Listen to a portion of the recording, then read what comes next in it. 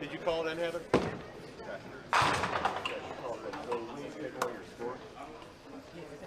From, so that's, you're still bowling, right? Yeah.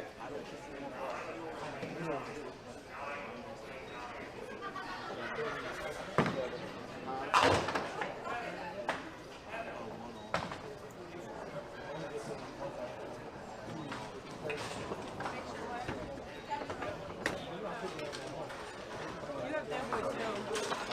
You saw that.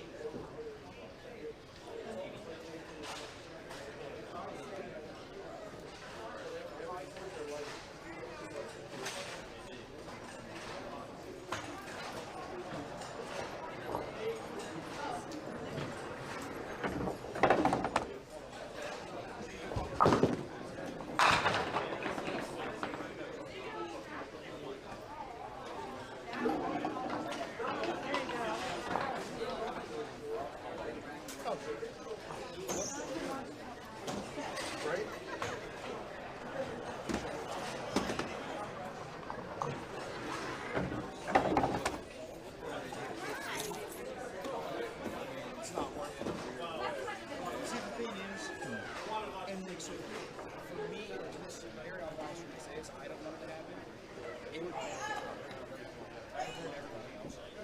Already through.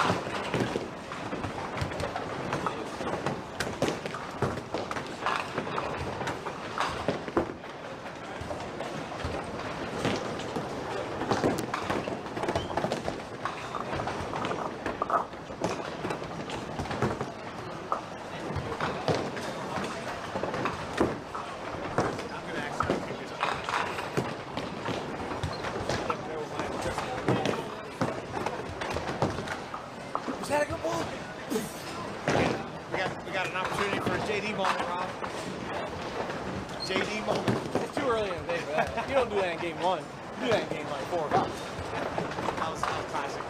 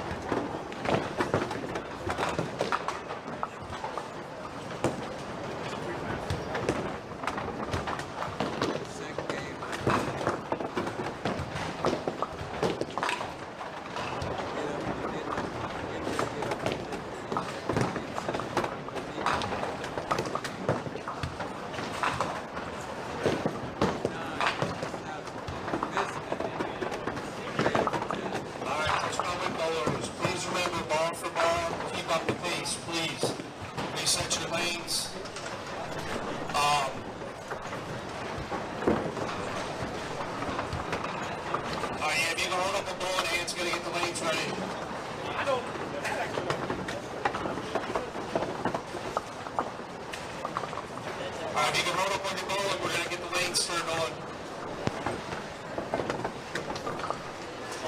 Please remember to put ABC 1, 2, 3. Alright guys, Nick is running a little bit late, so right now you're going to just go. I'm going to be bowling. I don't know who else is going to show up and talk with you maybe, besides Nick, but you're good to go, man. This should be Division D? Yes, Division D to start.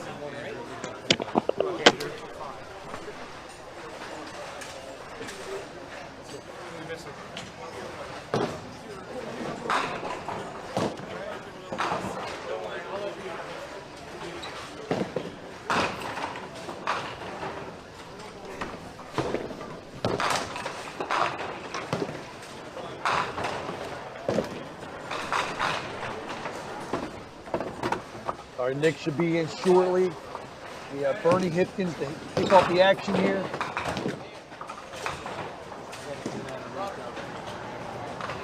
It's like the 3-9-10.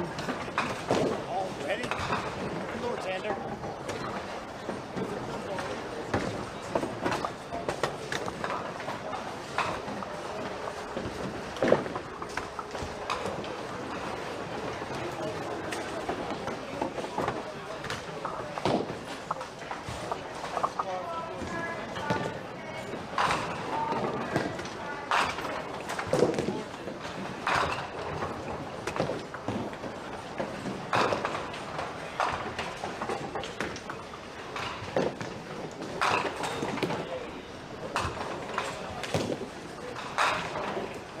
Three target tens.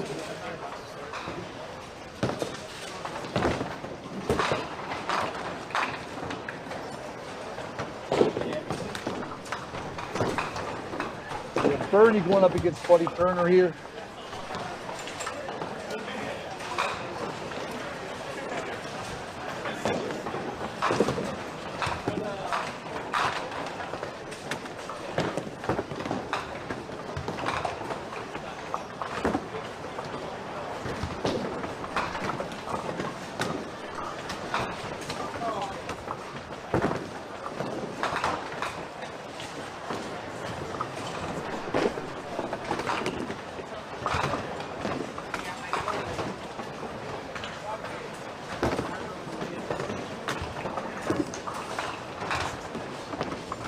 Buddy with an 8 out.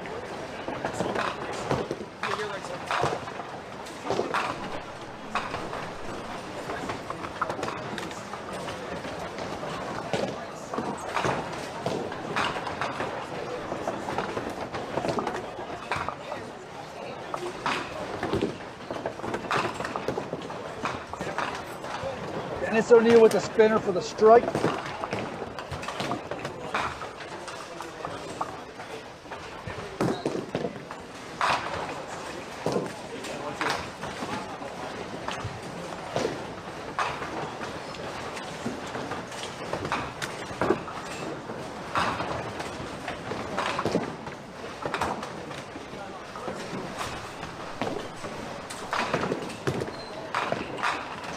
Here's Rob Yale, solid crossover hit.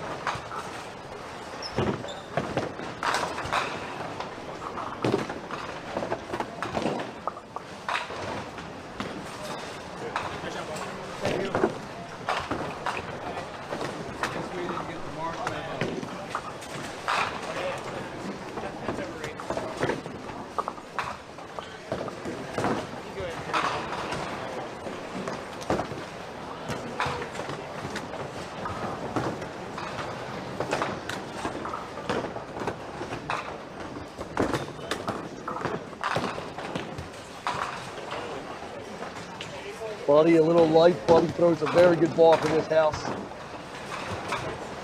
Lots of rotation, lots of turn. Bernie with a tip over. Leads the 5-pin.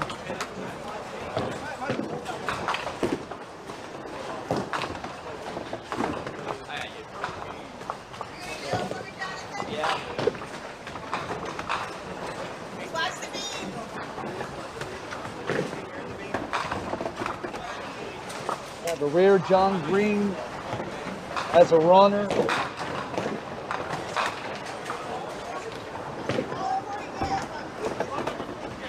A rare miscut for John.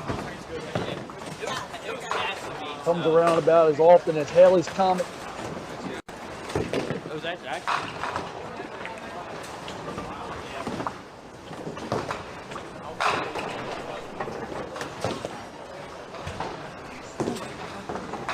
He'll be here. Bernie runs his single down.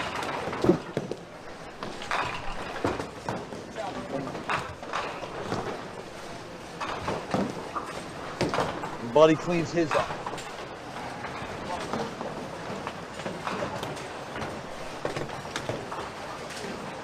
Here is Andrew. Our partner in crime is here. Good morning, Nick. Start at the put the names in. Start out by commenting on the unreal spread with Bernie and Buddy. Did you see that in the chat? Yeah, Seems a little high to me. agreed. We'll find out. Bernie is against who? Bernie is against Buddy. That is there. And then it's Andrew and Dennis O'Neill.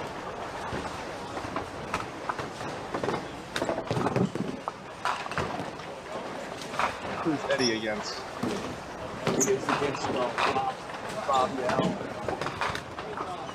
No, but I mentioned a minute ago, you know, I thought Buddy had a great ball for this house also. I mean, Buddy can bowl at any place, but good ball for this house. Ooh.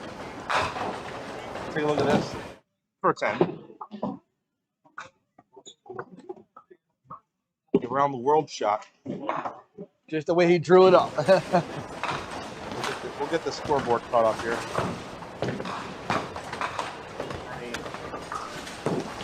$9 spare. 8. Wow, two of the roll on that pitch right there. Bob come out firing here early.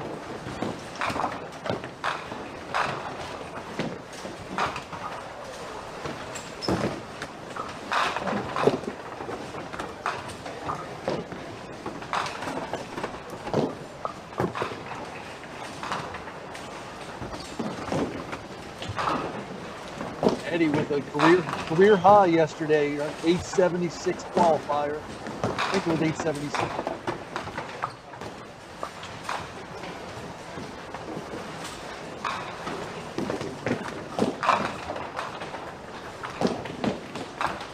Solid 5 for Bernie.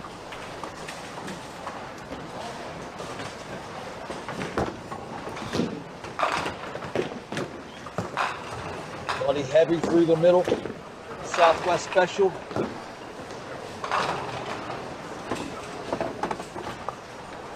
Doing some computational correction. Probably fine. Bernie just off to the left.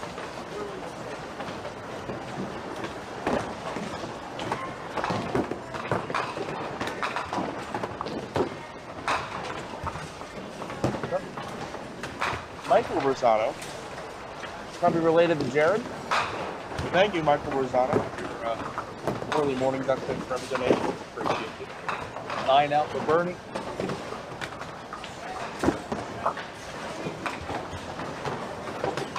Nice clean up there for Buddy.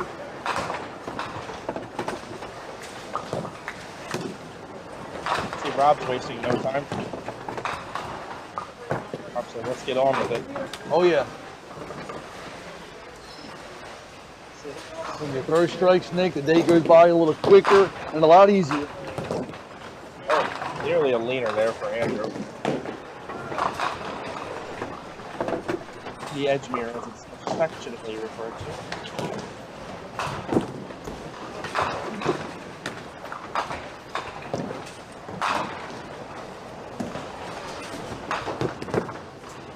to. Andrew, coming off of a recent second place here, actually it was the Super Bowl last year. Donnie Dove, yep.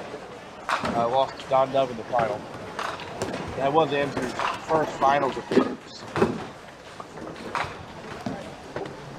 And his key here, and I'll touch on this throughout the day with the power players, is not slowing down, but speed management. Correct. Making the adjustment of throwing it hard here typically will not work. It will actually cause more problems than it will help. Yeah, you see that with guys like a Vest, Brian Vest. You know, very good bowler and good scores here at times. But there's times, you know, with that kind of speed. Yeah, I can't strictly say speed kill since he started out with the front 6 over on lanes 3 and 4 Wednesday night. So clearly whatever he's doing here is working, but he tends to overall a lot of the medium speed, medium fast, the Jason Sauter, names. Jason Sagi, Lisa Huber, that kind of ball speed tends to Yes. do extremely well here. And I feel like if you do throw the ball, you have to have something else going on with your ball too. Right. Well, of course, Andrew and Brian have two of the fastest first balls conducted in bowling, but their snap is immense. So there's a lot of stuff being put in the pins by the time it gets down, which sometimes can be a curse here. See a solid hit from Buddy, but you'll always see on Buddy's shots that the pins tend to stay lower, and that is to his benefit here.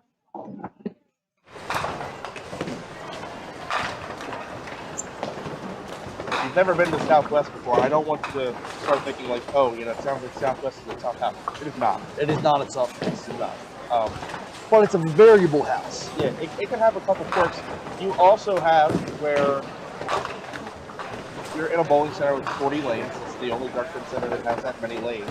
So you can get some variability, and that can even have to do with the How are you? Tired. Ready for one more day?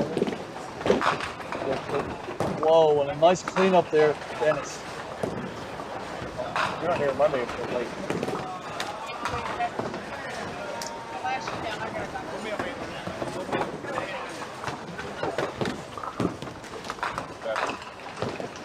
I've got high tails from here. You're a staff in that area.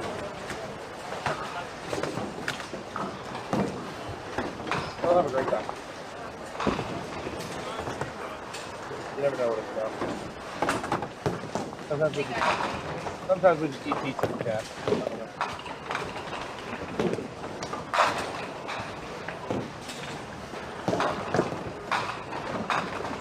Andrew, solid 5. Relatable.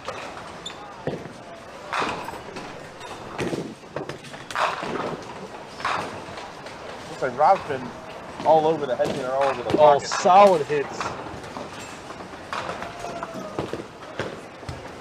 Yeah, which you kind of get some end-to-end variability. What I was saying, where that variability came into play this week, I know is with the approach condition. So I know that the approaches on this end of the house and closer to the door were a little tighter than the ones on the upper end were, which is farther away from the door. For sure. And like you alluded to, when you have 40 lanes, you're gonna have some changes, and I feel like this house will test your ability to adjust. But to your point, it's not a tough house by any means.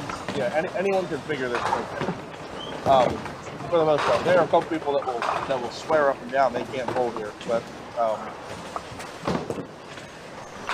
for the most part, especially the out of state voters tend to love coming here. And I actually think 844 was a pretty good number for carrying 42. That's a good number. So that's a bit of a return to form. It's closer to what the scoring pace here used to be a couple years back. Let's just look at that. I want to see what 36 was. Because I think we had slipped a couple times to the high 30s here, carrying 36. Yeah, so it's a return to kind of what the line was. There was a while for the in terms of scoring pace in the Pop Whitten season that Southwest is kind of like the benchmark. Either you scored better than Southwest or you were worse.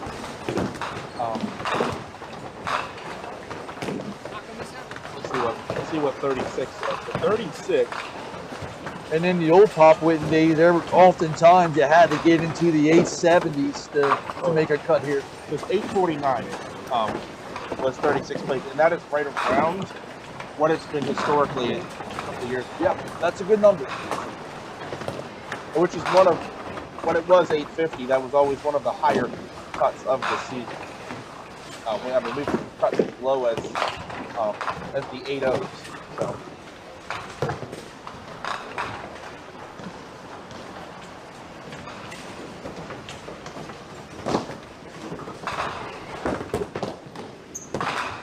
Buddy just taking that two-pinner off. It gives him a one-pin lead after starting with 3 splits.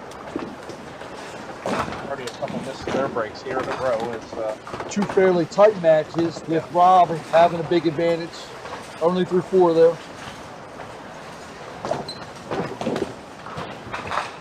yeah, it's always nice and convenient to be able to start on the plus side of 500, or yeah, on the plus side of 500 and get your win early.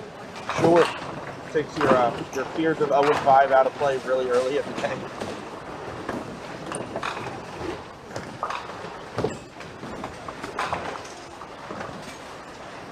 And it's now up 6 on it. They're at 8 Phil. Actually scored that wrong in the last frame. That was a spare for Dennis. There are Dennis O'Neil fans everywhere. We're going crazy when I put that in incorrectly. Nice shot. With me, Nick, anytime I've always, bowled on Sunday, I always wanted to face the highest average in the first game. So I always felt like that was my best shot to get before they get the rhythm. Get warmed up. Fully warmed up. And I can actually, I can testify to that. I made a top Whitten cut at Parkville. First game I had to bowl Matt Kruger. This is coming out of the very tail end of the Matt Kruger era on Duck River. And Matt ended up finishing second that day, losing to Mark Klingelhofer in the final. But I was the only person besides Mark to beat Matt that day. I looked up there and he had 56 in the 6th, 67 in the 7th. That was dreaming. You don't typically get a game like that out of him. He was ripping the middle, missing spares. That doesn't come around very often. No, it does not. I promise you, I'm sure he hated it, but I really appreciated it, what's going on. I was lighting the world on fire. I had 90 something in the 6th, and I was ahead 3-4 marks.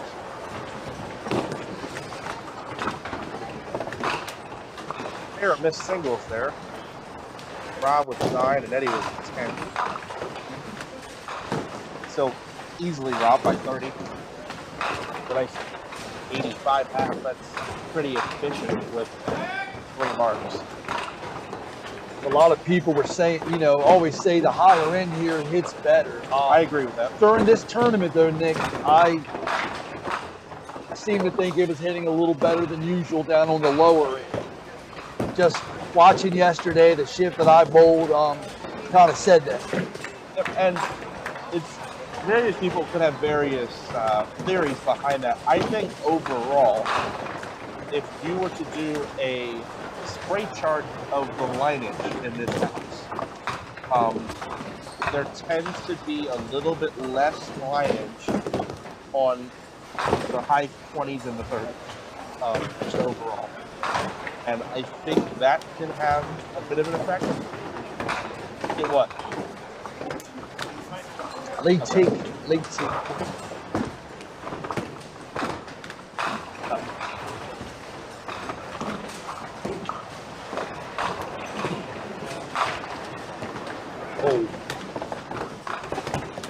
That's an example there, the Andrew ball right there. What speed can do here sometimes. That's a prime example. Bordering on too much ball. Yeah, my theory, as someone who's bowled here a decent bit, and then someone who's had Of course you worked here. a different perspective on things. I think it would be a safe answer to just say it has something to do with a spray chart of the lineage. That could even mean, too, if you bowl a league later in the week,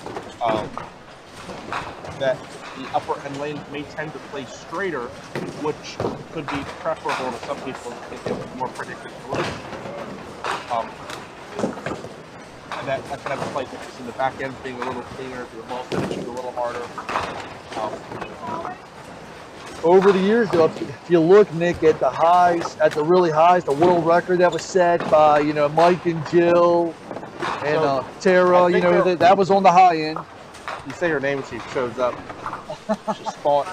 She spawned like a Pokemon. That was funny. So, thank you. So I think there's 2 world records I think that Jill is a part of on 33 and 34. I think there's actually, one the team record, one Jill's record. Yeah, there's 2 or 3 scoring records on 33 and 34. And my personal favorite pair in here is 39 and 40. Yeah, you'll hear that a lot.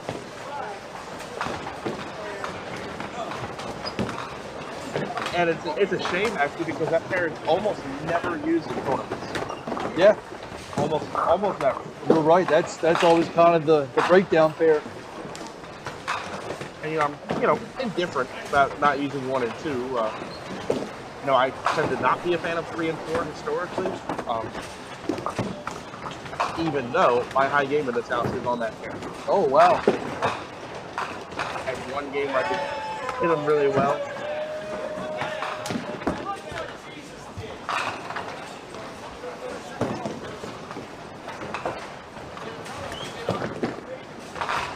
Barney looking to hold count here to get close to even. If he makes it, he's ahead. He's going to be trailing by 1. Buddy looking at a fair break to negate what Bernie just did. Oh, yeah. Hang on.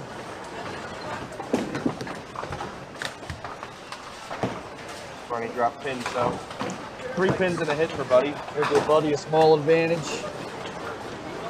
Rob with a comfortable advantage. Drew wants to mark here. Quickly starting to run out of frames, down 20 and a hit. Andrew's going to want to get started here. In his defense, though, he is riding 2 consecutive splits. But he has splits, too. missed 3 singles. Capable of stringing together a double. Obviously won't be on that one.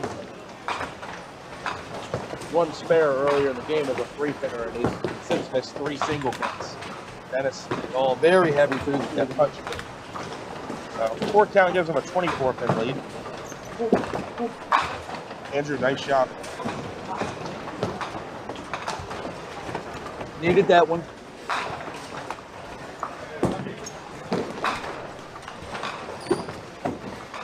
So, Andrew will start to come back there with a hit advantage in the set.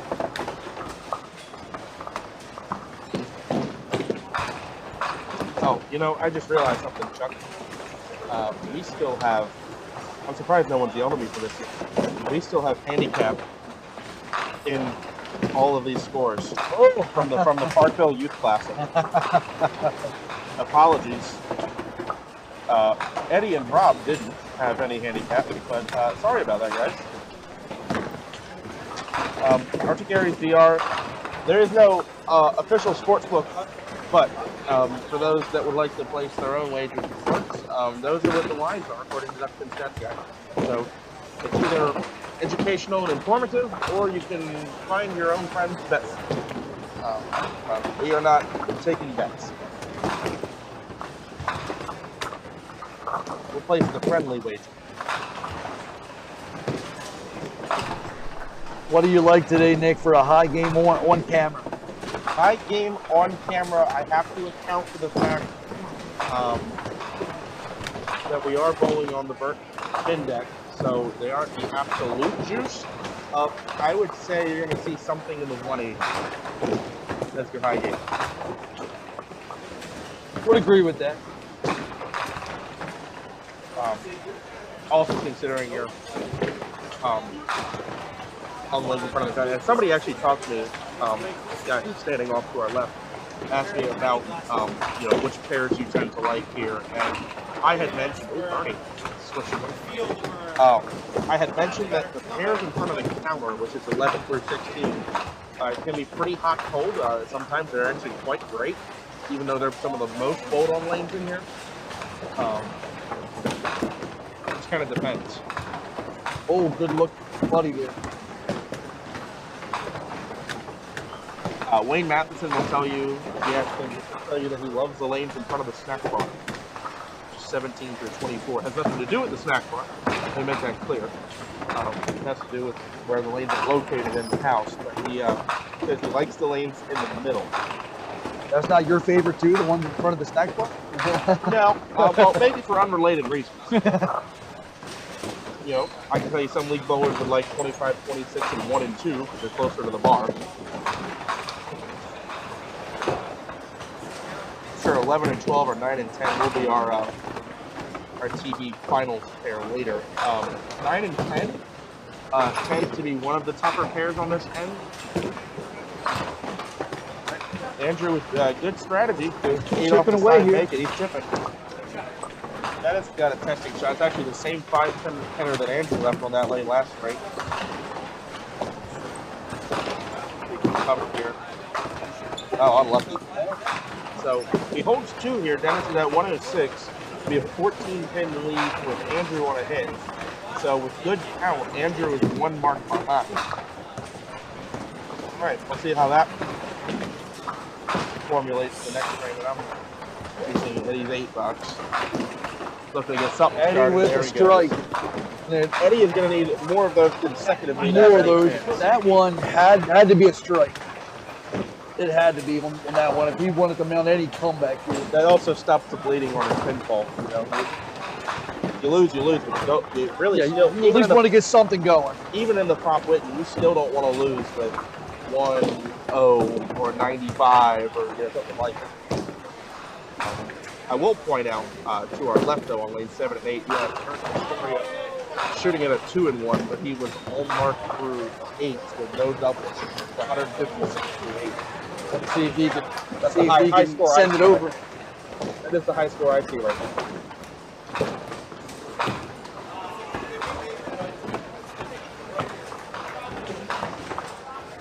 Rob's pocket today, by the way, is huge. He's had some great hit for strikes, and he's carrying 9s on the lighter hits. Yes, and he doesn't throw the ball super hard, and I think another key to success here is getting the ball into the lane early and letting it roll in, because your power players will tend to have the ball slide into the pins, and you will not get as good of a result on the off-pocket hit. You'll tend to run into a little more 5-7, 5-10s, the 2-7-8s, the 3-9-10. See, Buddy breaks that 5-pin out because it's a slightly slower ball, and the ball's in the lane early. The ball's doing the work, yep. Bernie also someone who gets the ball in the lane early, but I get to find a place Bernie is bad at. Which is why he has 11 stars on his back. Yes, sir. And that's a double, and that is now complete control Bernie hit.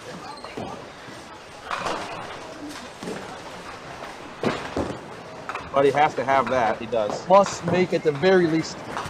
So Buddy with a 1-pin lead through balls rolled. Bernie on a double, Buddy on a spare. So that's going to be an exciting 10th frame. Andrew trying to continue the comeback here.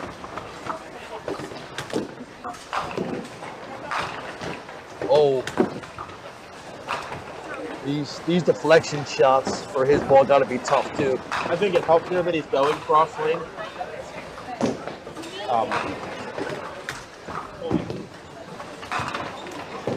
Then it's out in the weeds and gets a great break.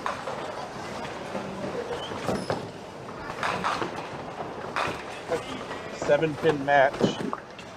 Andrew misses.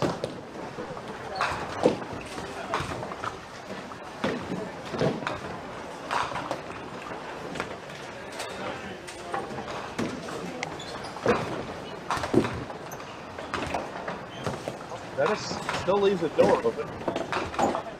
Third ball important here. Andrew does clean him up for 10. So 109 in the ninth. And Dennis will take his single for a 10 as well. So 7 pins. Big 10 there, though. Yeah, one mark difference. Andrew throws into the hole again. It's 10 pins, and that gets a little messy.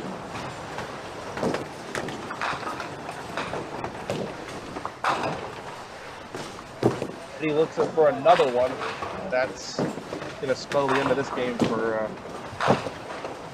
Eddie. So Rob's the only one we gave the last name to on the scoreboard. That seems like preferential treatment. That's all right.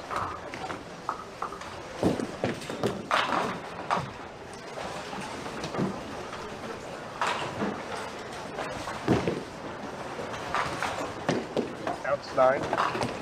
Again, trying to save some pinfall here. Even though the Pop Whitten has slightly different tie-breaking procedures than the men's pro tour, pinfall still comes in handy when there's a 3-way tie. It also affects your seeding if you were to make it to the bracket. Definitely does. So, for instance, if you're in either Rob or Eddie's position, you know, you still want to get some marks here at the end, keeping that in mind for total later. It's easy to be up there and think, well, the game's over, but you still have to look at the big picture.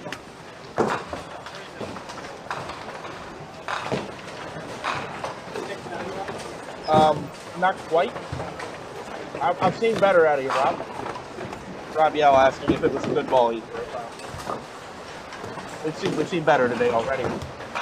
All right, close game here between Buddy and Bernie. Buddy has to have a full count here. Got to get there. Oh, no. That is going to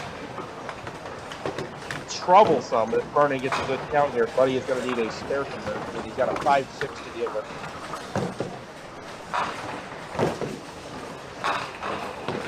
Bernie on the double. Oh, whoa. That's a disaster. That changes a little bit here. That's a disaster.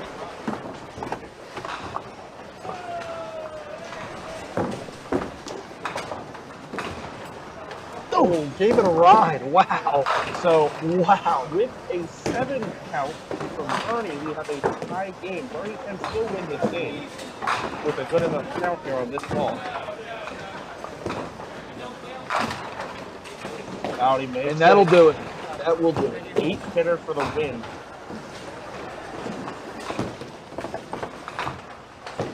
Everybody, that's a harsh way to go 0-1. We'll finish with 132 and Buddy had some nasty splits. don't believe, nope, Buddy did not miss a break. Buddy had 6 splits, 4 marks, 1 strike, and shoots about as full of a 132 game as he could. And Bernie pitches a double at the right time, converts the 8-hitter, and shoots 144. Does cover the spread. Okay. Dennis in the 10th. Solid hit. Got it. Really good hit there. Give him a replay. Dennis. Oh, I probably shouldn't have, because Andrew's up on the approach. He strikes. My bad, everybody at home. Sloppy this morning. That's a strike for both of them. We still have a 7-pin match. Andrew doesn't waste a lot of time. He gets up there and goes. No matter what, Andrew will need another one. Of course, Dennis is thinking, give me another strike here and I can shut him out. I think we're probably waiting on the ball to return.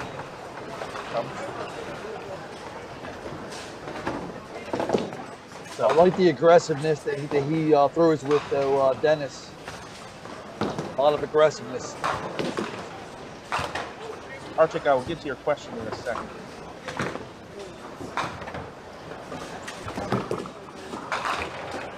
Just going for the win there, leaving 2-7-8, but the fact that it's a split is kind of irrelevant. That's enough count to force Andrew onto a double.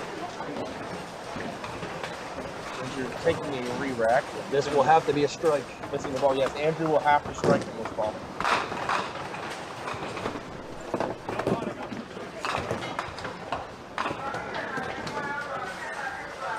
Dennis with a nice job doing everything he had to do there. Yep. I mean, the mark count forces the double, so. And he's already got the first one. He needs this one. If he does strike on this ball, he'll need 7 on the field to win, which is no gimme, but that's certainly doable. Got to strike.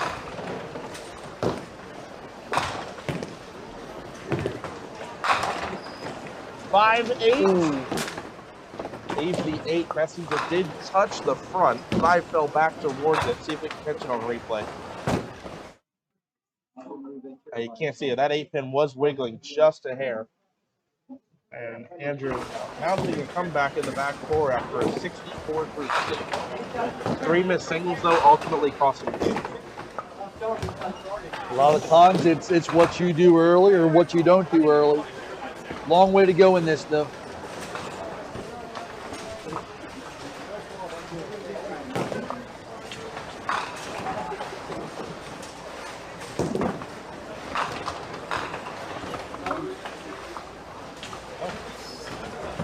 We have a bonus bowler next door on 13 and 14. High at the lovely number of 110.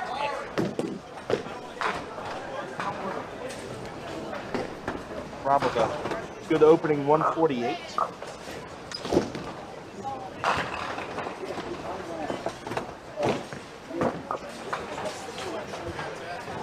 Eddie. Dennis, Bernie, and Rob.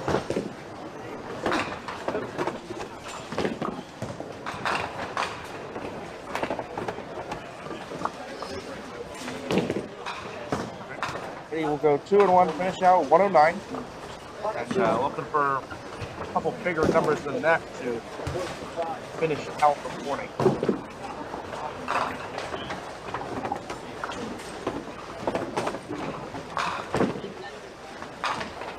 Alright, so now what we will do, as the bowlers go on, when we get their records and their pinfall, folks, you can look for the handicap section, which I've just highlighted on the screen. That is where we will put their total pinfall, and then they will have a running total in these black sections that I'm now clicking on, and that will have their running total for the day. That is not what determines the winner or loser in the match. The final score in the white box will do that. Any questions? Let me know. Now I gotta get into the questions from Arctic Aries VR.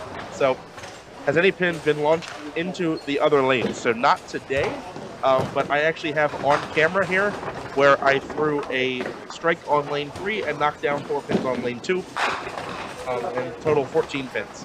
It was quite fun, actually. I've shown that to a lot of people, and it always surprises them.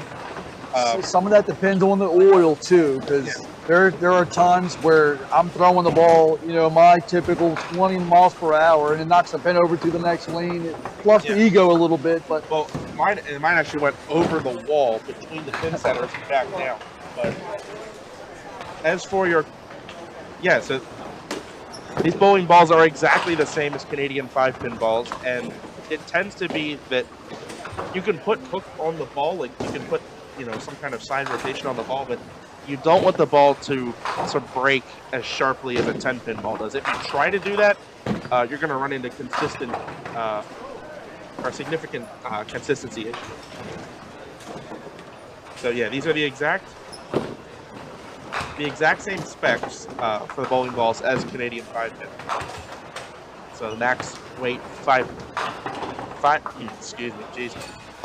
the max weight 3 pounds 12 ounces, the maximum diameter 5 inches, which is the same as Canadian. that you're allowed to throw. I mean, I've seen them heavier, but you know what? But that you're allowed to throw. I've got to actually move the camera. We don't have anyone on that pair this game. 1 second, folks. Go do that.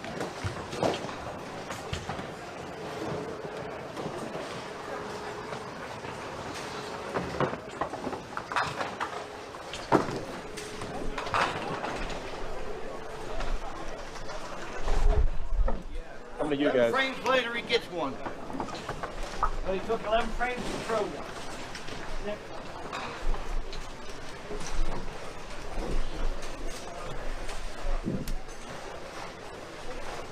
Nice job, sir.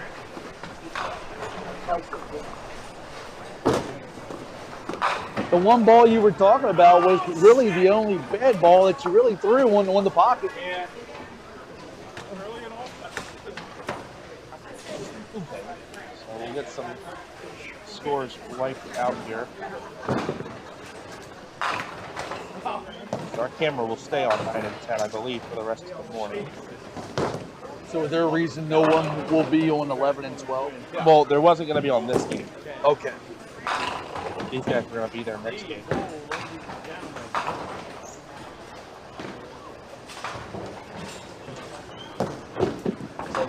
Chris versus Colby.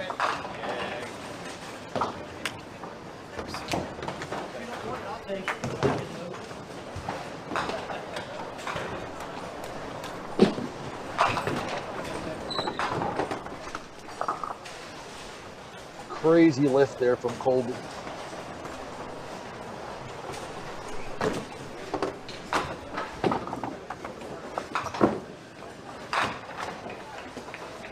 And this is Mike.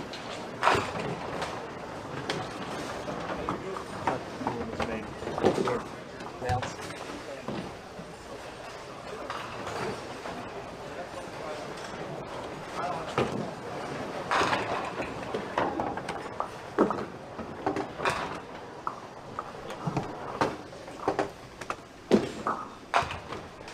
Did you win your roll up? No.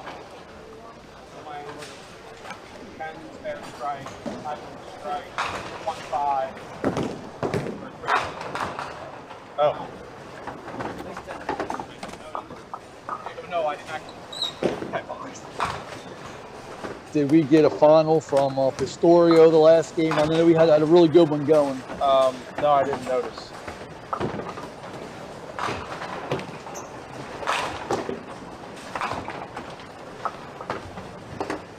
Let's call that right.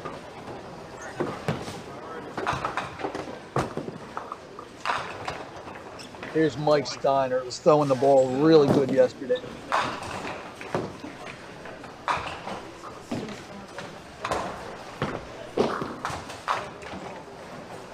TVE.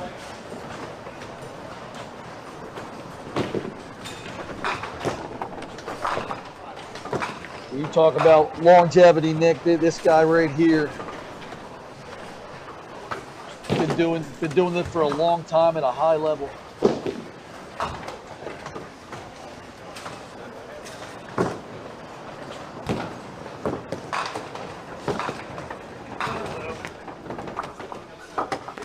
Chris.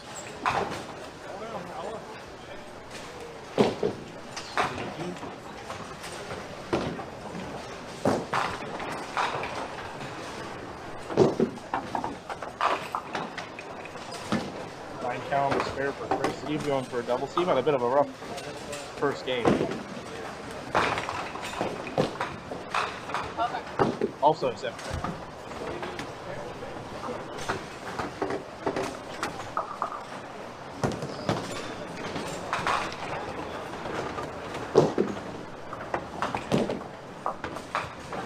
No problem there for Chris.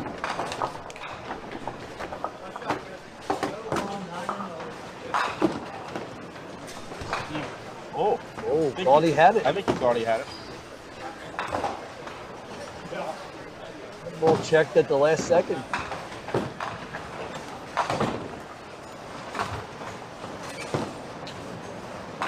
Those are the worst, Nick. I'd rather miss a single by a foot than barely miss it. Oh, right.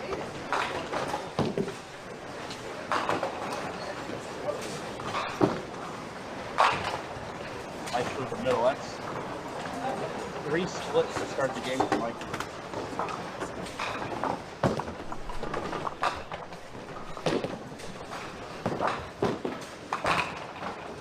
Another 7 pin. See if Colby can make his. Colby getting the ball way out here.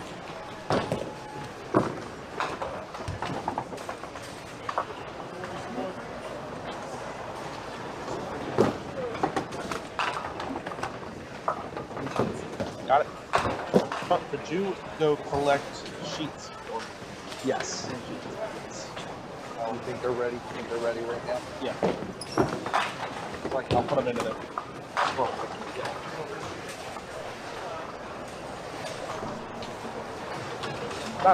Not standing sheets.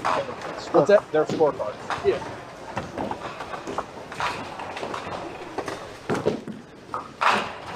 Jeez, TVE. Or your TVE. Good Lord.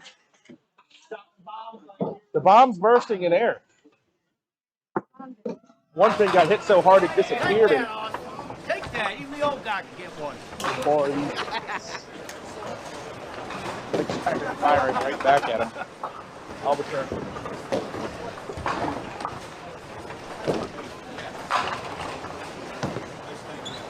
Well, Eric, Hey guys, can I borrow your scorecards? I'll return them, thank you. Get this right in front of you.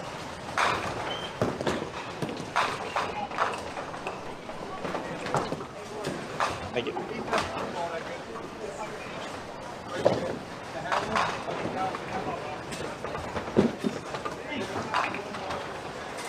Well, for Chris, 7-pin again.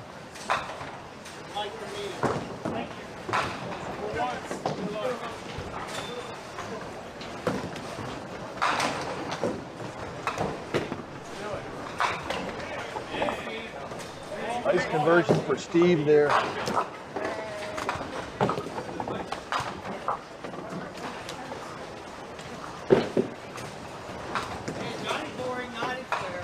Chris picks up his. They each had a spare.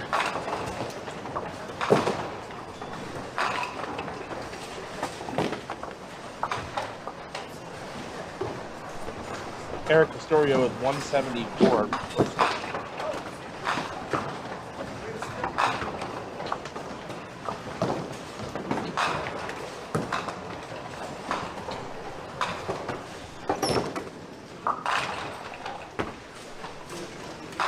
Oh, that's nice. The unpaid statistician wrote "good luck" to Kobe on his scorecard.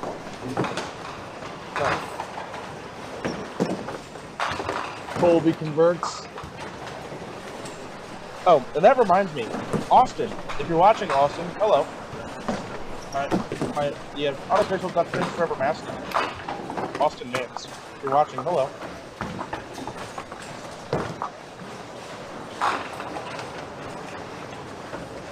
Austin Mann's the superstar.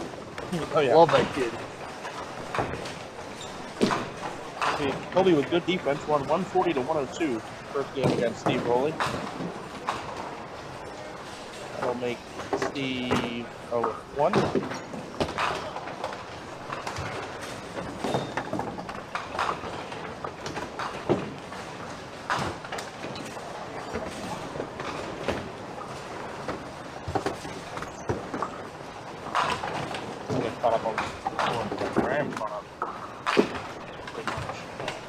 Mike carries a double on the high and tight. With the trip out. That's an old man strike.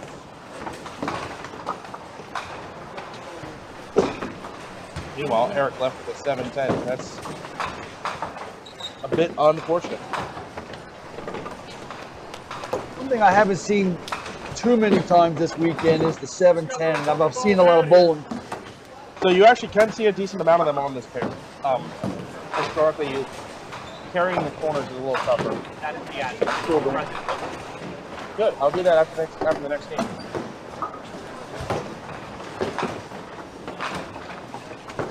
Rolly leaves a zigzag.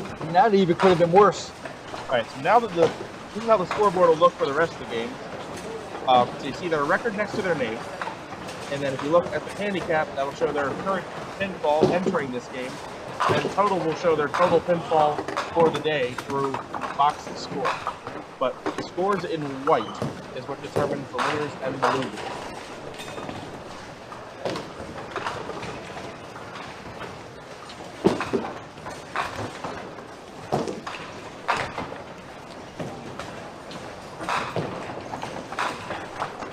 Consecutive 9 drops for Chris on the first ball, and he's made them all so far. Corner pins too. Yeah. Made another one. Putting on a single shooting clinic here. Something different.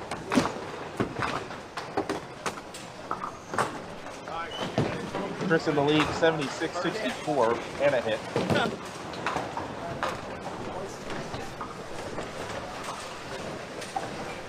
Colby, 2.5. Wow. Chris Roth, 8.5-point favorite against Steve Rowley. Colby, 2.5 against Mike. I'm going to butcher the name. We'll just call him Mike. I think it's Remicus? Makis? Thank you. Remicus. I just call him Mike. I have to have the last names in there because there's 2 Mikes in this pair. 10-pin and missed it just right. Colby off the side, checks the ball. 6 count.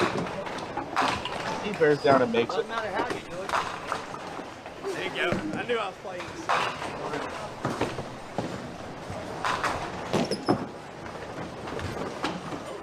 All right, 72 plus to 53. Colby up 19 in the hit, in good position.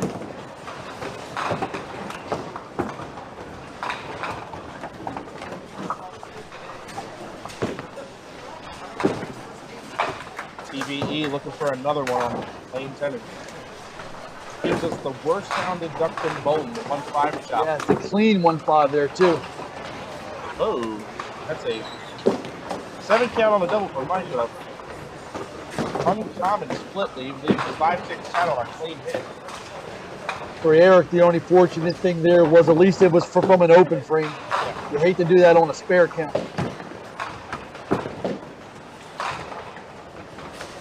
What's nice about this now is they're ahead of the pair behind us, so we'll have time to get ready for the third game. Won't be as rough as this one was. Forgive me, guys, if I mess up a couple times on the scoreboard. David makes this look easy, but it's hard sitting in the captain's chair.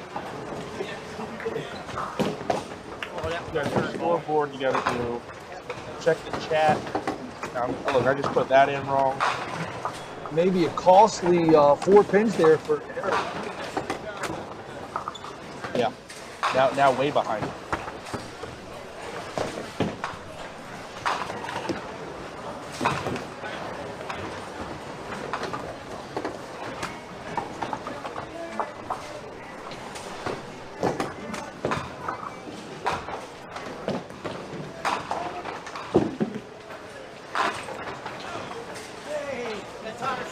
Chris is absolutely rolling. Richie Hipkins saying Southwest is like 3 houses combined into one. Actually, it's 4. You go dual lanes, Mount Airy, I shoot 110, baby. Let's go. Greenmount, and Mustang. There's your 40. I mean, he's not wrong. Yeah. Steve with the strike there. Needed it.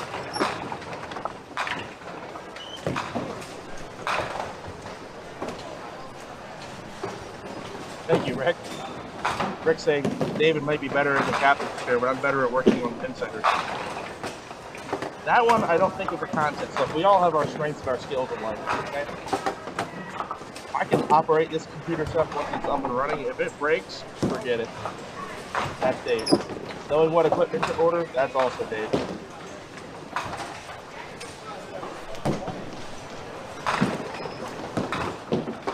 Colby with 9 make it, matches with 9 make it to Mike had. Of course, Colby was on a count, so he extends the lead out to 28. Colby looking really good so far. Yeah. See that the statistician gave you some good luck. I see the statistician gave you some good luck on your PVE with a solid 5, right through the middle on his first ball. Bounced a couple around here.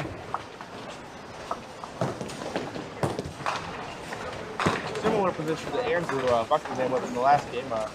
Eric looking to spare here to start pulling pins back. That'll work. To start.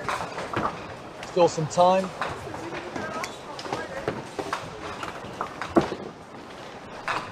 Mike, way to hold the pin. That's a really good 10 right there for Mike. That could have been a whole lot worse.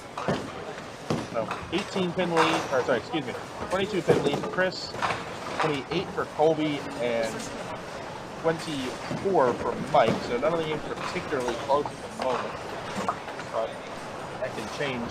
I don't think Chris has any plans of changing his first ball. No, he's all over the pocket. Another corner pin lead. It's like one of those breakfast, whatever, wing up wrap things, with bacon and cheese. If you're going, sure. Sure, yeah. It's my first double of the tournament. Let's go. Yeah, thank you. Thank you. Second double.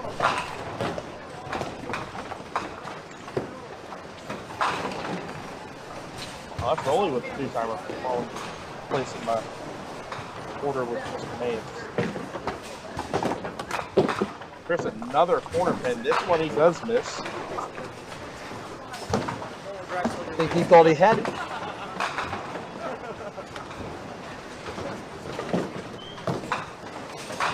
If I'm not mistaken, I think he's left the 10 pin 3 times and the 7 pin 3 times. I could be a little off on that.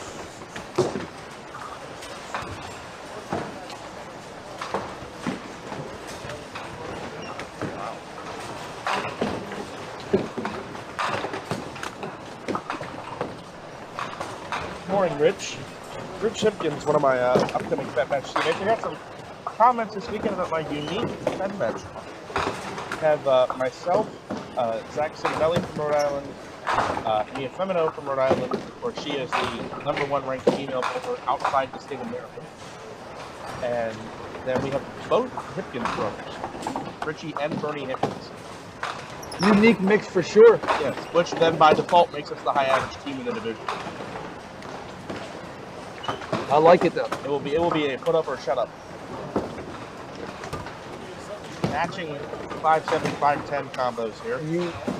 You haven't seen the brothers on the same team a whole lot. No, it'll be fun. It actually came up during a dinner conversation with all 5 of us up in Rhode Island. I believe during the GDEC Pro Tour. I want to say. I think it was Saturday night. After So did this just kind of come together, or were you sitting around thinking one night at like 3 in the morning? And I don't think it was that we badly needed a hit. I think there was a couple. How do I say this politically correct? There were a couple adjustments we were looking to make to our lineup, and it just ended up being they were both available. And how could you say no to a hit? I wouldn't.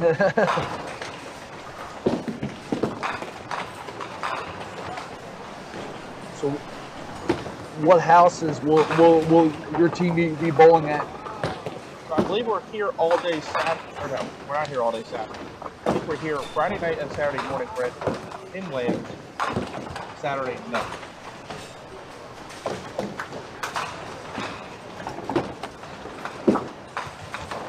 Oh,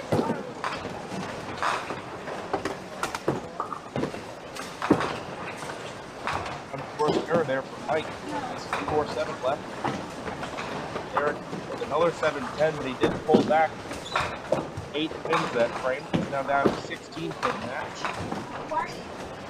that's twice there for Eric on the 7-10. Yeah. Damn it. And 1 on each link. Busted in the 4th and then again in the 7th. Steve on a double here. Going to pull back a lot of pins in this game. Chris does have the lead for now, but that is his worst first ball of the game. He touched it too. Might be the first time he's missed the head this Steve with a chance here now, especially on the double. Yeah.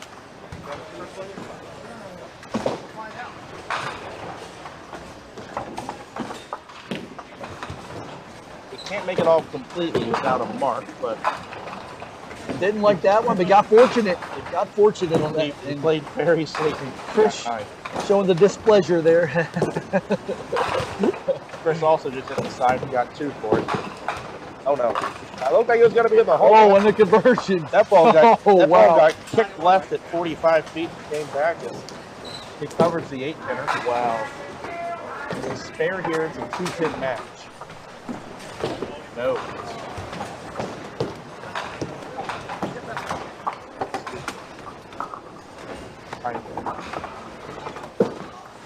So after 7, it's a 3-pin lead for Chris Ruff.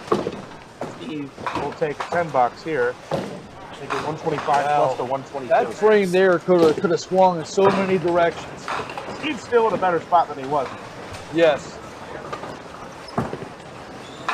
Mike off the corner. I think we've seen one of those yesterday. Never something you want to do on the first ball, but it's always a spare break when you do it.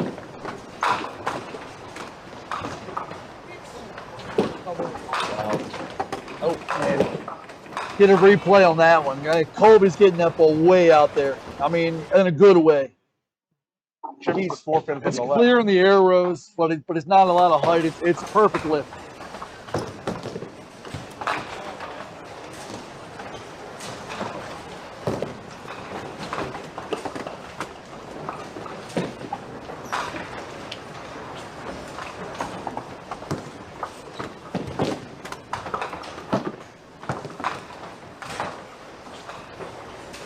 That was a good joke, right? Yeah.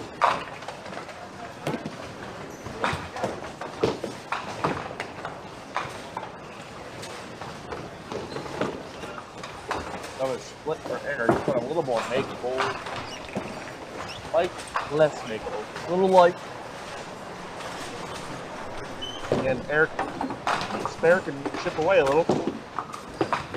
Oh.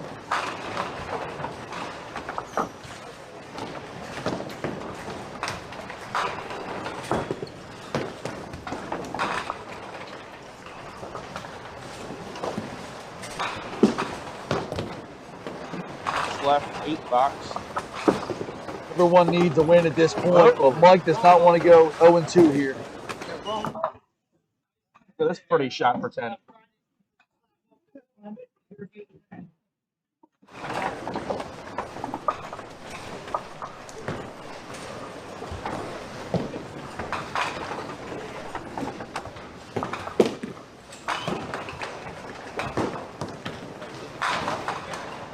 Steve Bull just made a nice spare lady. Just a reminder, since we've been going on this challenge for forever and a day, if anyone rips the middle for 4, leaves the 2, 3, 4, 6, 7, 10.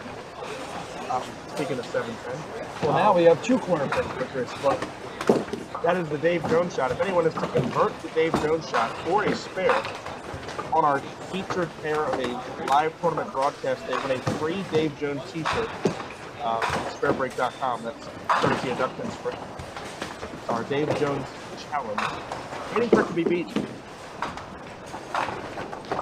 That is, I believe, if we're keeping count, the 4th 7-10 split on 9 and 10. That's NSF. Something you will see on the terrace.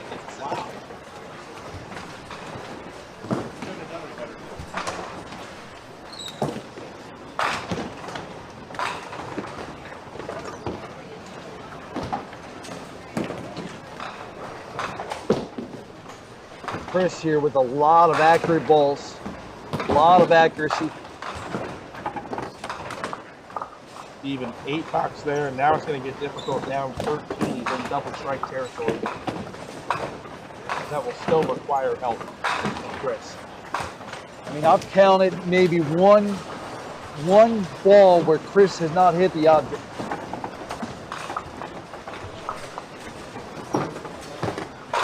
Nice ball from Mike there, solid 7. That was kind of a must-strike ball.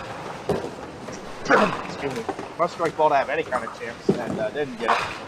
Colby's going to slam the door.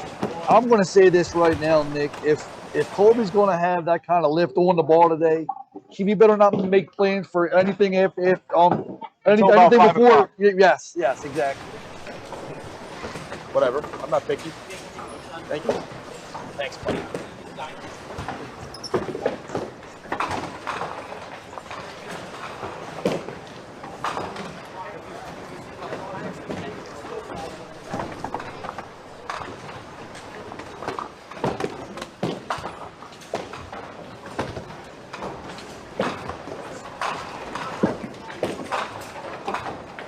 Oh, what a break. Nice trip out. TVE with the splash hit, and that was a must. That was a must hit right there. Needed some kind of paint in this frame, and he got it. No, but a strike in the 9th especially. Oh. And that will be answered. Mike Snyder, I think, admittedly with the senior discount, trips out the 257, matching strikes in the 9th.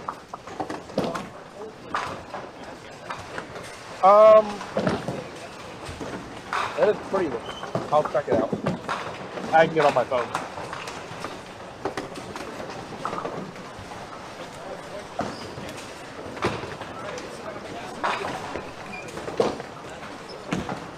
See, past the strike. Doesn't get it.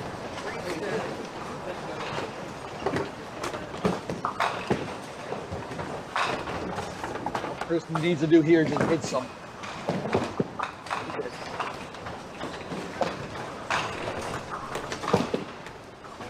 That'll be enough, though.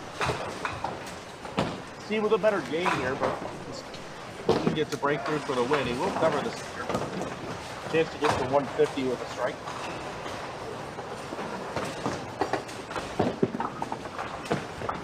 Of course, a very solid 152. Well ball game there. Strike here, and Steve is a 2-pin loser.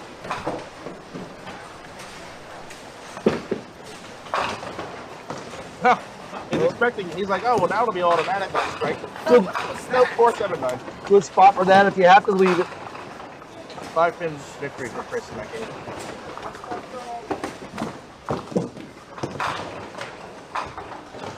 Mike looking to save some total pinfall here. He did have a nice 150 the first game, so his total isn't looking too bad, and that is a sweet pitch there. Really good ball there.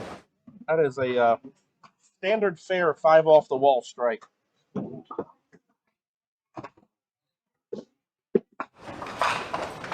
Colby, too much ball. Leaves 6-10.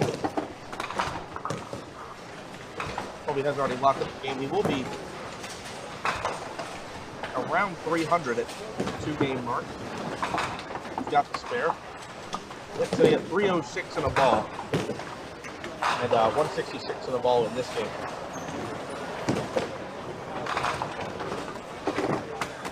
And those strikes weren't cheapies either for Colby. Another really good ball. Credit to Mike, he's finishing strong. Again, that total pinfall can come in handy later. You never know.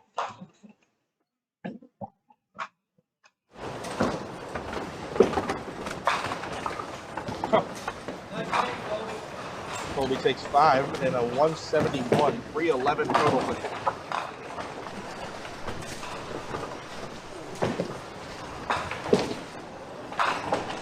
Nice ball, Colby. Thanks. That's a reference to his early 2010s NIT finals appearance where he was not quite through puberty yet, but had a bit of a squeaky voice. And he threw a strike in the game that kind of already been out of reach. And someone from the crowd said, nice shot, Colby. And he kind of turned around and 12, 13-year-old Squeaky voice.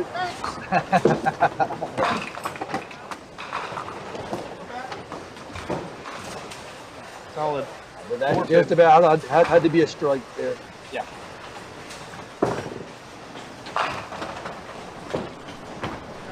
This time, not quite the love to take out the 7, Don't think he needed it. but not needed.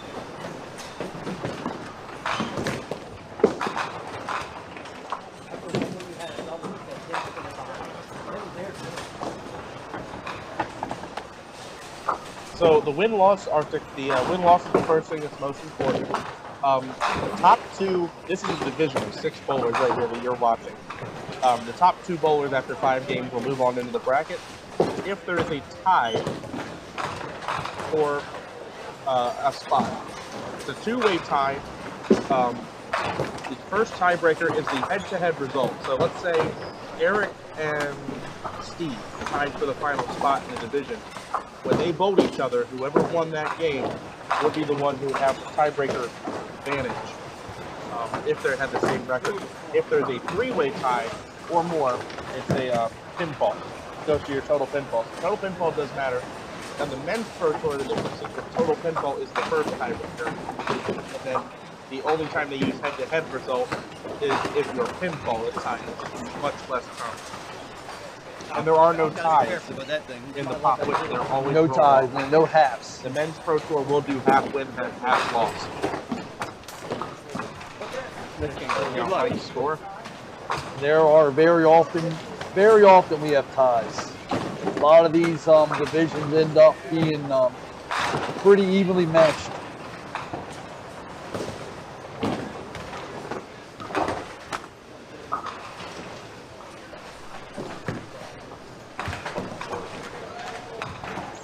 While we are getting ready for game 3, the pair to our left is about a frame and a half away.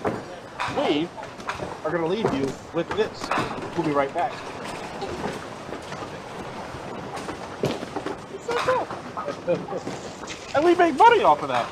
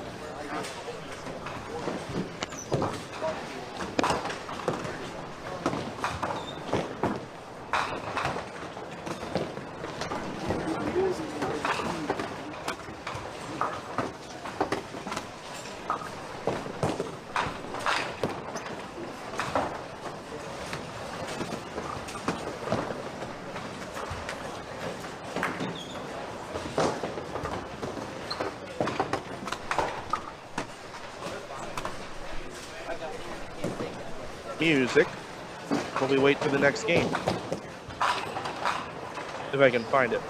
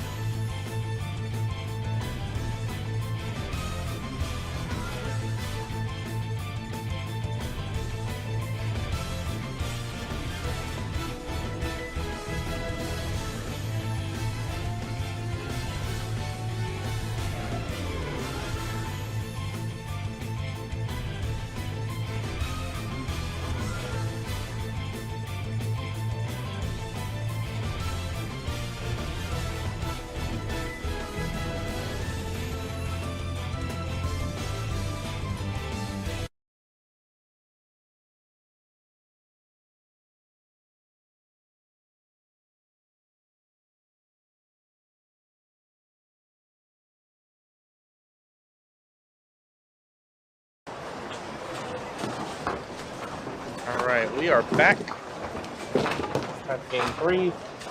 We will get you sheets in a moment.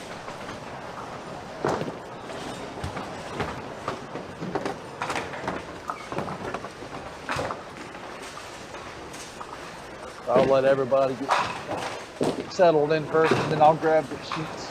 Yep. Give it a frame or two.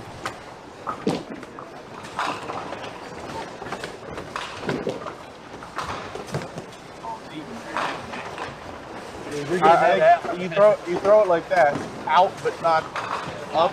Yeah, because it's only that far from the ground. Yeah, because I've been telling people all morning to get the ball into the lane early. You kind of lob it, toss it, it never does anything here. It's food. Hey, there's that guy that took your world record. You lost the free throws.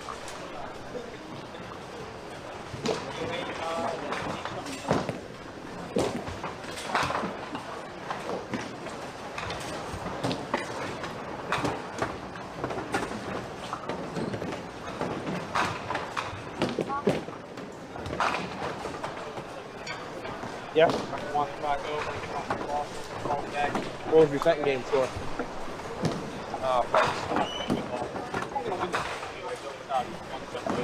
Right. The 110 tie, though, is that exciting? Is it like nails on a chalkboard?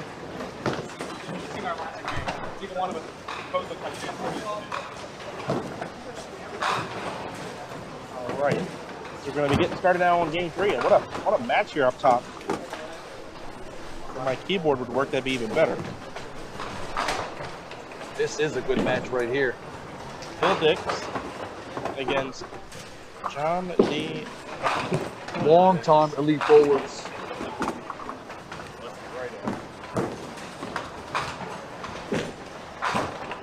Phil Dix with 2 Pop Whitten stars in his credit. John in a 4-way tie for first all-time with Pop Whitten.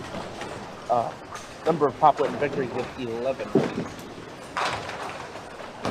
He starts out with a triangle. Phil starts out with a 5-7. Phil, oh yes. Wow, Polonaise. that was pretty.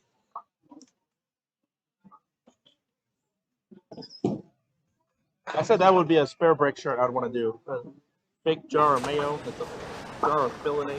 They call them Polonaise. Yes. Oh, John top one there for John. slices a triangle. Phil did not see a shadow there. No. Look, we have a straggler. John. Some people will wait, and some people will just go ahead and bowl when that happens. On a third ball, first frame, less consequential. Close game, absolutely waiting for that ball. Phil's a legal ball.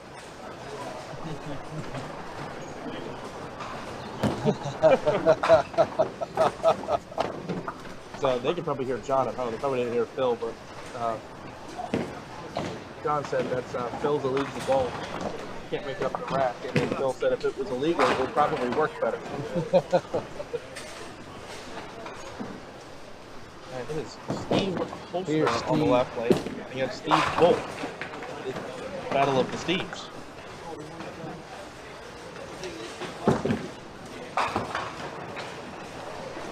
I bet Steve on the money line here. I was on the lanes with him on in qualifying, and he was really, really good. We'll have to see when we get the sheet what he's doing so far today. Starts out through the middle for 2 and 2. Steve with an 8-pinner to deal with. Holster, that is, and he'll cover it.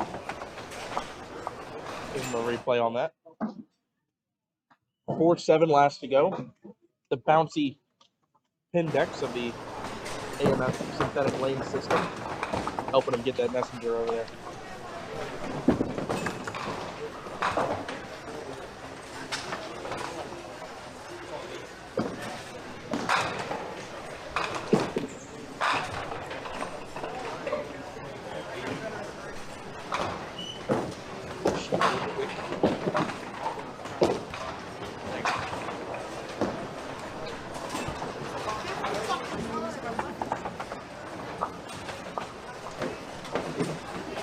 Grab your guy's sheet real quick.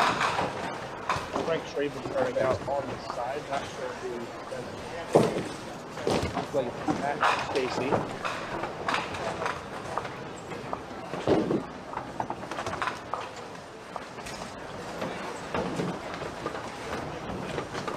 Yep, it is Matt.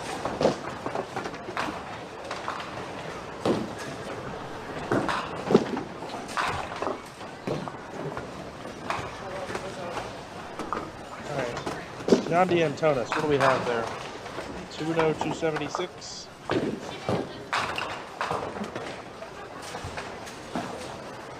276. Make that font a little smaller. And Steve Holzer. 1-1. 230. Hello. 230.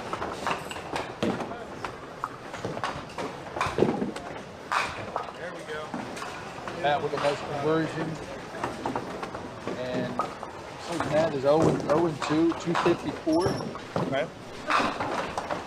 Slate for Steve Bull, we have 1-1 and 284.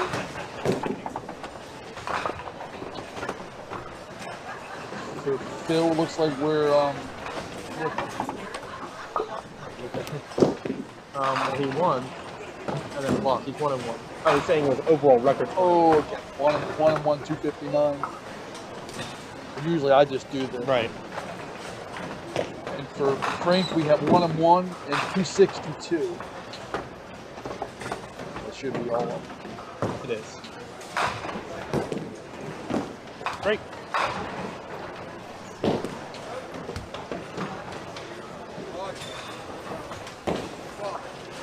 Missed singleton there for Johnny and Thomas.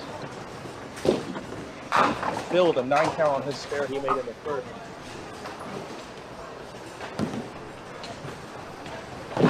Phil covers 2 marks in a row out the chute. John 2 opens is 29 plus to 19. Yeah, Michelle, camera's all the way up there. Oh, if you stop and like jibber jabber, yeah.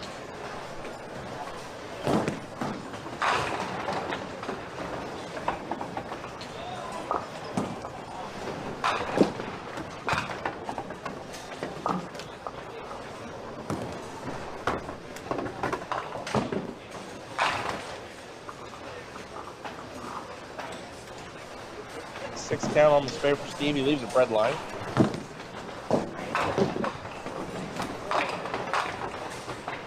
I thought Steve Bull had a good speed ball for this place. Although watching him here, it actually looks like he's throwing it more than he usually does. Oh, Harder. Duckpin stats guy coming in with the spreads is John DeAntonis -3, Steve Bull -5, and Matt Anastasi -12.5. Over-unders 282, 269.5, and 268.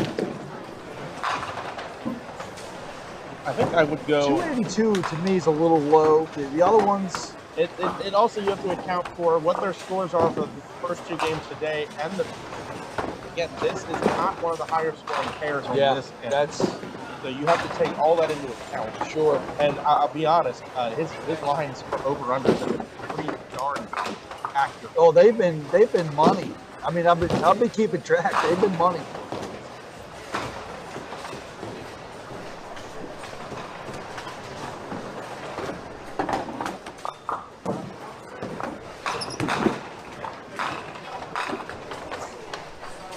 Oh, a nasty lead on the neighboring lane for Lisa Huber. See her next game. Frank with a deuce.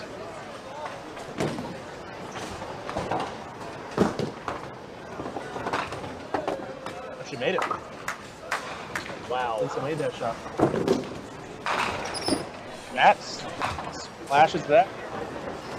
Not exactly a flush hit, but managed to keep the pins low. Again, the ball in the lane early, rolling. Makes a difference in how the pins mix. Simple delivery for Matt, too. It's literally 1, 2, 3. Yep. But that same position on the pocket with the ball tossed out 20 feet, 5'7", 5'10", 7'10".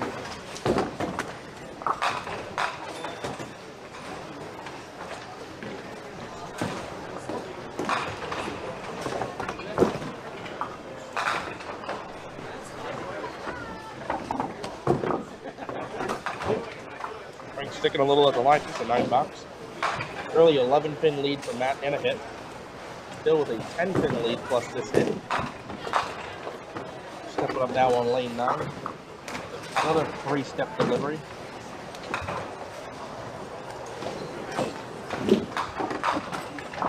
Ooh. Fast 7 there.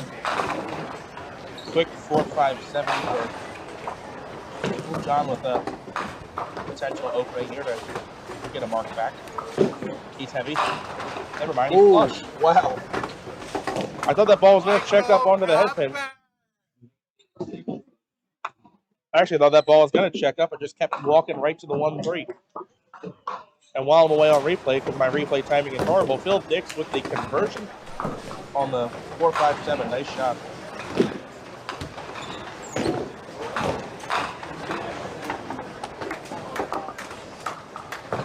So if I'm not wrong, Nick, in division play, we will not see a bowler on our camera twice. Is that correct? That's correct.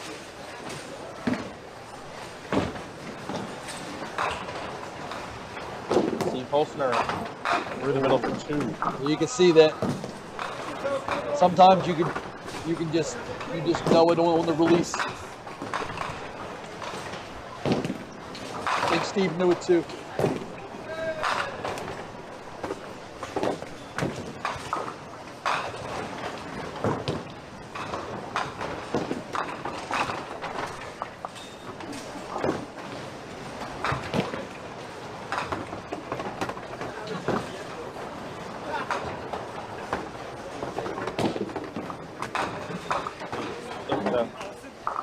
Clean up 2 or 3 here. Hold on to his single-digit lead. And it is.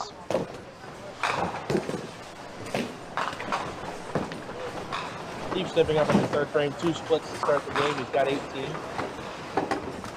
Trailing by 6 if he gets 10 box.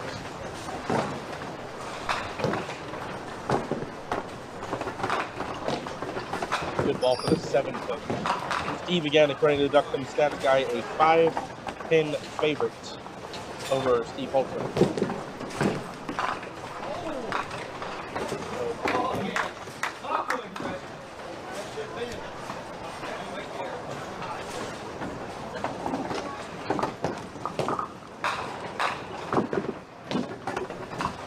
Right on the money for Steve. Steve coming off the knee surgery not long ago. Another deuce for Frank, this time in the 2-8. I believe it was the 3-9 last Frank. Matt looking to put the foot down on the pedal early. Hey, Will. My goodness.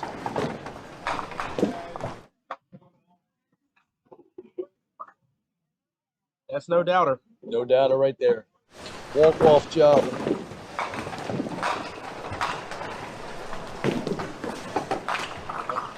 We'll see if strong start early from that. We'll see if he can test the limits of that 180 threshold I thought we would see. Well, we've certainly seen guys go down 0-2 and come back and maybe not win the division, but at least make it into the brackets. Still on an all-mark game, 2-3. He's going to keep it going. Oh, wow. My God. a loud 9 right there. I want to replay that because that is every bit of 9. And those of you that wonder, how has there never been a perfect game in duckpin bowling? 9 3/4. That's why there's never been a perfect game in duckpin bowling. Balls like that.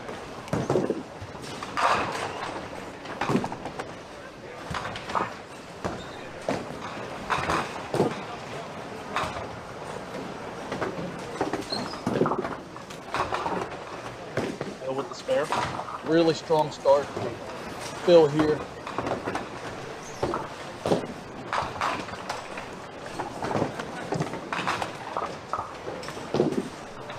John with the cover at the 20 box for John. 16-pin match.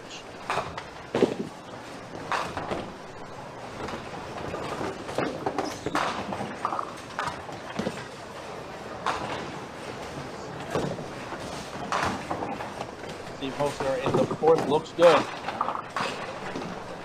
Oh, behind it.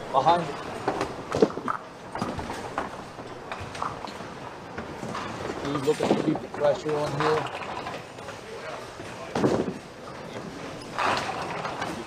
Steve full in the pocket, 5-7. 8 count to give him a 2-pin lead through 3 frames. Steve Colson staring down a single here. You'd assume he would convert. It is not going to get there. This is a big 1-and-1 swing match here. Might make it. Oof.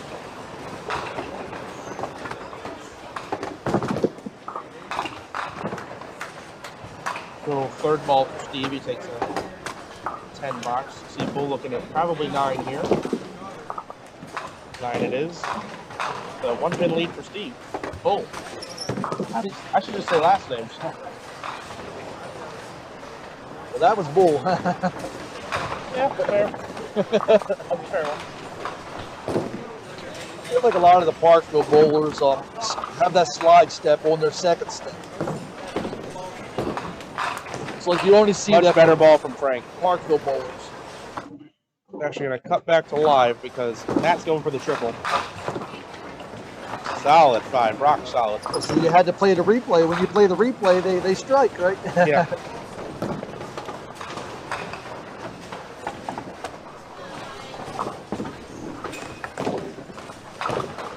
49 through 2 from Matt. Not far off of perfect.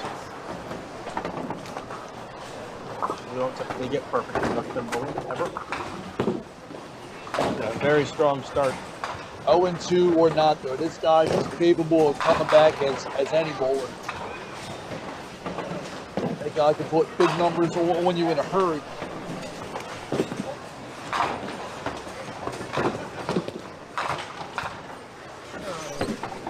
John leaking that first ball a little left, only 5 counts and leaves a washout.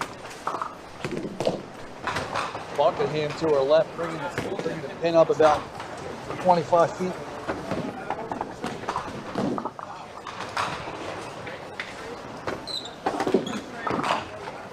Phil Heavy, 7-10.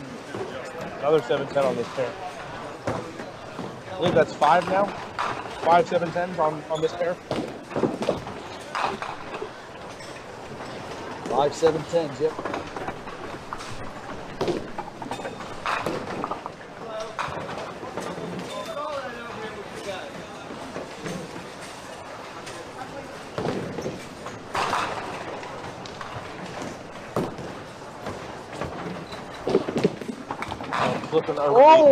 Looking over the standing sheet, your high total pinfall through 2 games belongs to Billy Collison, 338.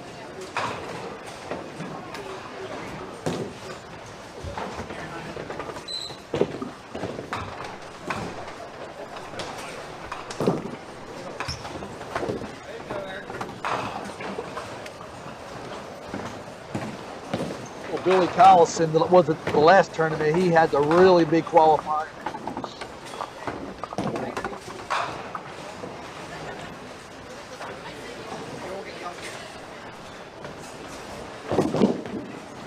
Bull in the pocket, he'll carry it. Good hit.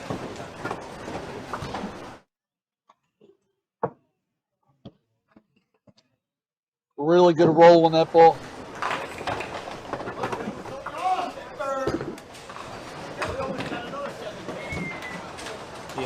Mr. Holtzner and rocking the Under Armour polo today. Does it carry? No, 4-7. Common hit here. You see a lot of rocket pockets for the 2-pinner in the corner. Either the 4-7 or the 6-10.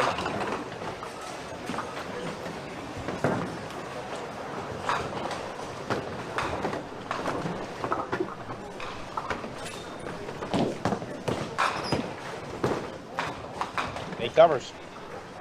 Keeps that a 1-pin match. Needed that one. Oh, Matt is just pouring it on. Lord.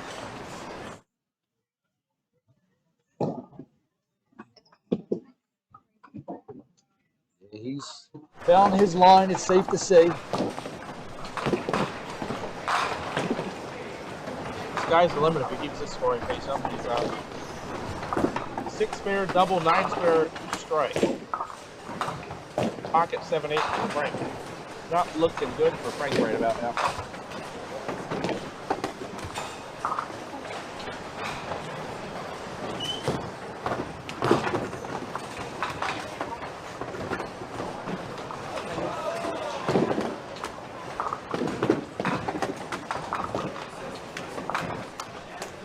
8-9 count.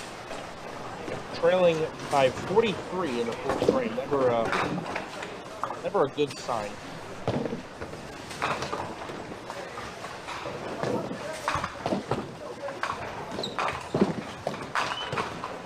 Strike to Phil. The takeout there. So we have one comfortable lead, one close game, and one kind of runaway. That's a little bit disrespect to Frank, but it's currently a runaway. It's over 44 pins in the head.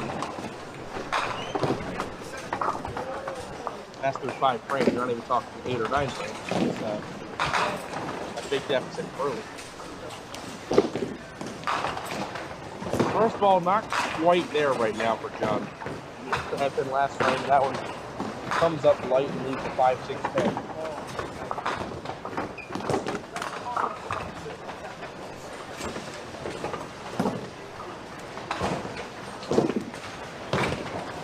Nice try. That was a really good look right there.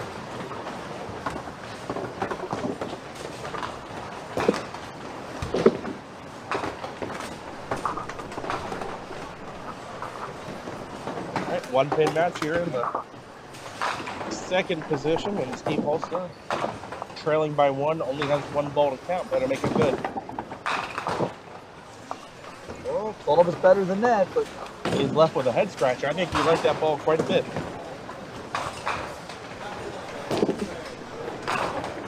does get a nice count though.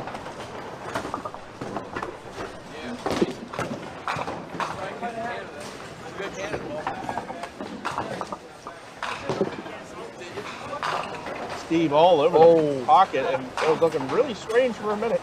He almost had an 8 off the deck inverted 2-pinner, but leave 6 to 4 pin.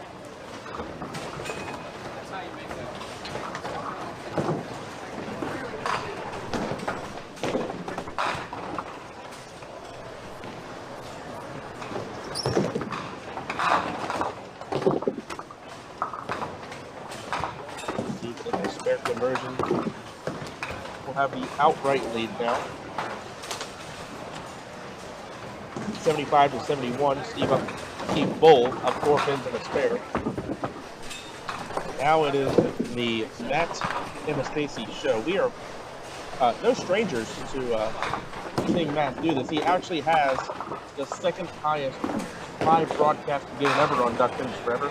Was the record for well over a year. He had 234 at Mount Airy, which the Men's Pro Tour has no longer deemed fit for competition at Making it look professional easy level, now. Making it look easy.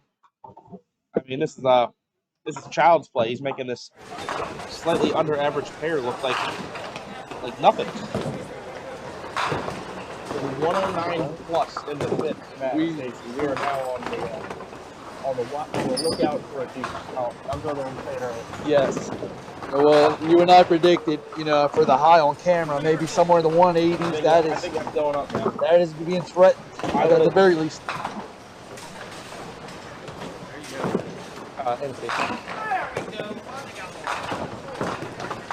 Still with a comfortable lead here, one a strike. And every strike, like you've been standing on top of the pins and just dropping it on the pocket. It's all just crushed. Yeah, he's 0-2. Oh, 0-2, 254. Well, we might have 254. Went from bad to worse. Another 7-10. Oh, raise your count to 6. 7-10. We're going to come up with a new drinking game. Every time you see a 7-10 split on 9 and 10, take a sip. We're at 6.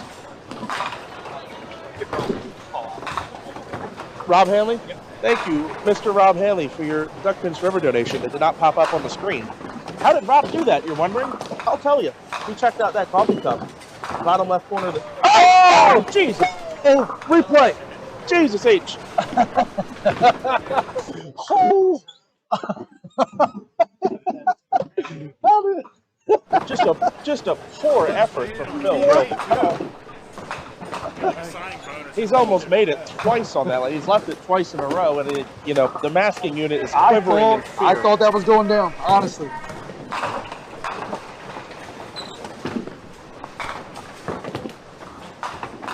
Phil uttering his opinions to the 10 pin in his head as he takes the 10 box. Effort on that one. John quietly spares to stay semi in it. Yeah.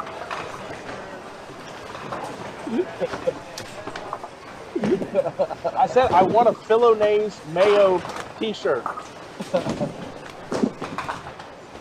Wow, my heart's still pumping. You always get a little excited when you see it pop out and start heading that way. Oh, and that flew too. That yeah, flew. it flew up in the air. Steve with a rocket. 10-pin. Steve Bull with a 9-count. Either 6-pin. Anyway, what I was saying about the coffee cup. That is how you make your one-time donations to Duck Things Forever. It's our Ko-Fi account. Click the coffee cup that is shaking at you. It's got the heart on it. Click on that link, and that's how you can donate to Duck Things Forever.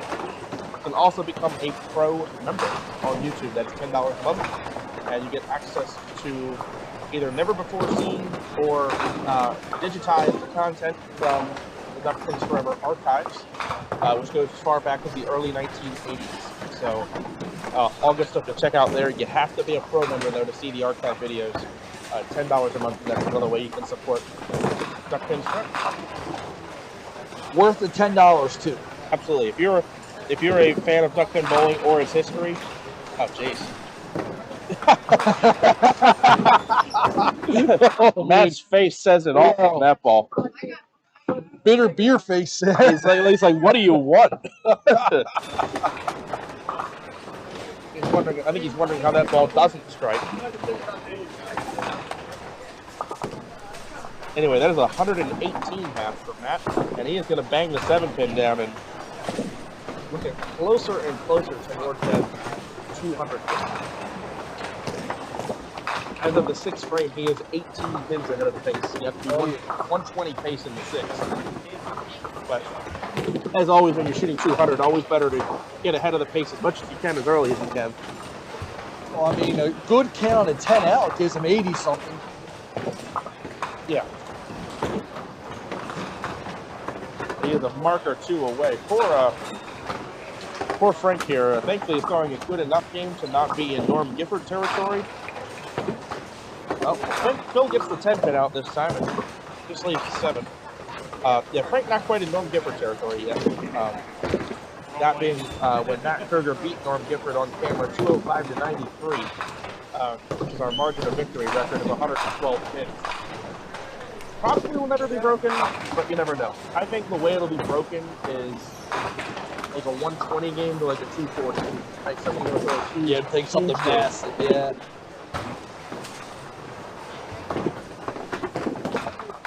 John gonna have a chance to chip away here. Got to make this 2-pinner. It's 5-9. He will. With 10 here, it is a 21-pin lead for Phil. He will be down a hit. It'll be 20 pins.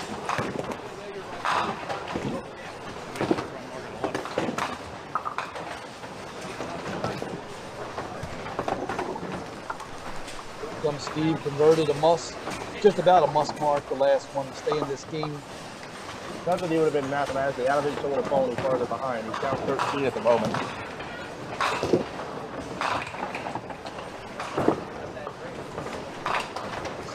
Steve Bull through the middle, even 2-1.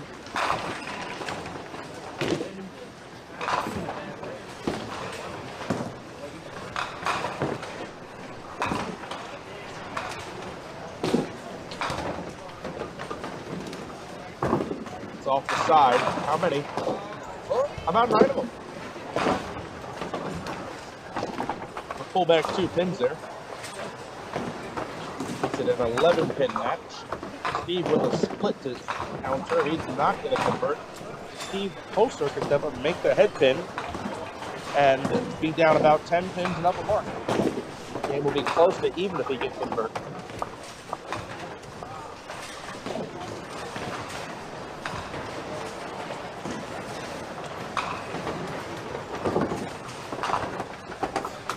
Got it. Have ourselves a match. People looking to hold 1 or 2. We'll hold 1. 110 to 100, 10-pin match, and Steve Holster with the mark.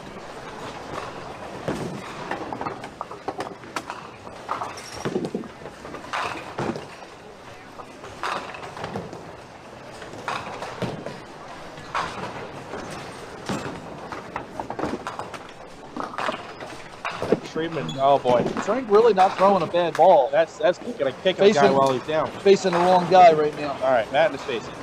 Let's see what we got here.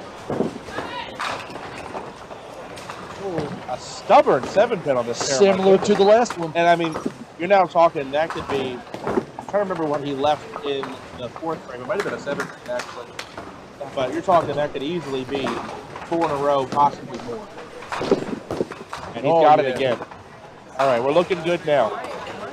167 plus in the 8th. He's out. He needs one more mark, actually. One more mark in the next 2 frames. Yeah, doesn't even need a double or anything.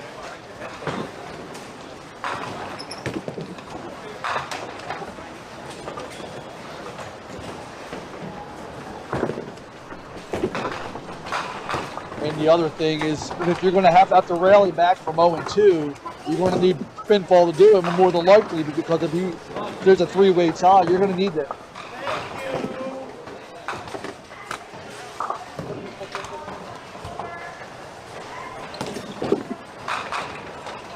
Playing it safe.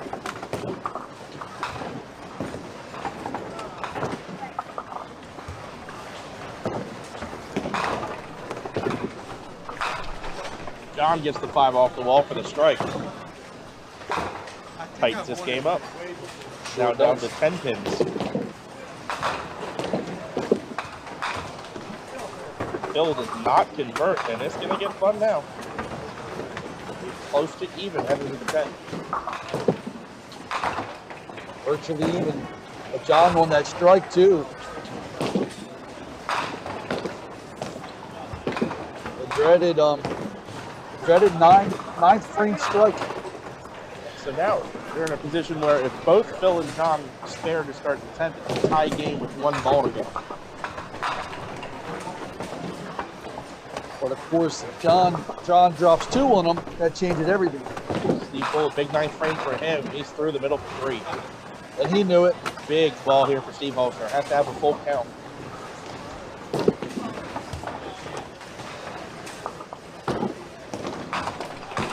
How many did he steal? Oh, Steals 8. I think he's more than okay with that. That was looking like 2. He ends up leaving 2.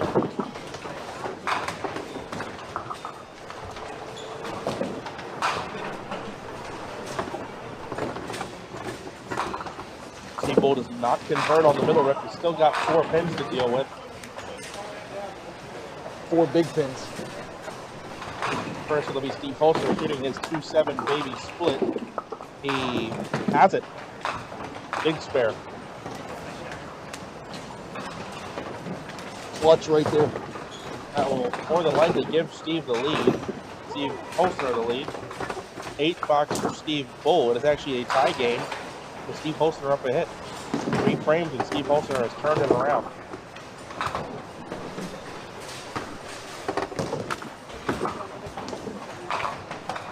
Oh no. Oh, poor Frank. When it rains, it pours. Speaking of poor, Matt and Stacy pouring it on. It's 1 more mark for the 200s here. Looks good. Oh my gosh. Wow. I don't know that I've seen 8 first balls in a row thrown so well. I mean, it truly could be an 8-bagger. It really could be an 8-bagger. Not a single one of those balls has missed the pocket solid. Every single one has hit the pocket solid. And I will put the strike in there, excuse me. A formality now, but it will be most likely a 200 for Matt. It's basically just a question of what the final number will be. I hope whoever had money on Shriebman and Stacy, I hope you smashed it over. It's hitting. Bill Dix 5-7. Wow.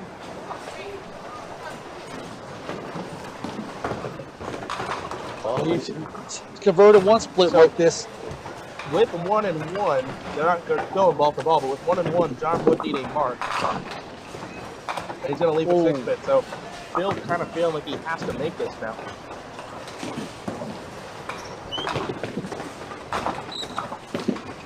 No. Gave it a run. John, make this here practically for the win. Have to do a scoring correction first, so Phil is going to finish out here. Has to have at least one. He does. Phil with 140. If John misses here and makes it for 10, we have a tie. Right, 9 and 10 would be a tie. You're still going to need this. You have to make this to win.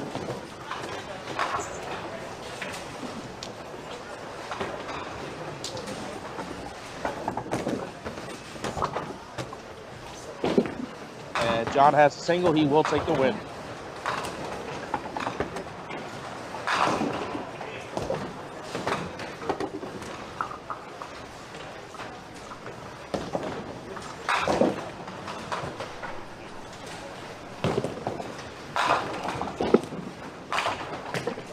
We'll fill 8 more.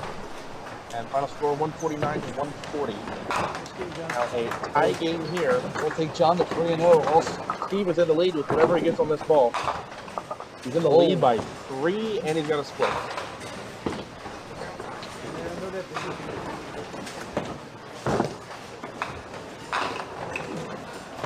Chance for Steve Bull. Look, I feel bad. I'm so focused on what Matt needs to see. I keep forgetting to put Frank's ring. Steve Bull in the 10. He's crossing over. Oh, 5 pin. All right. Pressure now on this ball of Steve Holster. Looking for the conversion. Not going to get it.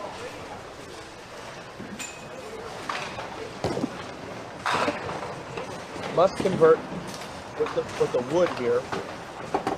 You got to have a pin. He has 2 pins. There's 2 pins. So Steve Bull got to make this.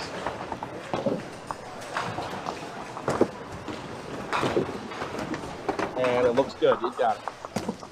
Got to have 3 pins on the field to win it. Easy game.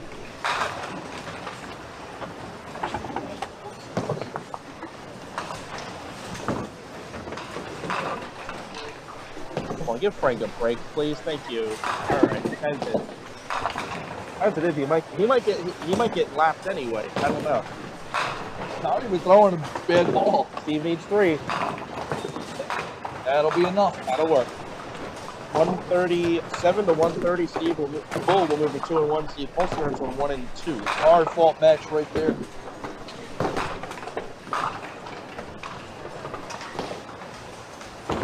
Yay, Frank. All right. I think Mac can still get the 237. Can I get the 237? Yeah. Come on. Mix it. He's got the 200. He's there already. Yep, he's there already. Just a question now what the final score was going to be.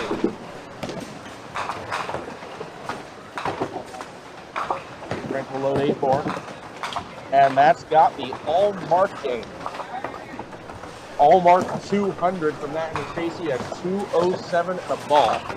He will not be able to double Frank Freeman. Nor will he be able to win by triple digits, but a massive third game here for Matt to get himself in the win column. For a possible 217, another single pin in the corner, 216 for Matt and Stacy. Better yet that it was on the broadcast. Great game, Matt and Stacy. And it's as crazy as this is to say, he may have thrown the ball better than the 216. I think he might have thrown the ball at 240.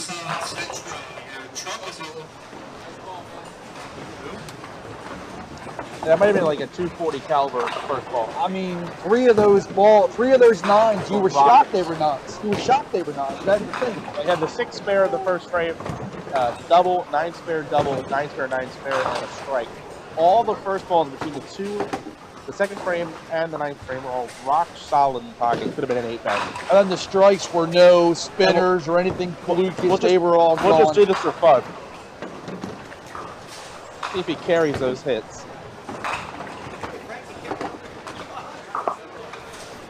267. No, that could have been easily 8-bagger. Easily. It's fine. I think it's your third 200 game on camera. I don't think it'll be your last, so shake it off.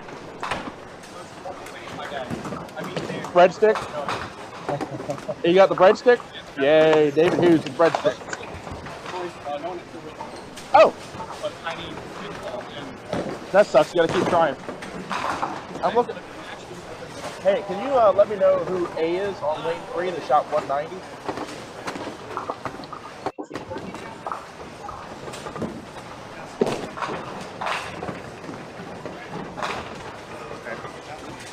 That was fun. We'll have a little bit of a transition in time between game 3 and game 4, and get used to this, everybody. We'll be right back after this message from whoever YouTube decides to throw at you.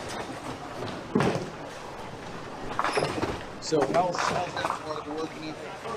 As far as I know, good. So every person that watches that, depending on how long they watch the ad or engage with it, we get a small couple pennies or whatever out of it. But we could easily... That'll add up. Yeah, no, it'll be like... It could be easily like 30, 50 bucks a month. Like our...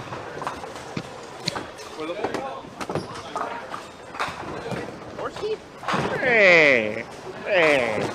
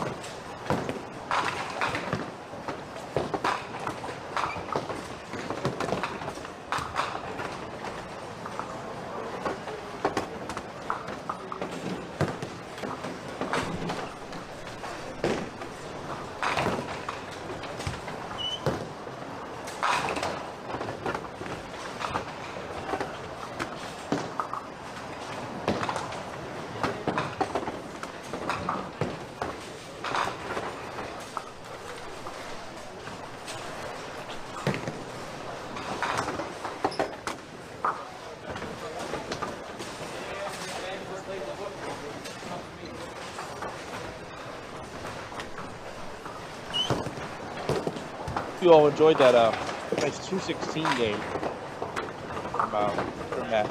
Always a treat to get a 200 on camera. Never mind an all-mark 200 that had the potential to be a colossal number with what the quality of the first ball was.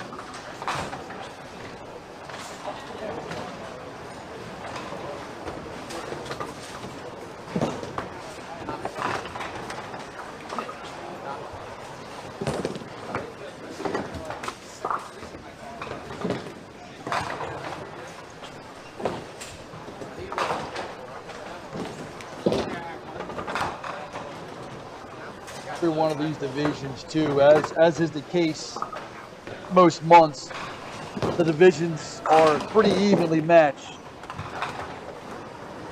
Plenty of good bowlers in every division. I think this one's no exception. We're looking at a couple bowlers coming onto this pair that are Hall of Fame here.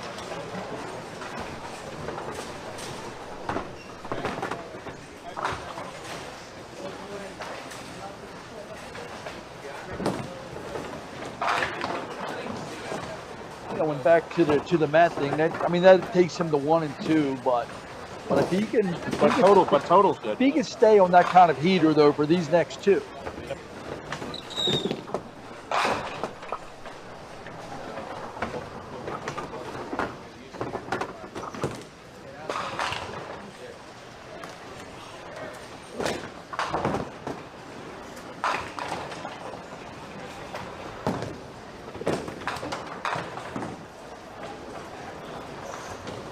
After they get settled in, I'll get the sheets. Thank you. I have Matt, so I can see the matches.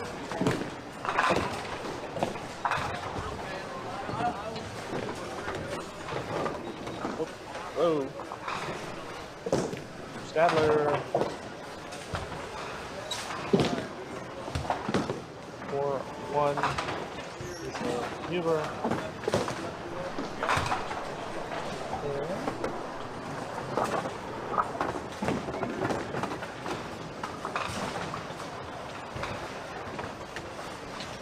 A really good match there with Lisa and Bill.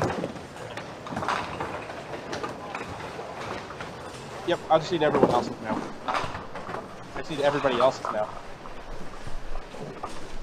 Billy absolutely destroying qualifying yesterday.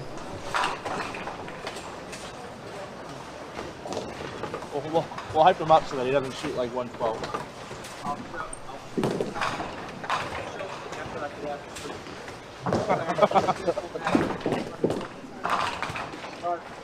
Us, you know, real religious people like you, it's tough.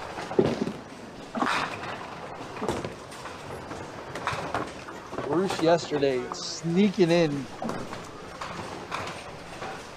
He seemed a little upset about that. Jokingly, of course. Well, he started off with a really tough game and got it together. You have a 93. Not often that you see games under 100 in the people that made the scratch cut. Especially in the Pop Whitten Tour where you only have 5 more games to make it up. I feel like the Pro Tour, you have those 2 extra games.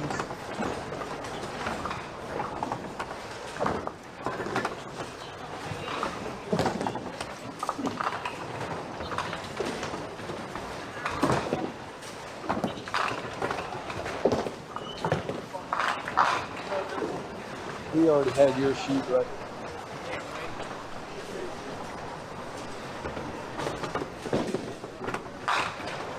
Good ball for Billy, solid 5.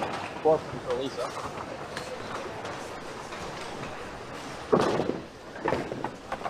No, just takes it. Nice game, by the way.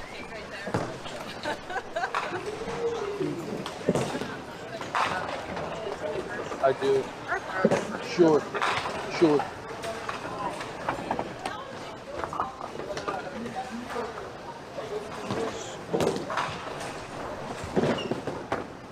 Billy with missed left one.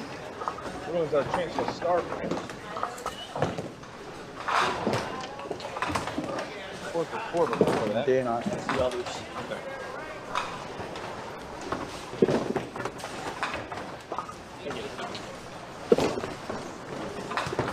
I mean, I forgot to get Matt's record. Still just pinfalled it. Oh well.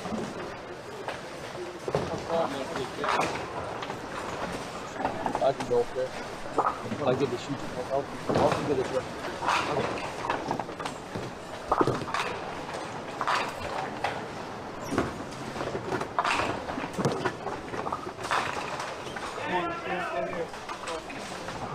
We're busy. Matt with the Southwest special. Sweeper just misses it. We have some other complications here. We have a ball in the lane, a pin in the gutter, a pin on the other gutter. And we're talking about how well Lisa bowls here. 3-0, 483.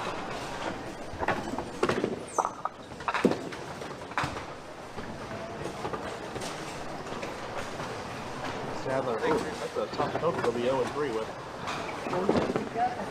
You mentioned it. Lisa's ball here. It's about perfect.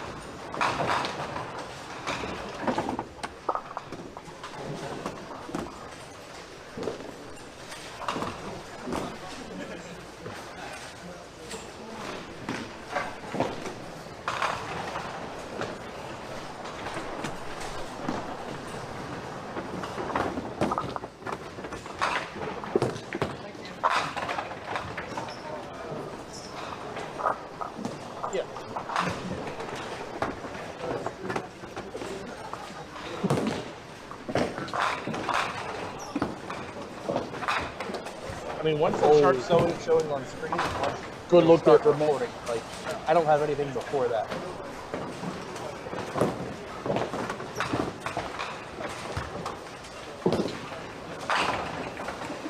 Oh yeah, I got it.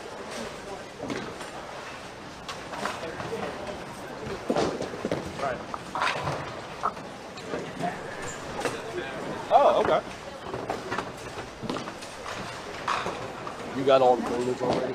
Yeah, I just need a match back. Bruce on the fill, oh yes.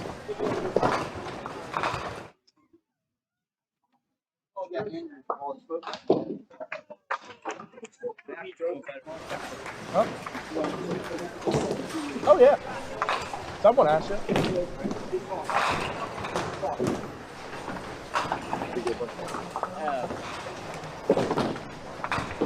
Tim, nice try at the 5-7. Doesn't make it easy frame. Bruce Smith starting out with the $20.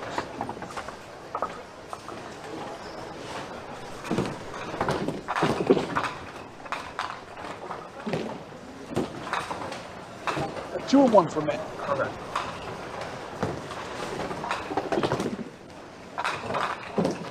So, Lisa, far and away your leader in the division. Sure, John watching at home. I got to give John a shout out. Though. He was on his pair and he struck out at the end to get to 838 and just miss. John who? Huber. He struck out at the very end, coming from the 9th and into the 10th to get to that 838 and just miss. Nice that you get close like that, but it's almost brutal. Like, you almost rather you just open out and don't even get close. This kid is single make it 823 or whatever it would have been and then call it a day.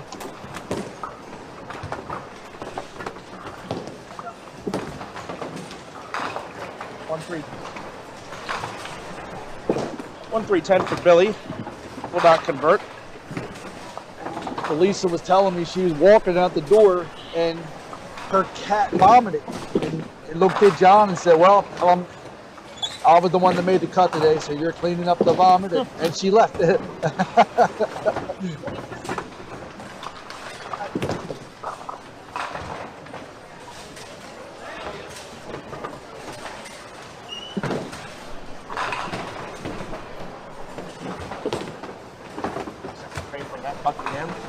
The 9-8 lead. Oh! Woo! Hello. 410 Rocket? Don't know really what to say about that. Wow. Welcome to Duck Pin Bowling, everybody. That's what happens when you throw it good sometimes.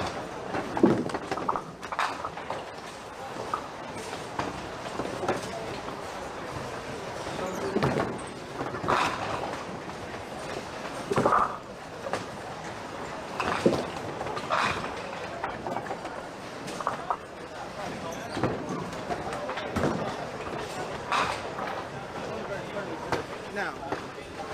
2 9-boxes start from that Buckingham. What a terrible break.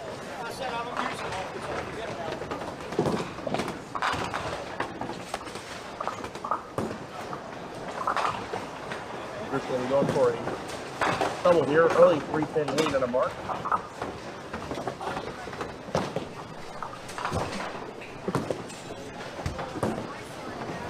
The double.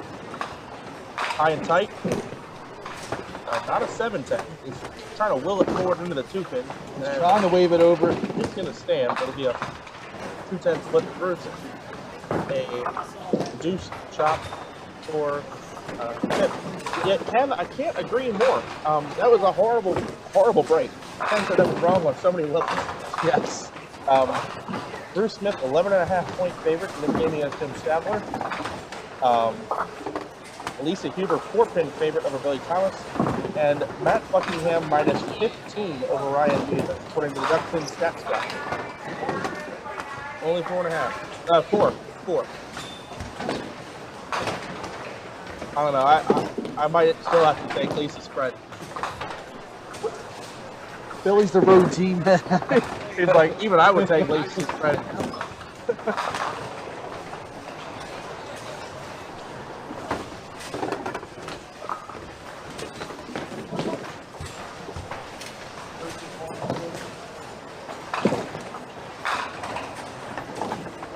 Did he shoot over what he thinks the over-unders will be? Yeah, so over-under with Bruce and Tim, 282.5. Lisa and Thomas, 273. Matt and Ryan 282. Some pretty high lines actually. Yeah. I think that could be a course correction because of how I think a lot of the matches went over last game. The house might have got beat up too hard on that one. A nice strike there from William Hampton.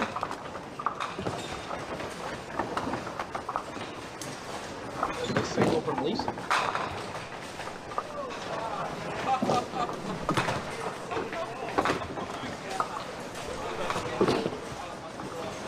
You don't see her do that often, so take the 10 for 48 up 19 and down ahead.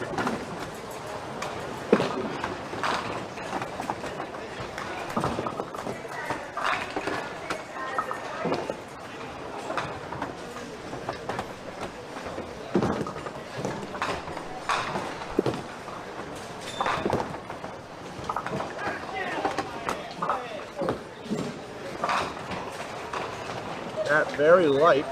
Breaks 9, leaves the 3 pin. Much better result.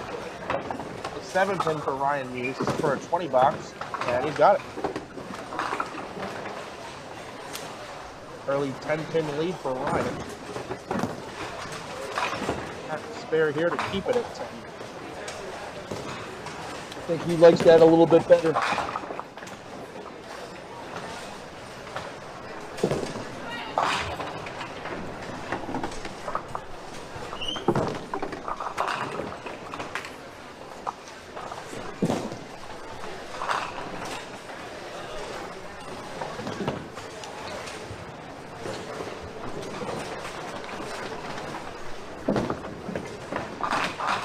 Bruce in the pocket again, 7 pin. Solid 7, already up 11.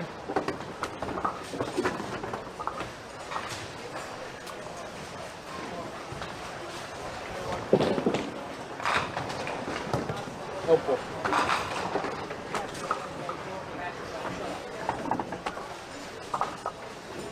That's from game 2 though.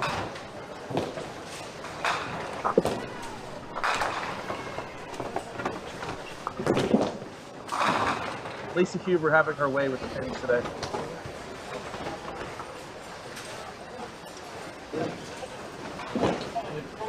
That's the old sheet.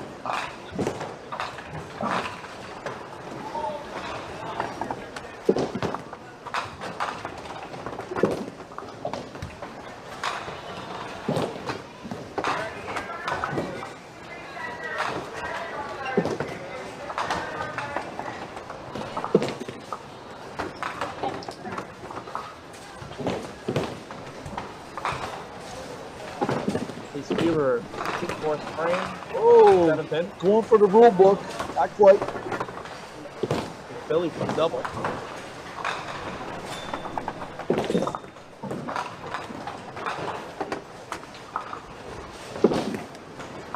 Hated it when he let it go. 4 count.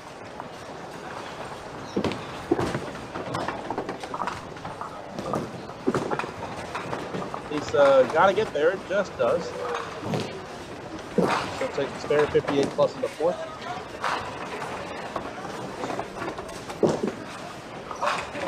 Really looking to kind of Does get his count there. kind of look at the back door of the head pin on that shot. Didn't quite get there.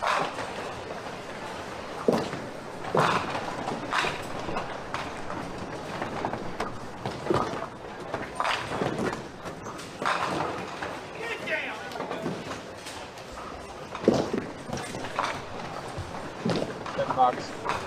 Billy trailing by 10 and a mark.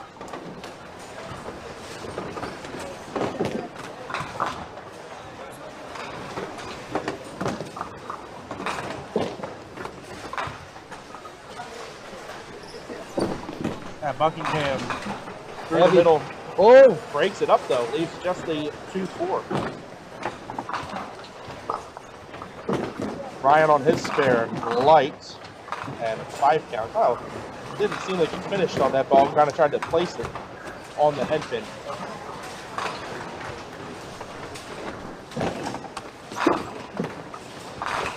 Oh, no. Picked.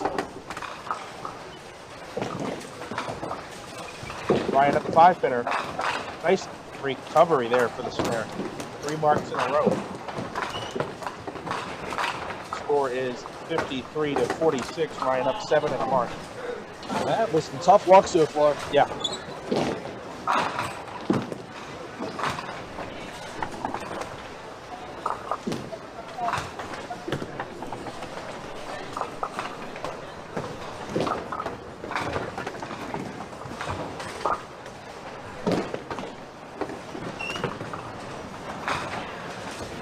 Bruce a chance to take some early decent control here.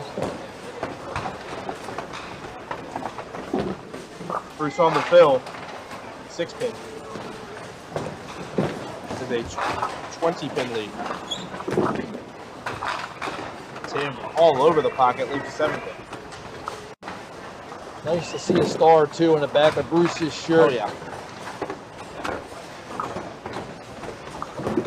It's one. That's a star I don't think he or many people that were there that day or watching on Duck Pins Forever will ever forget. It's an absolute offensive shootout. Yep.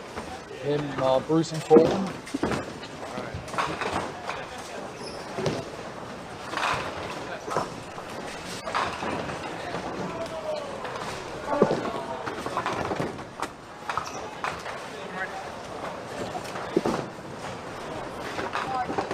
Tim with a chance to climb back. Works his spare. Looks like Lisa is the high pinfall in the house at 483. Billy with a breakup, similar to what Matt did.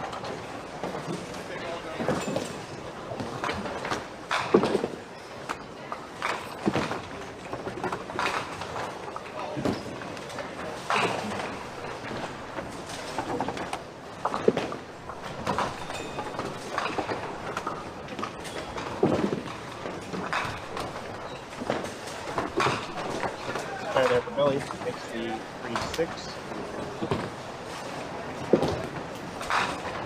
Cuts into that lead.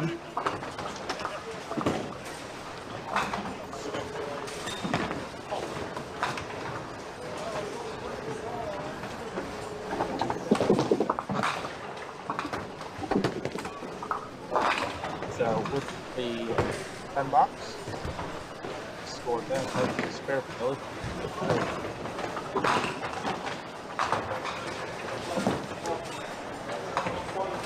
Oh, 2 count for Ryan. So that actually keeps the game within a mark. It is 55-46, 9-pin lead. Matt Buckingham stepping up now. First ball.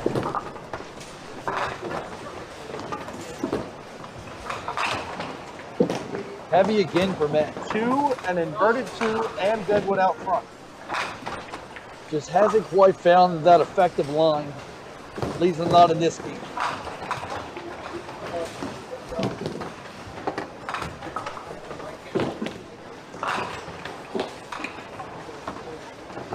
That's the wrong phone. That's the wrong phone. That's the business phone. That's not even the intercom.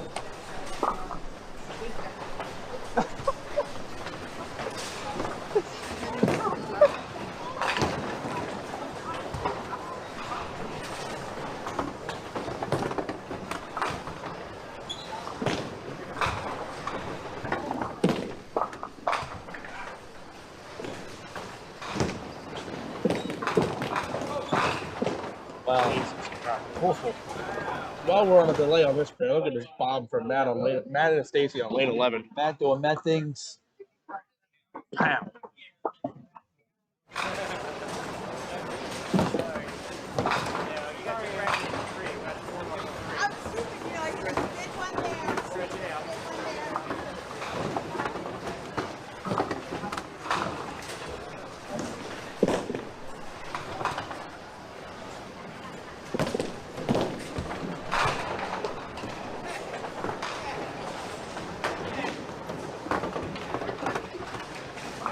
What are you doing this shot, Nick? I think I'm shooting it as if I was doing the 2-and-1 off the wall. That way I can take out the 8-pin with the ball. Another strike, Steve. Come on. I think it's one big waste. Matt tried to slide it, didn't convert.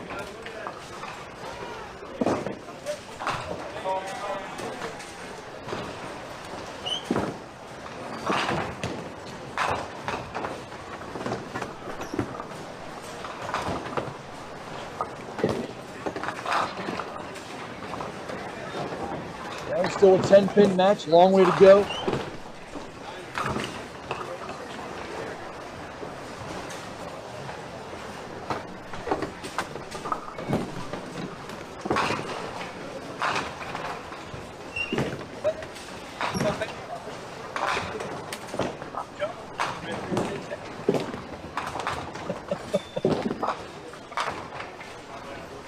Tim down 20, 5 count on the spare. First and 7 pin.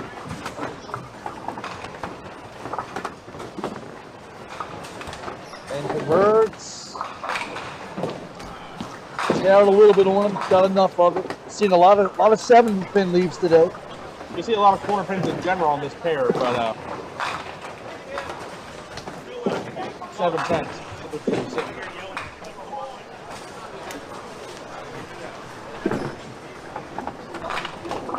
I think that was in 2 games. We haven't seen one yet this game. Yeah. But we didn't cover this pair in the first game. That's all in games 2 and 3. We saw 6 tenths.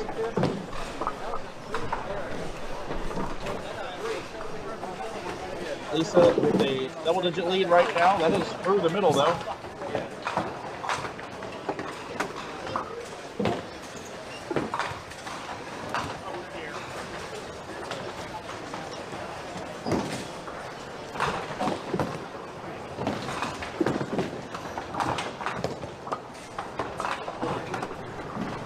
Billy a chance to cut it further here.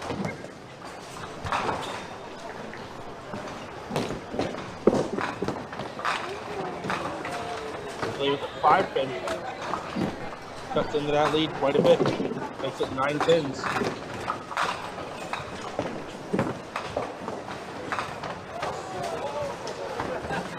Billy with a spare break, just 5 pin. Get another mark here and make the game almost even.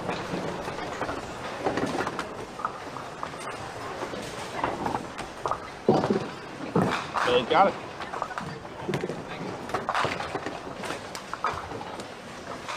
We've only seen 3 strikes so far.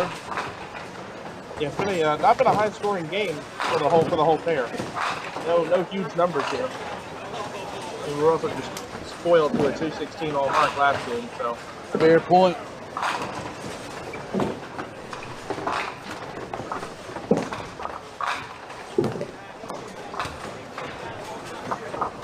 Matches need some breaks here.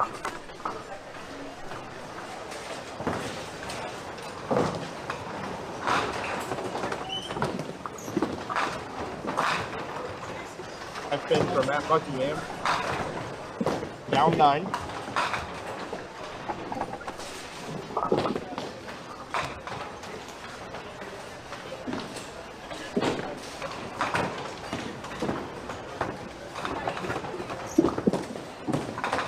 Got the mark. It's a spare break for. Oh no, it's not a spare break. Excuse me. Ryan had a middle one. A 9 box, so it makes it an 8-pin match. Ryan up 8, but Matt does have the spare. So essentially even tie there. game.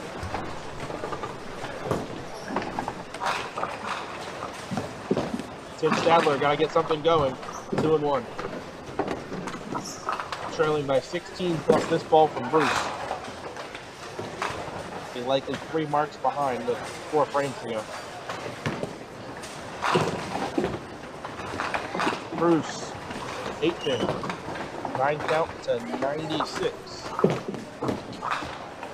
25-pin lead.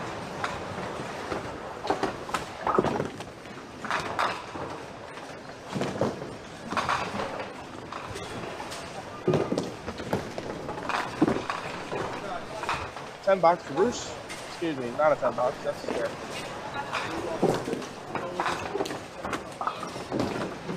Tim going for the $10. That's what I meant to say. Tim's got a 9. 106 plus to 80.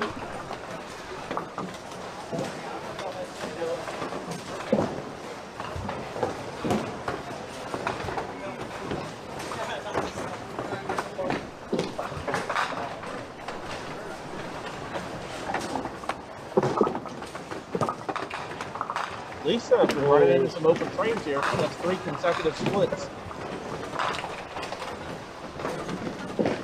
That ball did not move 1 square inch. Billy with a 9 count here, a tie game.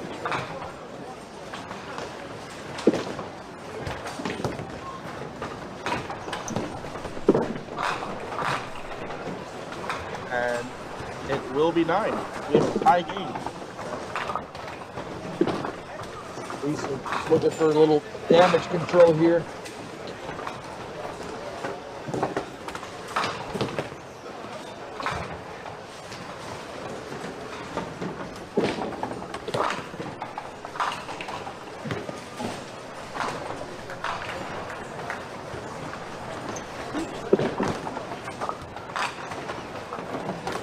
We'll offset it all. That finished every fundraiser. Lisa with her 10. Billy misses his single. Making now tie game. 10 there, 96. 10 there, 96. Precisely even.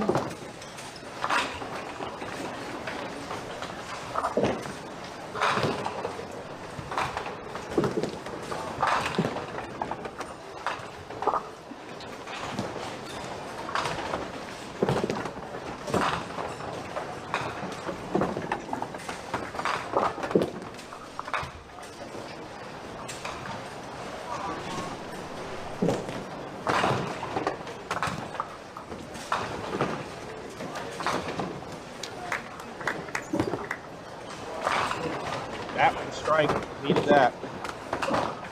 That takes the lead on that ball. Up 2 pins now. Big ball there for Mint.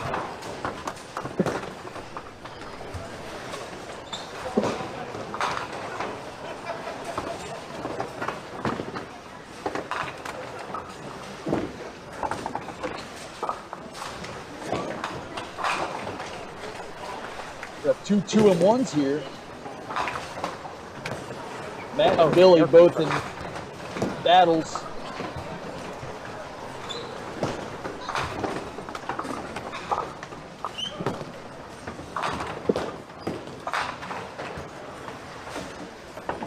Bruce 1 and 2 here, could still be a player.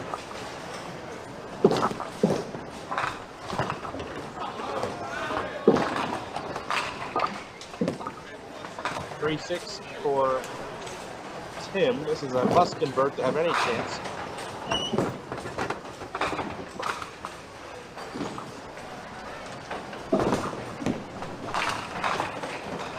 Heavy Through the middle.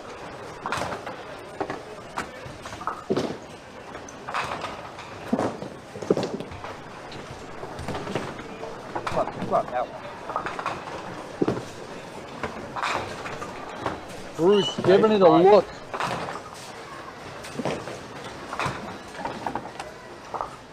Tim gets his mark. Takes 10. So, Bruce up 31. Tim does have a hit. We'll take multiple marks from Tim and multiple opens from Bruce. That game even get close. It's still definitely advantage Bruce. That 11.5 pins, though, I don't know. The other two matches, one is tight, one is airtight. Oh, strike for Billy. And there's a roll book.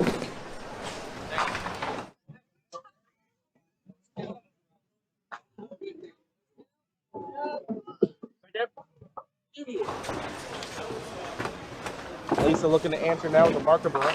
Strike would be great, so settle for spare. Another middle. 4 consecutive splits for Lisa after 4 consecutive singles. Like you said earlier, that's the worst sound.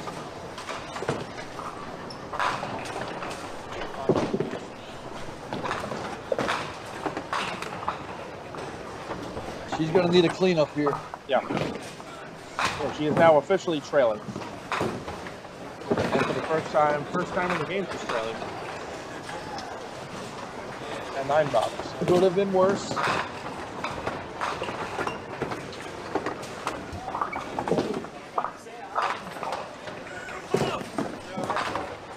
Wrong with a strike there. I needed that.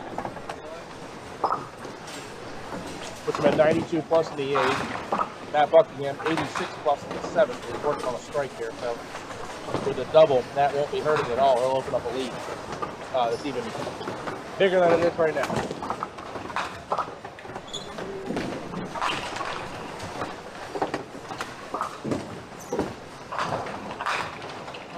Wow, goodness. Double worthy ball. Yeah. But 9 spare isn't bad here. So spare puts him up 14 with even a hit.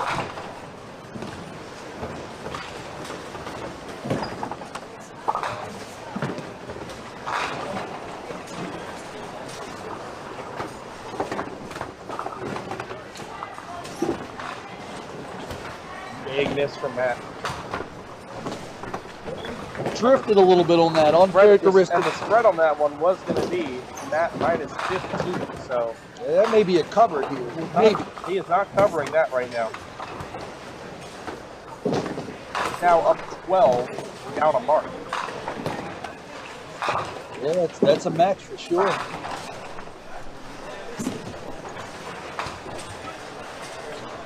Bruce Smith in the 9th. Light hit. 3-5-10. Tim, this is a must strike. Or must 9 spare. And for Bruce here, you know, a Matt and Billy loss opens things up for Bruce here if he can polish this off, which it looks like he's going to.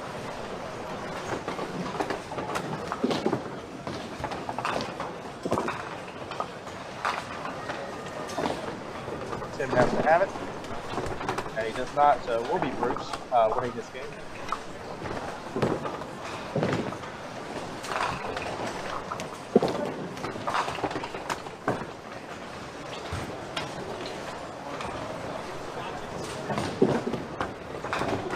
Matching 9 boxes there. Yep, 23 pin lead for Bruce. All but over. 2-2 Tim, and down to 0-4.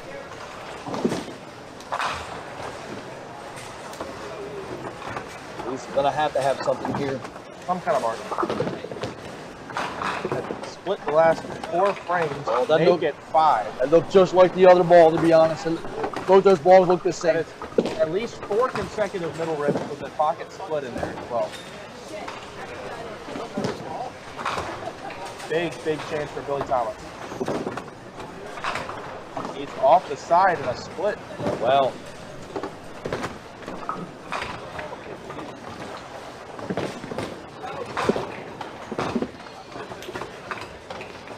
oh! 9 box. What That was actually your search out. Wow. Yeah, what a look. That would have been something if she made that. Wow. That would have been a game changer. Billy's 7 count. Where does that put us? It keeps Lisa in the match. Yep. And Billy likely not to hold 10 here. 9. 7-pin match. 1 frame to go. Could have been a lot worse for Lisa there. Yeah.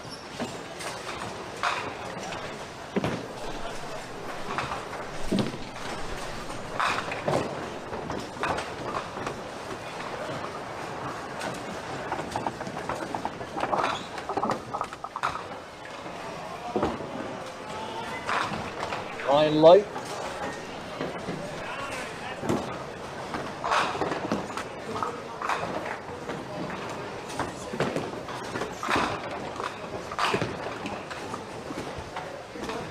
Missile there from Matt.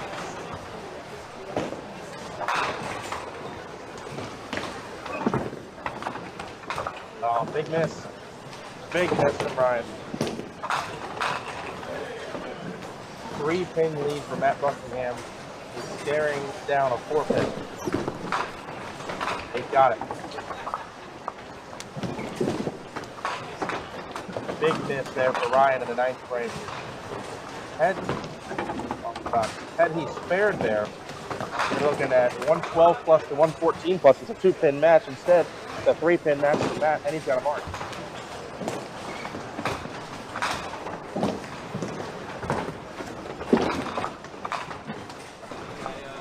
Tim gets picked while he's down, that will mathematically shut this game out.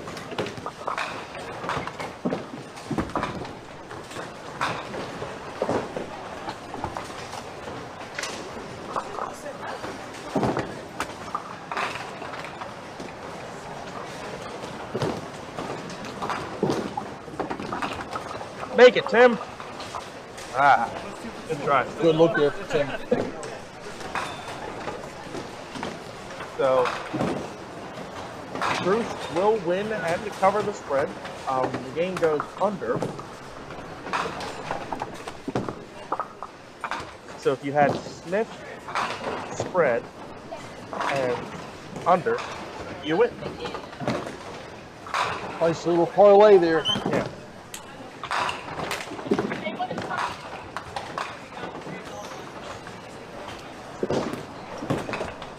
Bruce is 140 to Tim's 117. So total there 257. The game goes under. Over under for Lisa and Billy 273. Currently at 237. So that game's looking to be likely under, but if they both mark out here in the 10th, to go over. Billy with a strike. Lisa has to strike now. Got to be a strike now.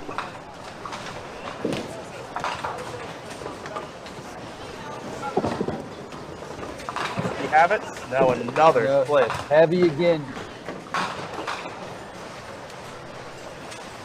Heavy hits have not been kind to Lisa. Nor to Matt.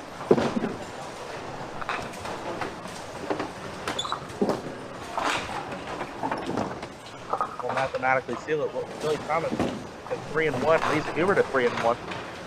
And that is Billy will have the heads up on Lisa.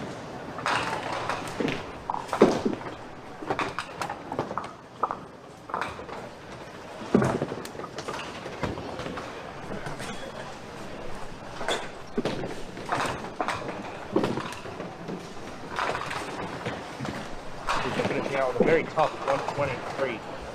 And so 6 opens, all splits. Billy 141. Gets his total up to 538. The game total there 264. Yep, they went under, and it was Billy Thomas against the spread. If Matt can close this out, we can have 3 3-1s. Not yet. Have the ultimate spread plus 17. Work to do though You here. have plus 17.5. Jesus. He went off on the corner. He's got enough wood to put Ryan on a mark here, but it's only going to be on one mark. Yeah. Oh no. Ryan, in a crucial situation, did not follow through on that shot at all. Matt finishes Matt with does what he could. 126. Ryan must spare this and get 6 to win.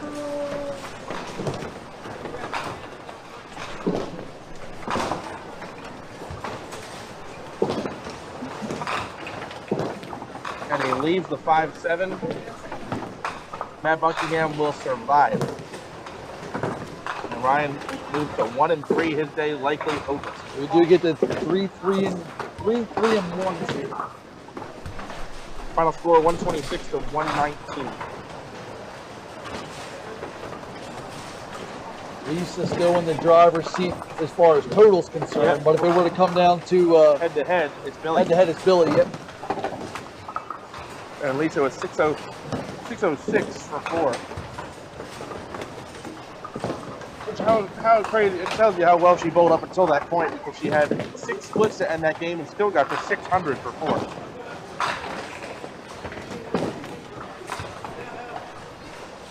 Alright. We have about 2 frames left on lanes 7 and 8 before we can start game 5. We will wipe out our scoreboard, change over to game 5, and we'll be right back.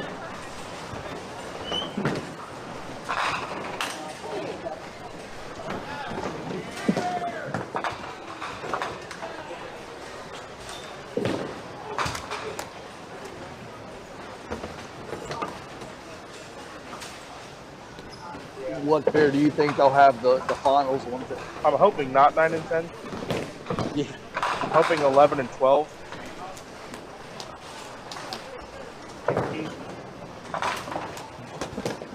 Some rough hits in there earlier. Heavy hits. I just want to go back and see what Frank did. That's weird. Oh, that was ridiculous.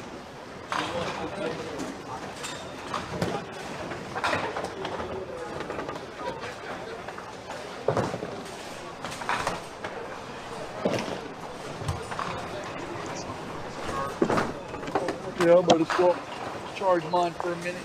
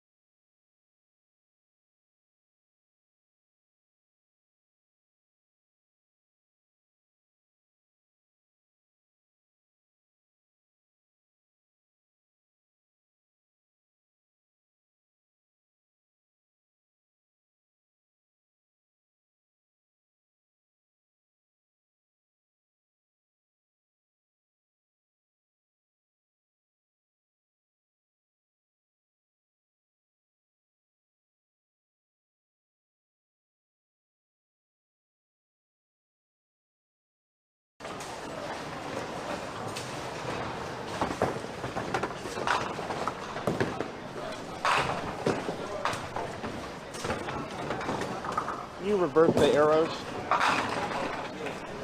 He just gets make sure somebody does it. Game 5.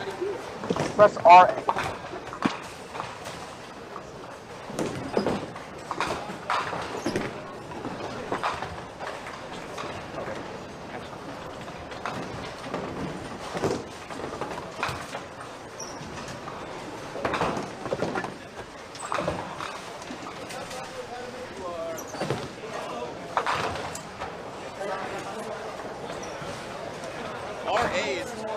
Yeah. I wasn't sure if that was this system.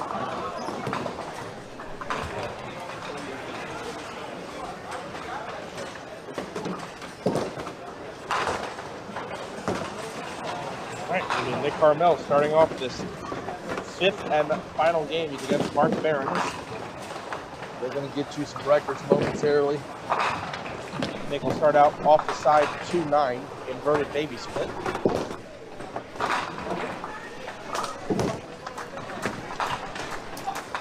Mark Behrens starting out on lane 10. He's in the pocket. He's going to leave the 8 pin.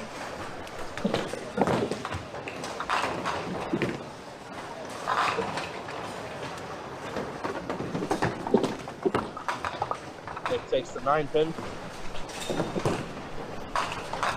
It's going to be a very important game for multiple bowlers in this division. Find out who it's important to and how in just a moment here. Chuck his collection sheets. An opening spare for Mark Behrens. Looking at a 10 box potentially for Nick Carmel. Yes, a 10 boost. Yes, man. Thank you. Down to the match. Cindy McMillan and Justin Stewart. See your sheet, buddy. I appreciate it.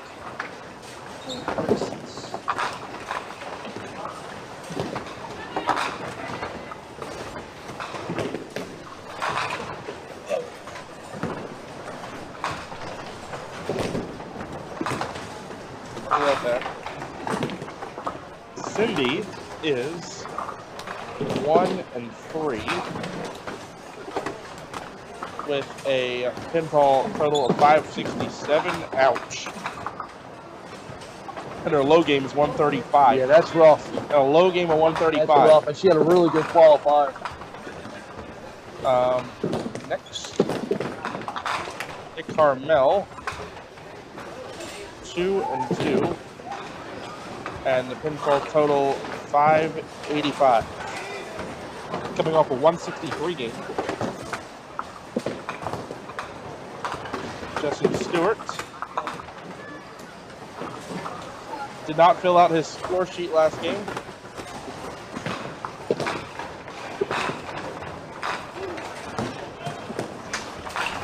Oh, because they tied. Okay. So Justin Stewart ended up losing that game 1-3. Pinfall total. You need yours?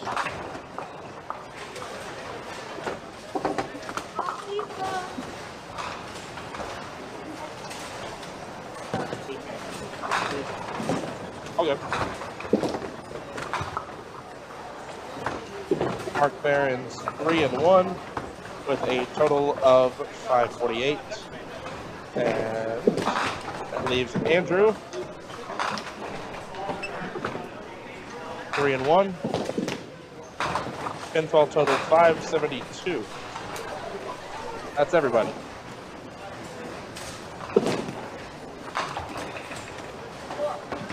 So, Good luck, Andrew.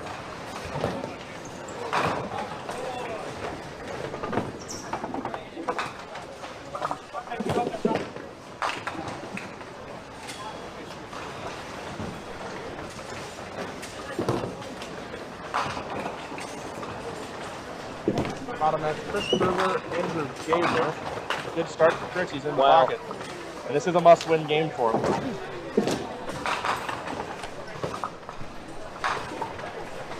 Chris doesn't bowl in a lot of tours these days, but when he does, always a threat. He won a star on this pair of lanes against his brother. Lines are coming in now. Nick Carmel, a 4-pin favorite against Mark Behrens. Line there, 282.5.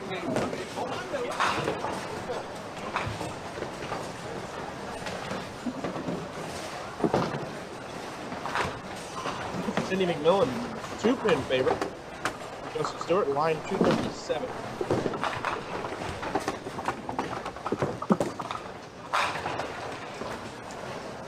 The top match and the bottom match are the ones that are going to matter.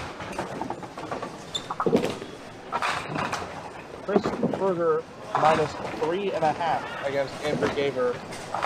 Line there 286.5. They're predicting a high-scoring match on the top and the bottom. So, the situation is this. If Nick Carmel wins and Chris Berger wins, we have a 4-way tie at 3 and 2. It would come down to total pinfall, and that is where looking at the total pinfall bottom right of each bowler is going to matter. So that will tell you. It would simply be the 2 highest pinfalls. And right now, that is advantage Chris Kruger and Nick Carmel.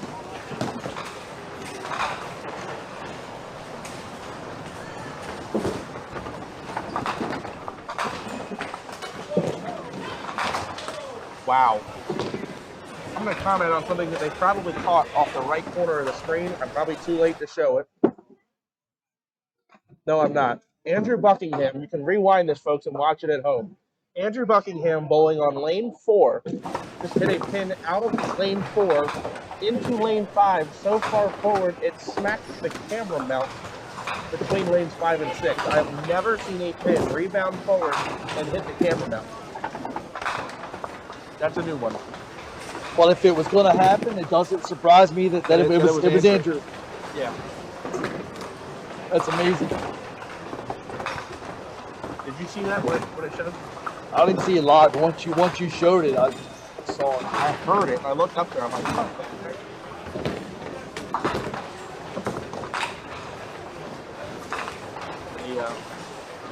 The Cindy match between Cindy and Justin is nearly academic. Neither of them think of Megan. Let's just determine where their final positioning is in their division. Whoops.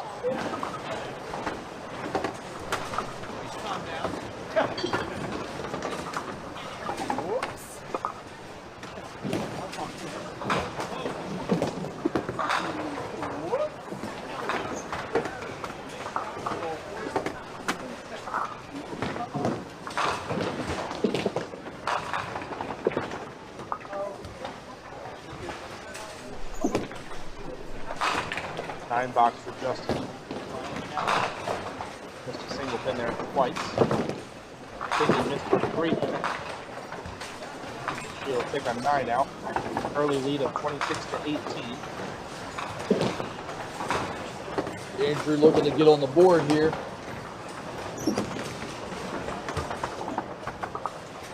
It also means that if they win it in, if either Andrew or Mark win their name.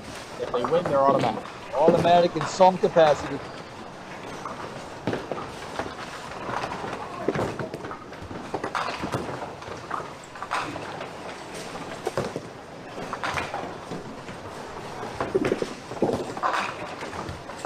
Five off the wall for Andrew. Ball. Looked like he liked it off the release too. Now Chris Kruger for the double.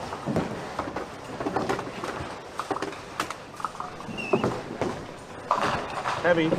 Leaves a 4-8. Oh, really worked too. Might have been too much ball.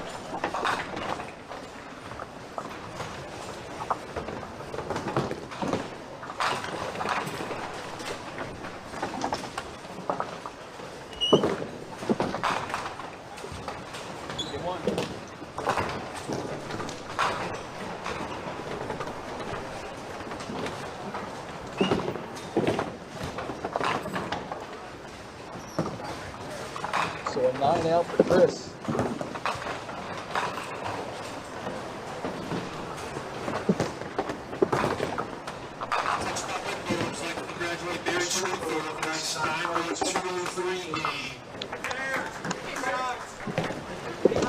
Just announced Barry Schreiber with a 9 mark, 203 game. Second 200 of the day. Mark Barron's on the head pin. And no reward for it leaves the 4-10. As Nick Carmel leaves the 5-6. Mark with a lot of stars on his back.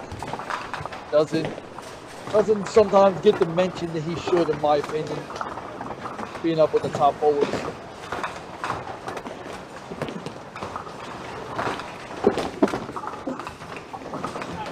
Whoa! Wow.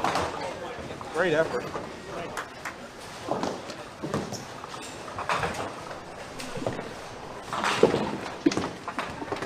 Nine box for Nick. It will be a 10 box for Mark. Nick Carmel with the 4-pin lead.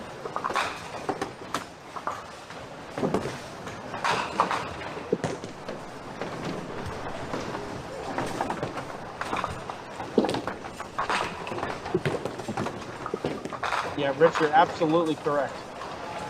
Getting the ball down at Suitland definitely helps you make your spares. Make your spares. When strikes come, they come, but you better be able to make your spares.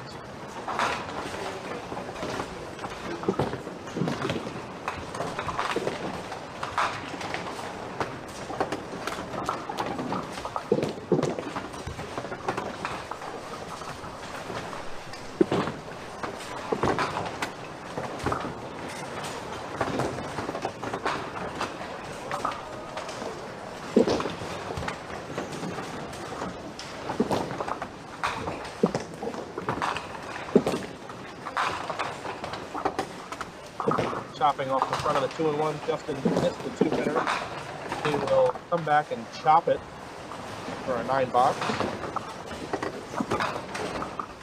Lead. 6-1, also 9. 35-27 lead over Justin. Andrew coming up now on a strike, trailing by 9. Again, if Andrew wins this game against Matt, excuse me, wins this game against Chris Berger, then he is a guaranteed block into the bracket. For the double, he leaves a 6-pin. If Chris were to win this game, he would be in a tie with somebody for total pinfall. And right now, he is in a good spot for total pinfall. A solid 5-pin Chris. 1-pinners.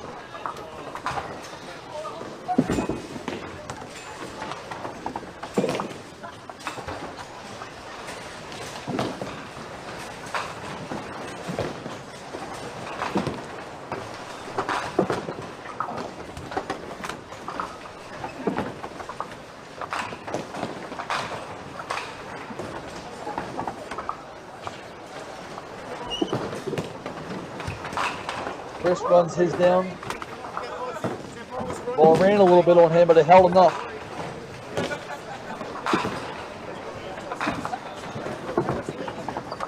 Andrew with the 10. Tie game with Chris up the mark.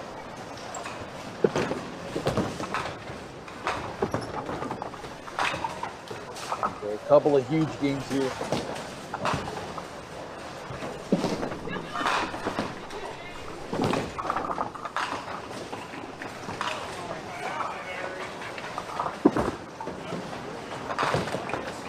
There's a little light in the pocket, leaves 6-10.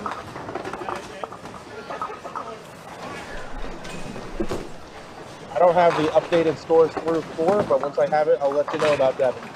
Nick, heavy and carries. The ball was heavy, right? Yes. I didn't see it. Yes, it was. Broke up the 2-1 actually to start. Mark covers for a spare. Nick showing emotion there. Nice cover by Mark. Oh, he knows how important this game is. Because he is in the worst position out of all 4 of them if it comes down to pinfall. Nick's one of those bowlers too that his average is in that range that he can make a scratch cut or he can do a POA cut. Right.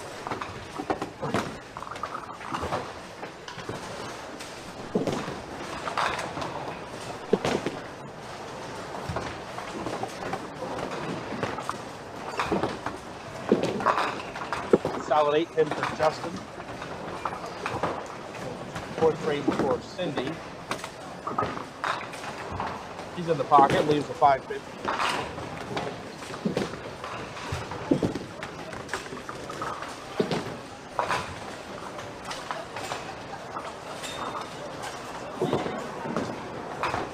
I'll tell you what, though, Nick. At this stage of the game, when you're 1-3 in Game 5, fatigue is a bigger issue because when you're trying to make the bracket, you're not thinking about being tired. Right. When you're 1-3, there's not that much pushing you through that.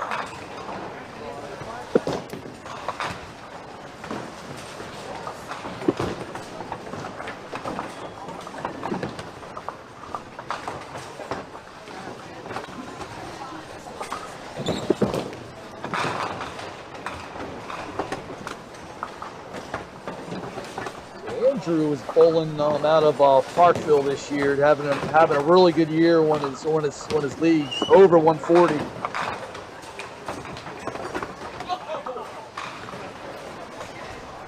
Chris breaks 9 there, almost had a pin stand back up on him.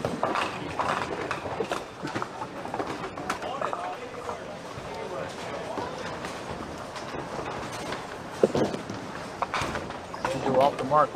Shot we don't get to see often. He's got the 146.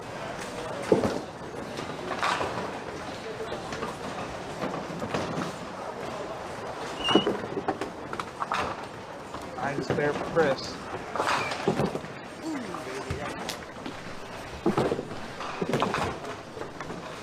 Eight knocks for Andrew. A 11-pin lead and a hit for Chris Kruger. Remember, Chris a 3.5-pin favorite in this game.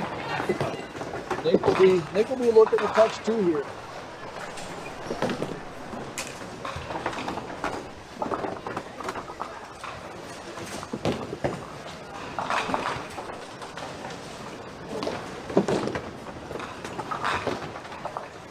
Mark leaves 5-8. A good count at the very least.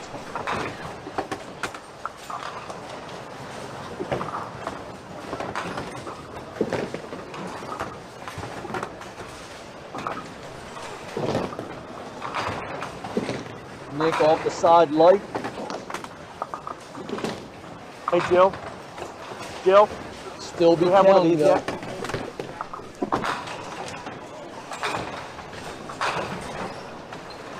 Okay. Mark makes his spare. Okay. Would like 3 of these. It's 2.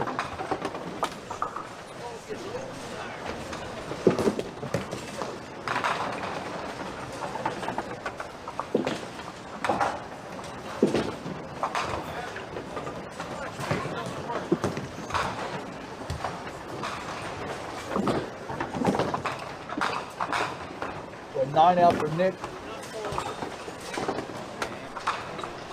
Up 3 and down a hit. Yeah, it was a good frame there for Mark. Pull back some pins. Actually, didn't pull back anything, but he's got the mark advantage now.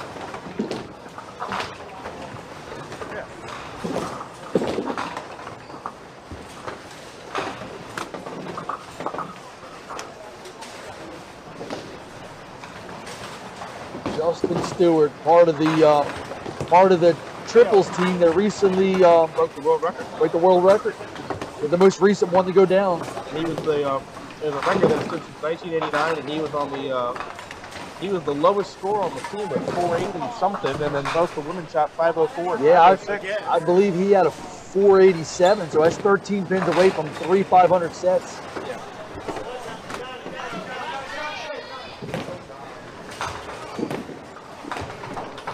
Amanda Zangler and Dana McClay.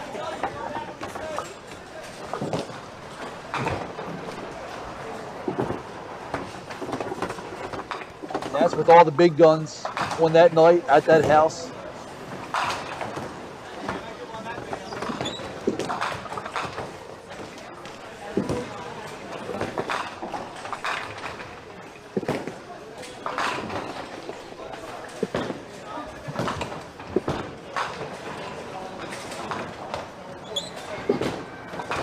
It's a me, that's impressive, though. You see big team games and you've seen records go down, but to have it for sets. Yeah. And 3-game sets that are bowled how many times a year, you know?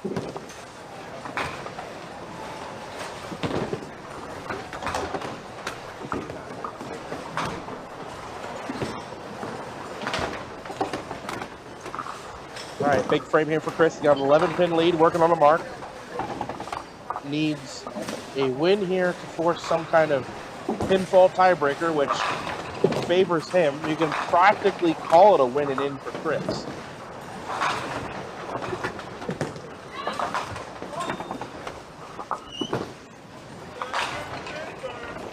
Heavy carries. Leaves the 2-pin.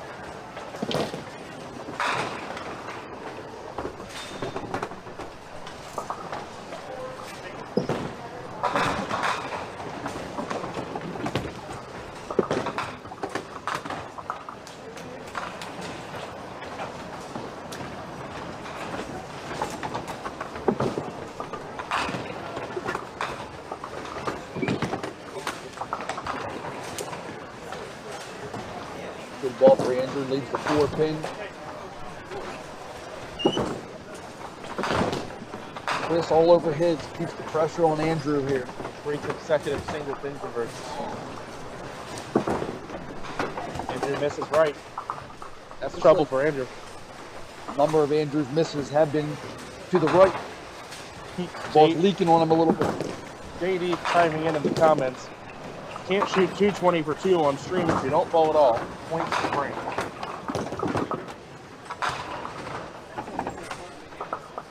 Get the where is Solid strategy, right? Yeah.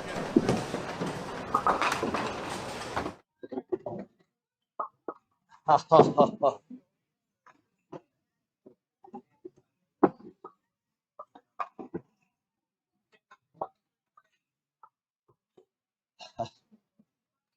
Oh, it's backwards on my phone. Never mind. Or is it? Is it? Yeah, it's backwards. All right, enough playing around. Meanwhile, the strike for Nick Carmel and an 8 spare for Mark Behrens.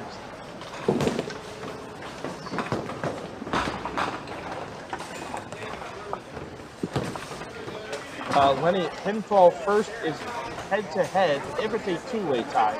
If it's a 3 or more way tie, it is pinfall. In the men's pro tour, pinfall only. Top Whitten, the 2-way ties are decided by head-to-head result first.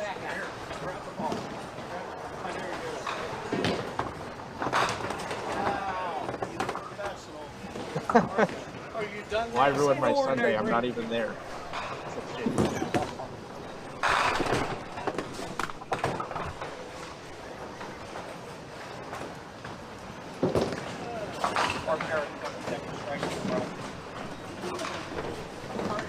Oh, wow. Huh? Wow.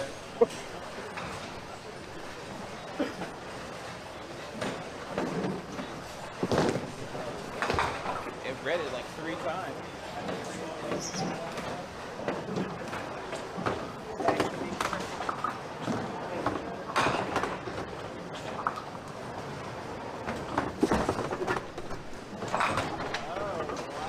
You can't ice me.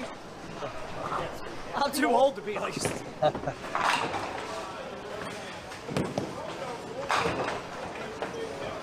Five. Thank you.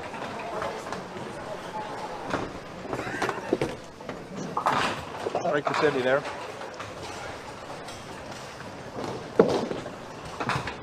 Justin, for what it's worth, a bit of a hole. Some marking to do if he wants to dig his way out of it. 2-4 to shoot at.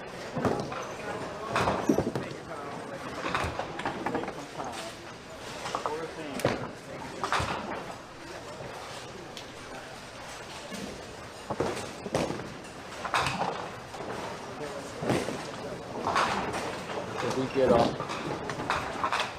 Do what? Did we get his? I'm missing his 10 bucks. Oops. Chris with a healthy lead. You're looking to add. 20 plus. And, make it 29. We'll add at least. That's not the turn. You obviously want to mark, but when you're up 20 or 30 like that, you're just looking to keep adding. As pinfall matters right now too. So Good counts, get your wood, that sort of thing. Andrew's getting into the territory that he's going to be looking for some strikes. just start with a check mark.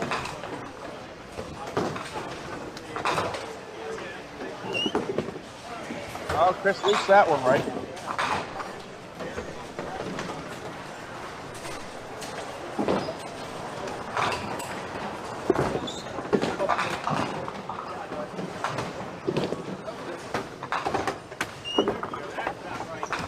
Andrew did run his down.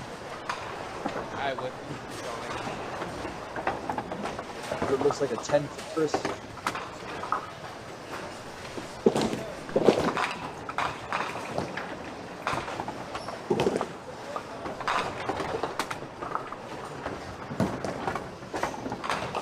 So Nick down 5, even on hits, but has a strike. And two-pinner here.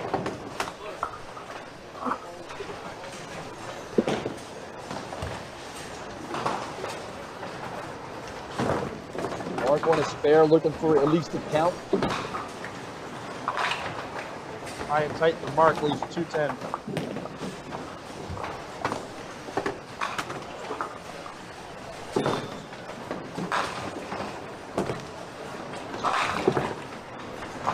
Nick's got the mark. Big shot there for Nick.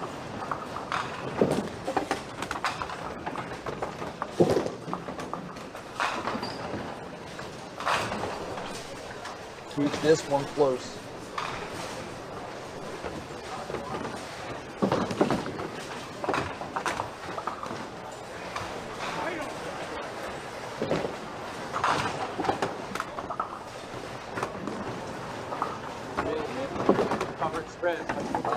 There you go. So Mark with a good 10. 3-pin lead for Mark, down a hit.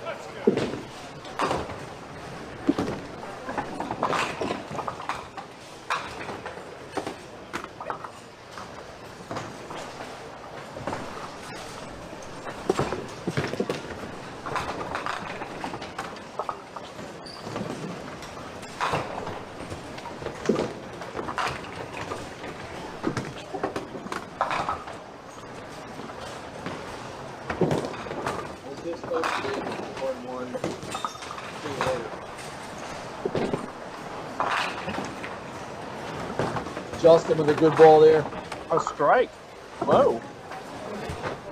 First one of the game for him. Cindy with the spare. Cover right up. So it's still an 11-pin match. Yep, we did. My bad. You can take it. I realized that Yeah. I Justin, wanted to make sure they were all. Justin needs to fill out his fourth game. Andrew pushes through there. 6 count.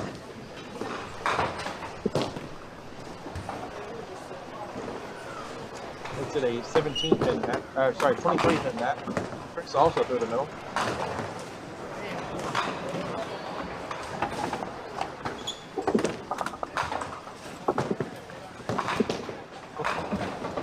A pick for Andrew. Chris, Dave Jones plus the 9-pin. Takes out the 279 on there. Okay. Leave the 3, 4, 6 back. 8.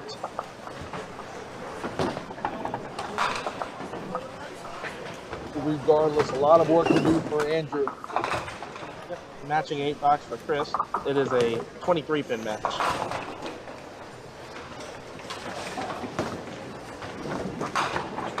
Three-pin match with 2 frames to go. That's mark out territory. Nick in a dogfight here. Any kind of good count here, he takes the lead. Watch out. Good ball.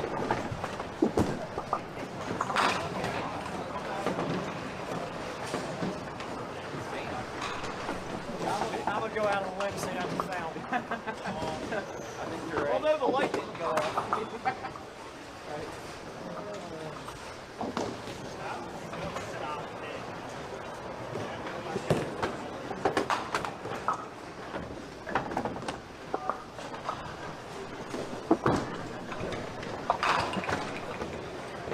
Mark leaves a zigzag shot there.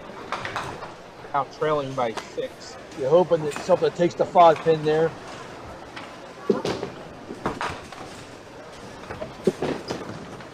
Nick runs his down. Big shot right there. Big spare. That'll give him the outright lead in the match, even if Mark converts this.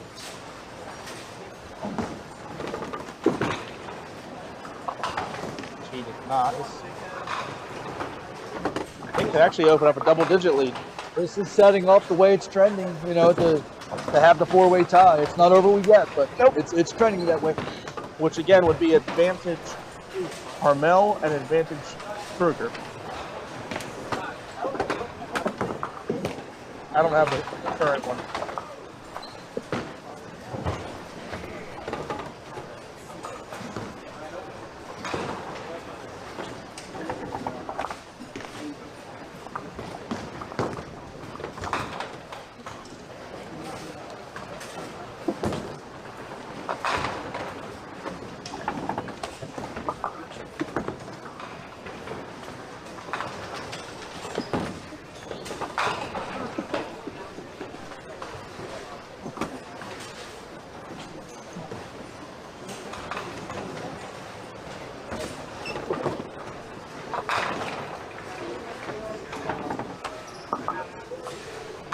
Respect here for Justin and Cindy, still giving it everything they have.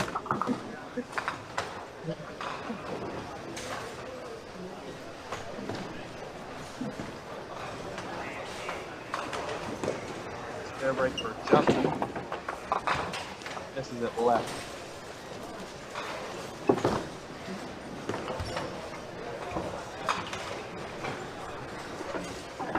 This is A mark here for Chris. A very big piece of insurance. yes. I already did, I got it.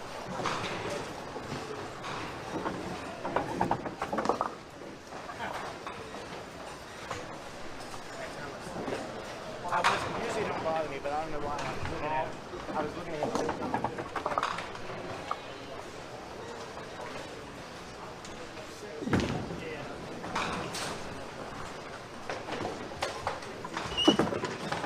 Right in there.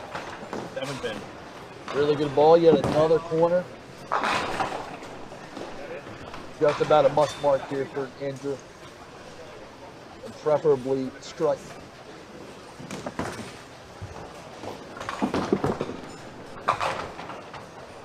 And that's gonna hurt. That's gonna hurt big time.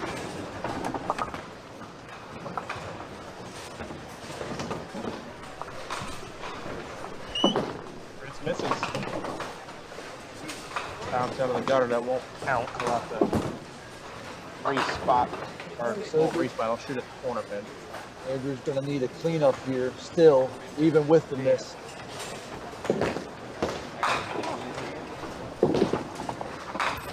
Oh, nice. Good effort.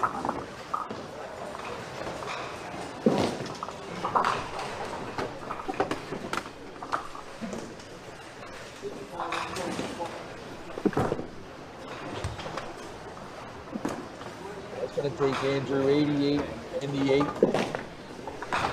It's gonna be a must strike for Andrew and the 9.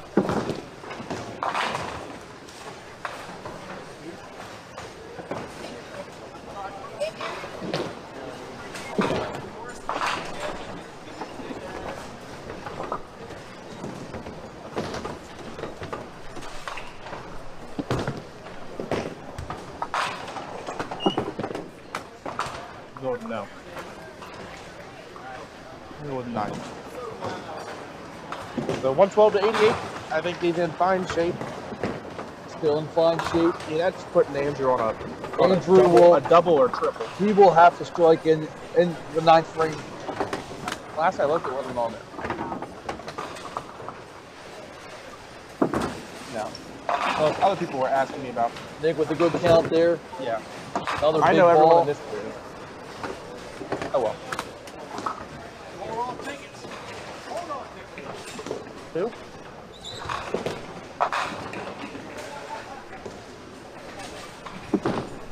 Oh, the Youth Adult Travel League. Mark with the backdoor action. And he needed that.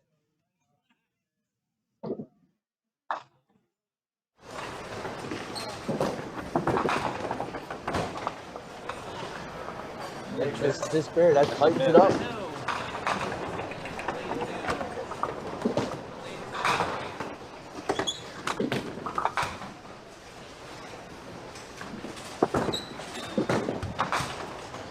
I'll be honest, we haven't seen a lot of back doors, but that was a crucial one. First one. That was a crucial one.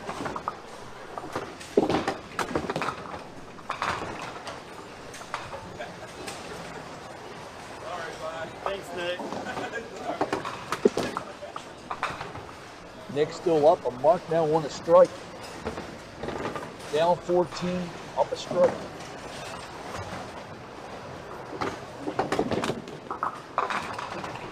Good effort. And often, Nick, the really good bowlers, after you get a break like that, a lot of times you capitalize.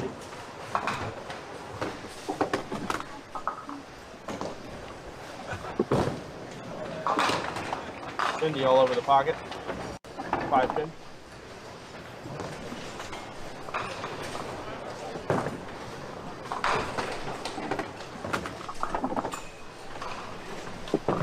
This is a spare game, but in these situations, this is where you sell the house for the strike here for Andrew.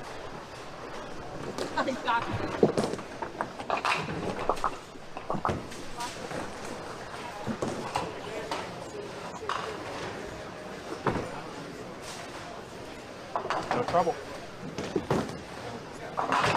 We'll go more and more like Cindy. We'll go to 2 and 3. A really good weekend for Cindy too. Big frame for Andrew. Half a strike. Oh. So not dead yet. If he spares, he can shoot 138. Chris on a mark.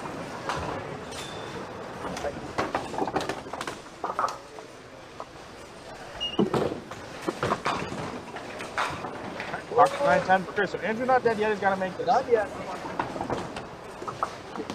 Has to make it.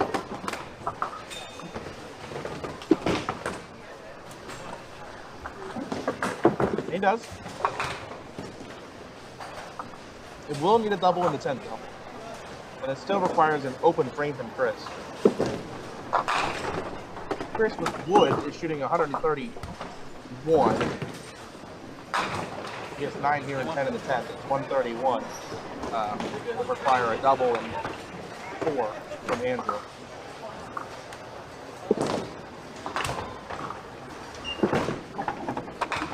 But it is doable. It is doable. It's not dead yet.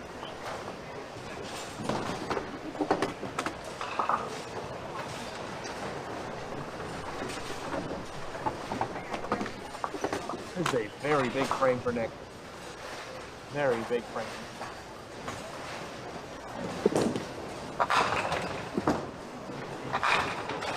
Solid good 5. ball.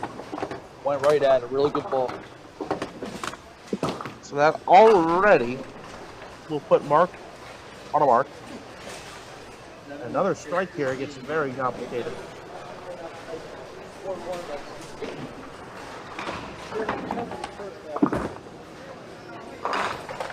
Left out of his hand, he leaves 5. Not the love he got on the previous one. A humongous conversion here for Nick. Got it. He got it. 140 in the ball.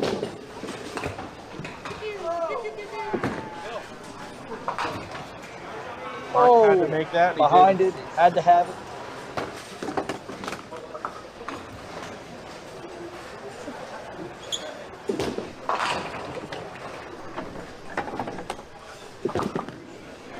Shot for Nick.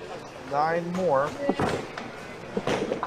So We are 149 to 134. we are halfway there to a 4-way tie. It's not done yet. Right by now, any means. right now it's at least a 3-way tie. Right? At least a 3-way.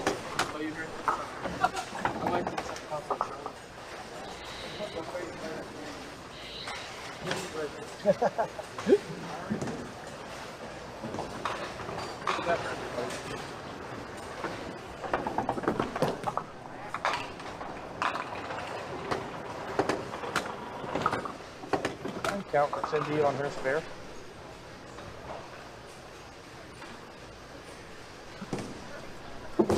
Yeah.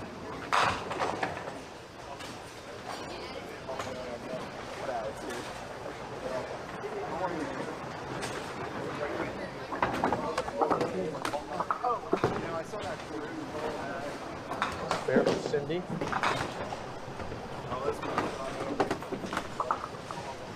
Taking a 6 count on her fill to shut out Justin, so he's gonna bowl first.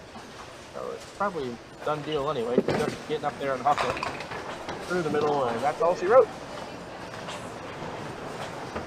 Cindy gonna finish 2 and 3 with a total around 7-10.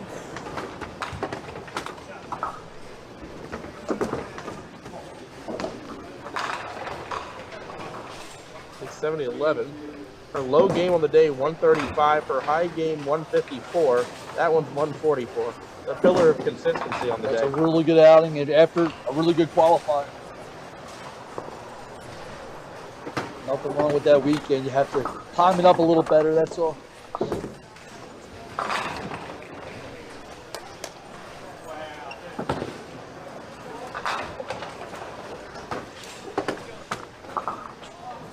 Justin will finish out with 120. Colton finished with 159 to win 159, 138. All right, Chris Kruger now. Mark for the shutout. Leaves the 10 again. 10 solid. Andrew will have to strike twice. With a single pin and no dead, it's a question of whether does Chris want to shoot the spare here or does he want Andrew to throw his first ball.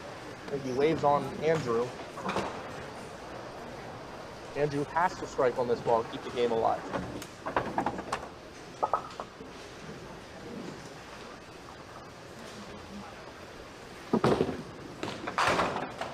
And that's it. It will be Chris Kruger and Nick Harmel, the 2 2-2s, who win to get the 3 2. They will advance, both of them. They've got higher pinfall totals over the 2 bowlers that were 3 1. Converts, but it won't matter.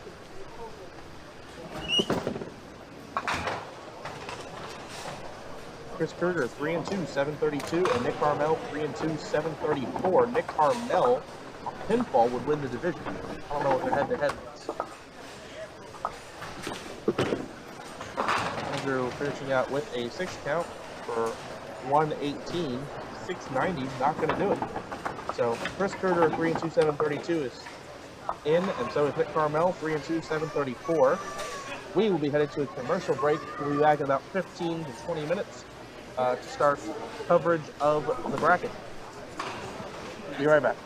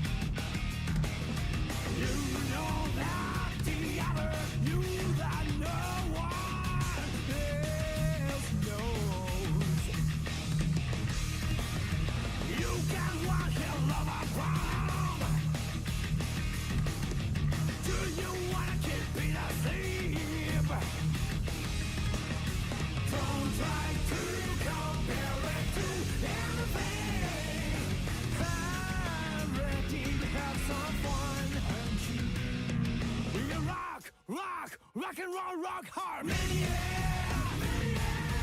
Feels like a war front without fear. Don't miss the best time. Rock and roll, rock hard, mania.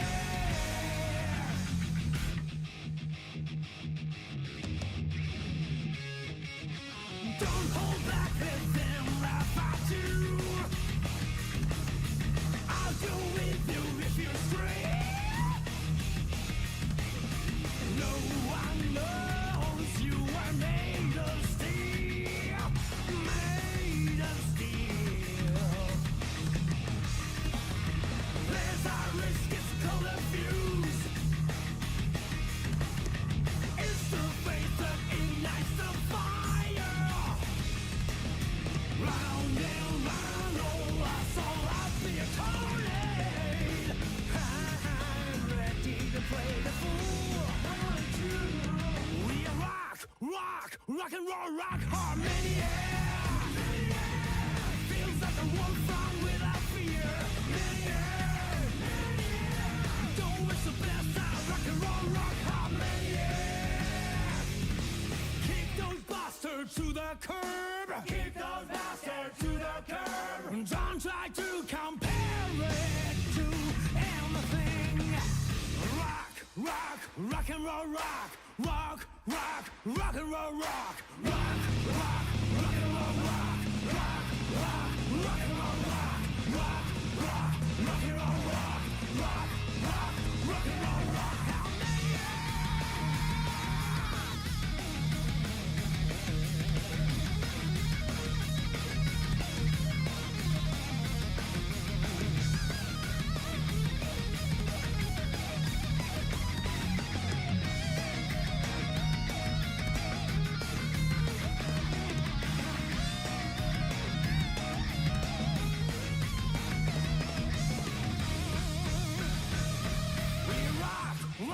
rock and roll, rock, how many?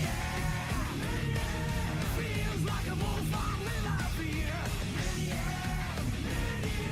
Don't waste the best time, rock and roll, rock, how many? The unchanging world you must change.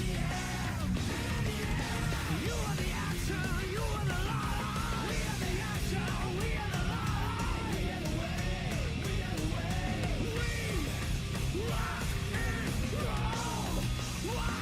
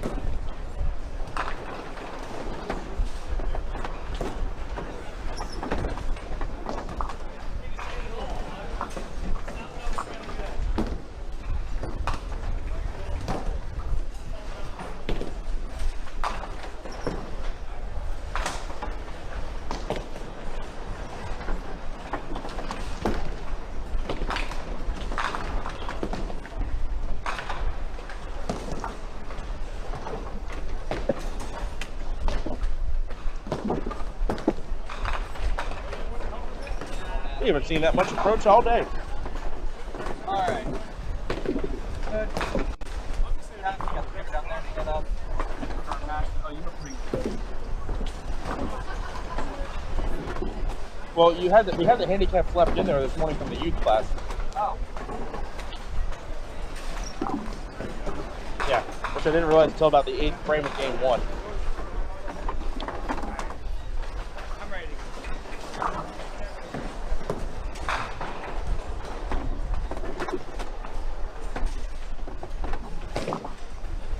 Huh? You don't want to.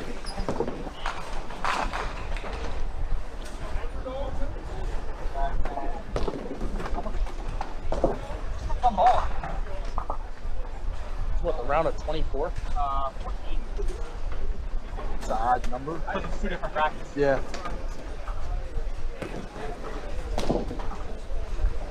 Oh, right, it is 14.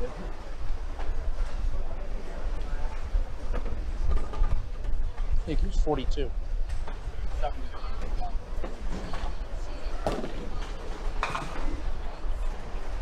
Okay. You guys want to talk about odds?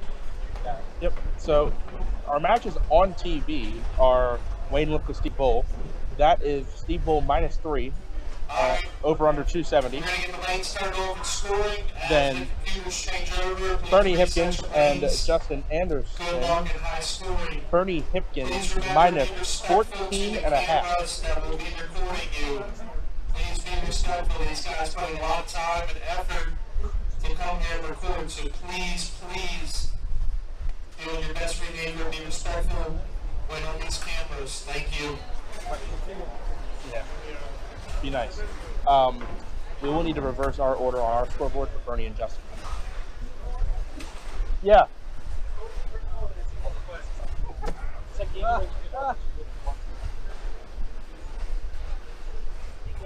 So where one? Yep. That's good.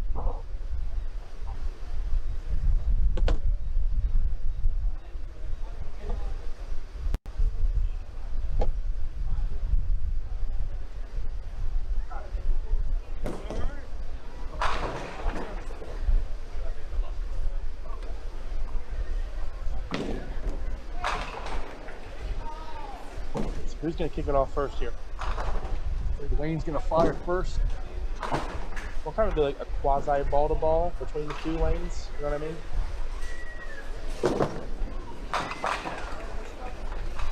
That zoomed. Now. Okay. Excellent start, Justin.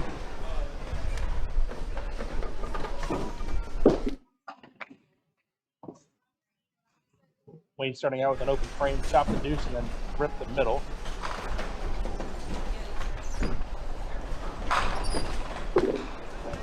Take a 7-box to start the match.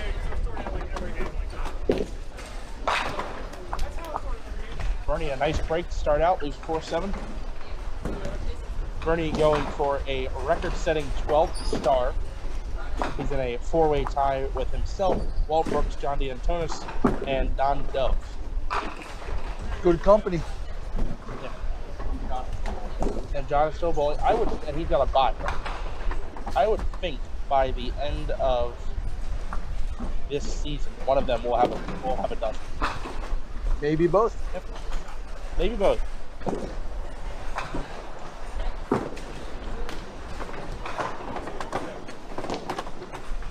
I think the question for some of them, you know, they're not old yet, but some of them are starting to get a little on the upper end of age. Like, you know, if they win a 12th, like, how many do they think they would feel they have left in that? Yes. What do they have left in the tank for sure? Steve gets 9 and still picks up 2 pins. Oh, Lenny Anderson putting a bet on his nephew, plus 14.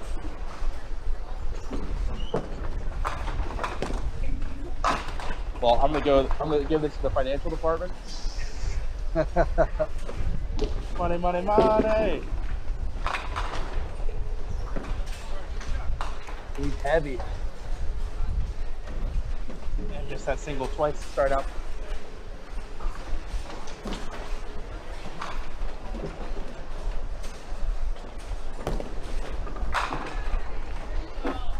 Bernie at the 1-3. How often do you see him shoot that? Nonetheless, 2 spares in a row to start the match. Even the middle rep, he's got it. Wow. The 2-3, 6-10. He knew going in it had a good chance because he keeps the pins low. Squeezed it off the wall and got the 2 to roll out. Adjusted for the double. Double wood.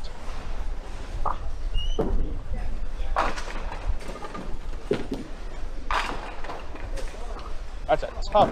Whoa. Never mind. Does get the late kick out. It was looking tough, and now it's just a 6-10. 8-pinner for Justin. Takes a 2-pin lead, 30-28. That's where strikes help a lot. Just the full count and the money. Wayne takes advantage of the break he got. Spare of the second. He is trailing by 2. It's even. We have 4 spares on the board right now. Star frame. Does that count? Kind of count, right? Yeah, so David told me about that earlier. Their pair had 7 strikes in a row on lane 6. Wow. 1-6 standing for Justin. 8 count on the spare. Wayne on his spare. He's heavy and leaves the 2-4-7.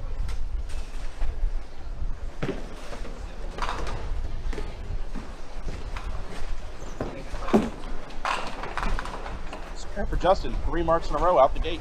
Good start. 2-4-7 for Wayne. No trouble for him. He covers. 2 spares.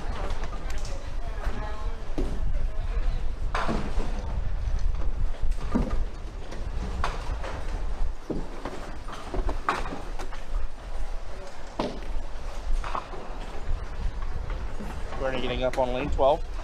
Far right side of your screen. You'll see him in a second. There he is. Very light. Ends up with the 8-pin. Okay. He'll take that for So sure. it had 5 for a second.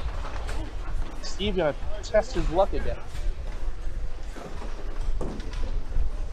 Another 2-3, 6-10. Leading 25-24 after 2.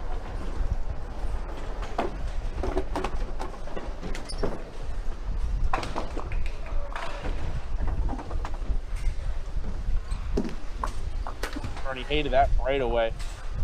Yep, and he knew it. Steve, can he make it again? Makes the 2-3.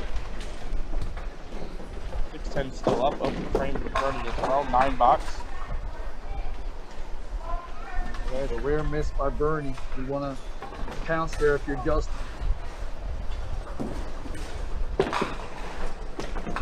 And 9 box for Steve. 34-3. That's a tie game with Wayne up a spare.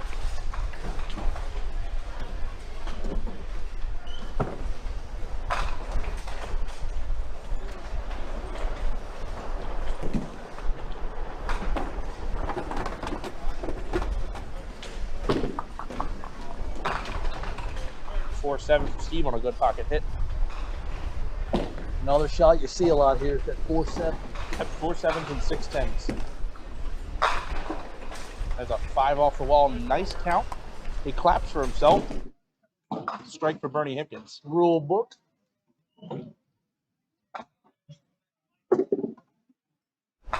Kick for Steve. Justin Anderson stepping in now on lane 12. To also be a street shoe on the right foot kind of guy. High. 6 counts. Leaves the 2-4-7-8. I think it's a good shot for his ball with the way he tends to cross right to left.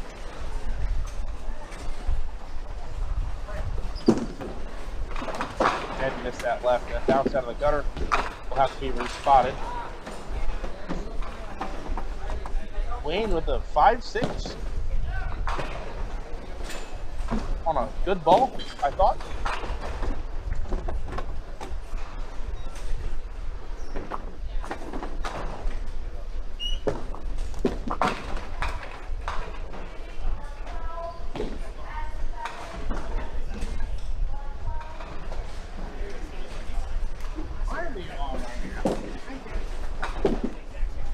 Wayne with a 1-1 for the dead box. Got a little bit of a delay on 11 and 12 while the 7 pin is respotted.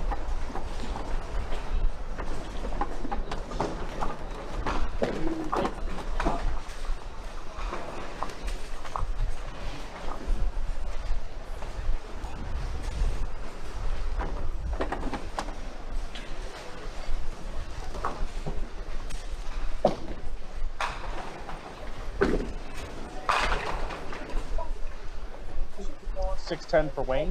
Another 2-pinner.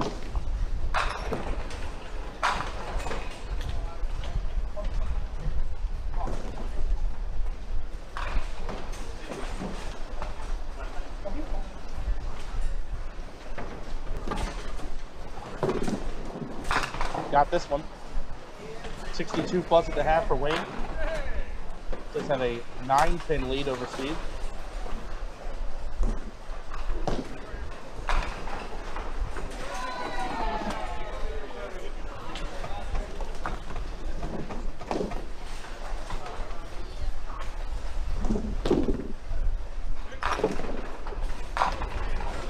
Not get the extra takeout.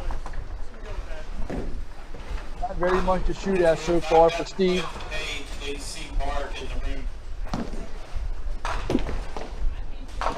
Justin, after the respot, chopped off the 2-8 for an 8 box.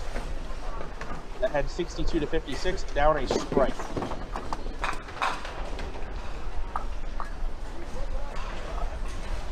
What? Man in the fight of his life over there, trying to keep his head above the water. Losing to 2 doubles in 5 frames. Justin, light pocket hit, not a bad break, leaves a 2-5.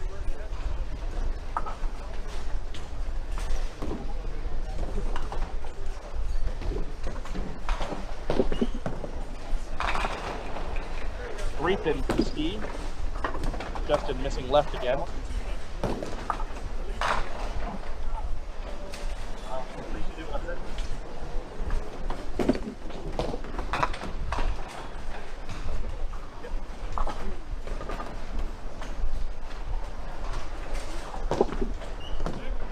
Steve converts.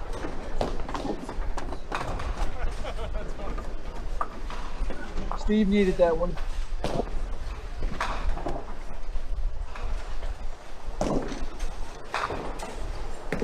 Running for the double.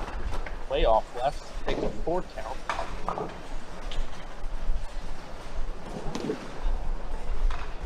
Wayne filling his spare here. Looks good. Gets the late takeout. He says, okay, fine. 9 drop for Wayne. Bernie, nice shot on the 6-pinner.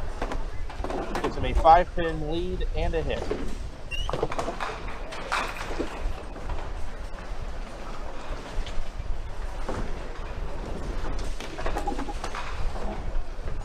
Wayne will cover. Puts Wayne in a pretty good spot right here.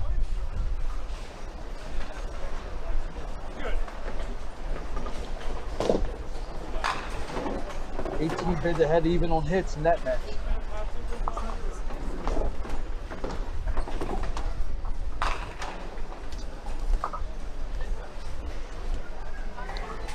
Yeah, the double baby split, 279 for Bernie.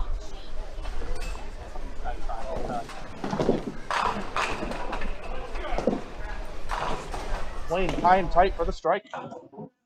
91 through 6.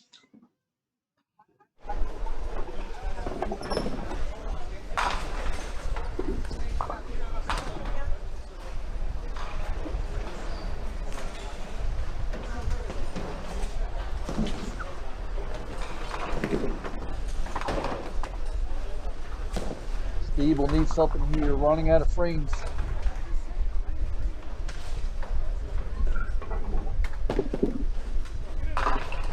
Great ball, got it to go. Very timely, needed that. Yep, and that's just to stay 18 pins behind. Justin on lane 12. Fast and light. Bad combo in Southwest, at least 5-10. Just with a 10 box here, would be trailing by 11.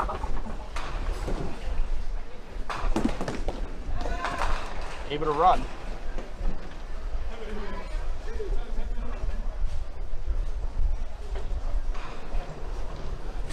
Steve for the double. He liked it. Ooh, 7-pin. Yeah, it did. It looked like it was going to be another one of the Well thrown ball there by Steve, though. looks to be another 4-7 or 6-10 combo. A lot of yellow down there on 5 and 6s. Put up an even century at the half.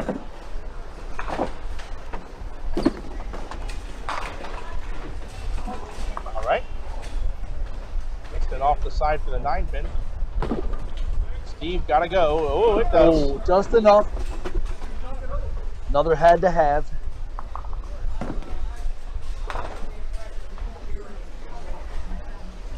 Tightens this match up a bit. Wayne on the strike though.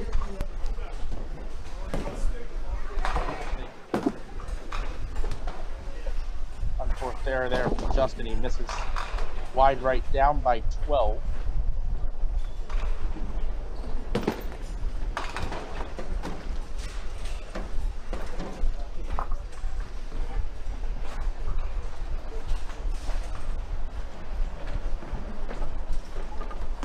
Wayne for the double, dropping into the 1-3. Oh my!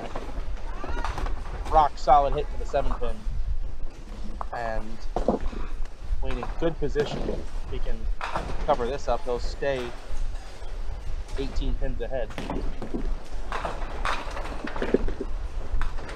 Converts 6-10 for Bernie on his first ball. Bernie ahead by 12.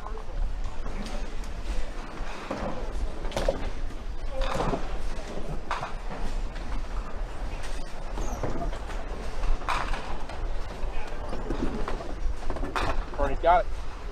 12-pin lead and a hit for Bernie.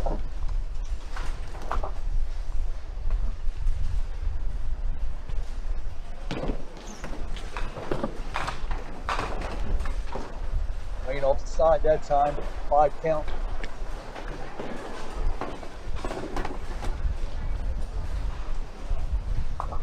Still a good chance to end here.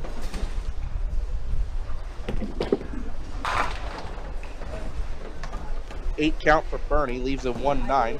LA Arch with the donation to the Ko-Fi. Thank you, LA.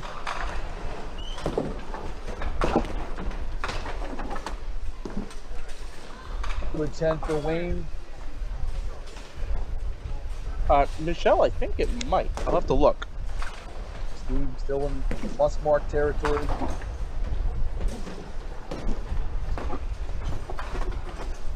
Yeah, two full marks here. He can get close. Preferably a strike.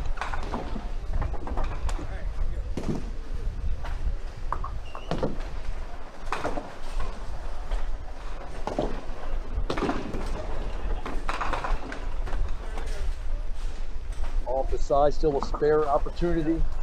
Yeah. I don't know how that doesn't mess him up.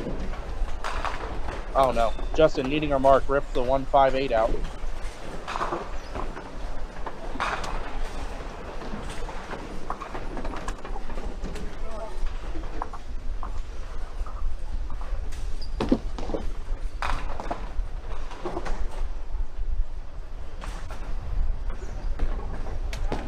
Looks good.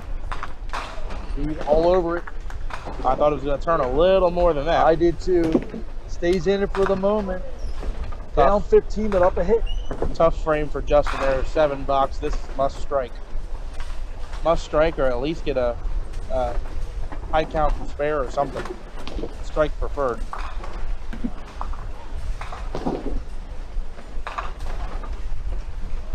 Steve off the side for the zigzag. And that may have made it worse. Steve trailing by 9. Headed into this frame, so this is a shot he has to make.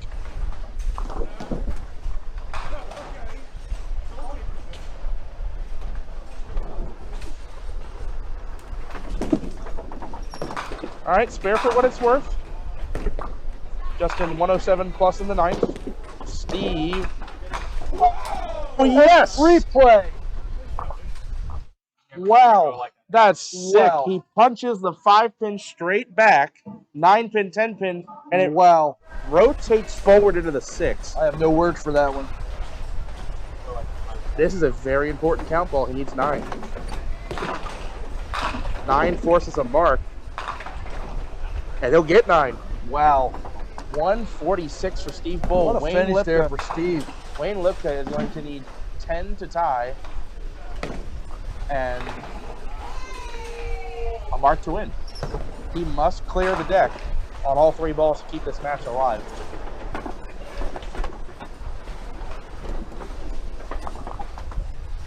Strike here would do it.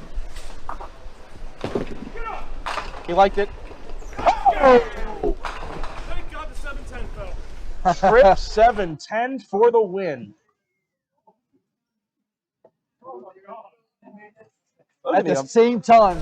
In unison. Look at the emotion. Wayne Lipka.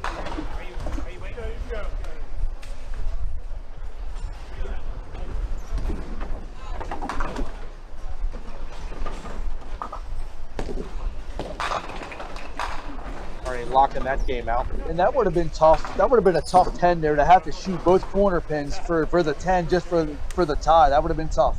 Yeah, that would have been tough to have to go 1-1 for the tie, and if you miss on the second ball, he's got to make the 7-10 to tie. Especially with 2 different shots like that. Anytime opposite sides of the lane. Anytime you're trying to make the 7-10 to tie, it's a prayer.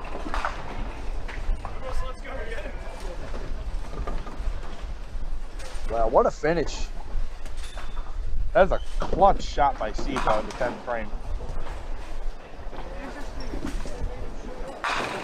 He locks it out with 159. All right, while Justin throws the last couple balls, I'm going to get the camera moved.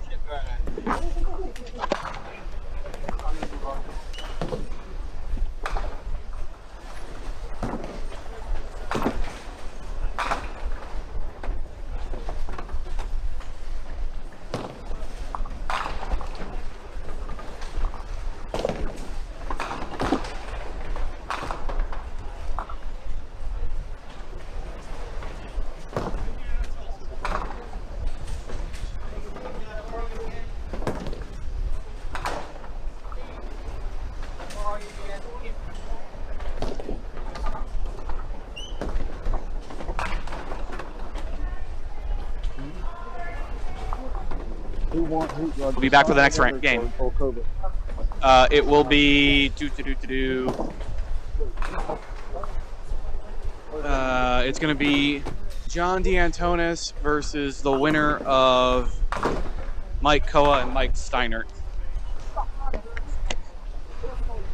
So what's their score? What happened?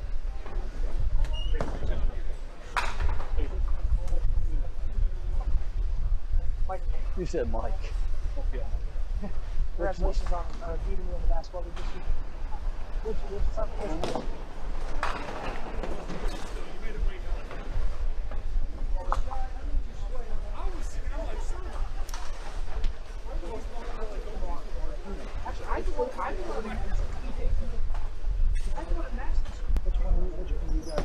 Huh? Oh, okay. I wasn't sure. He was still pulling. He was having trouble putting it up. I got you. Yeah.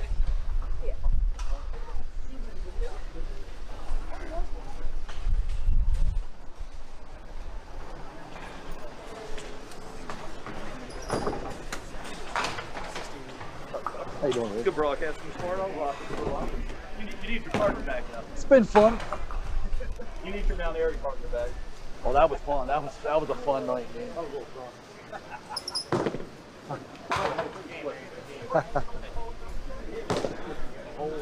So I messaged Jen and told her that I had 2 more people in the shot.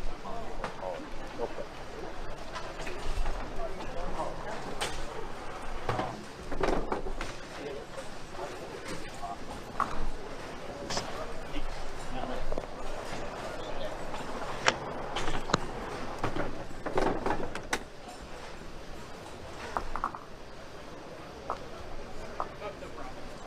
You're good, man. Really?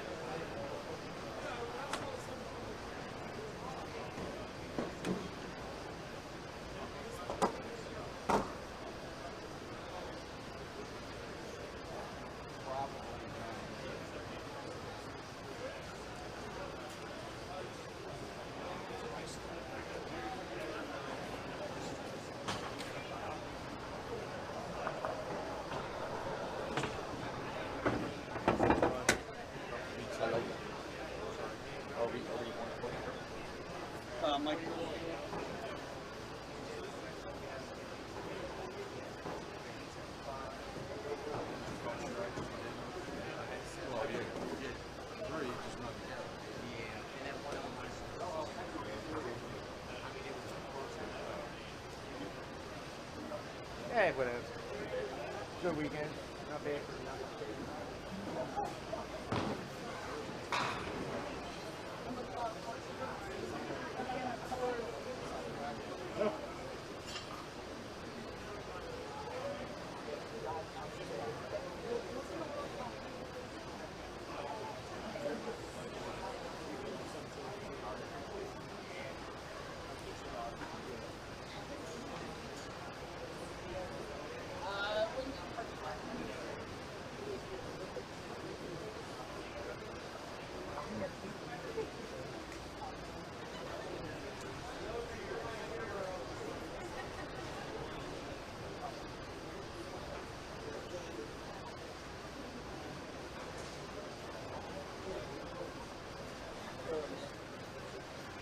Enjoy that video.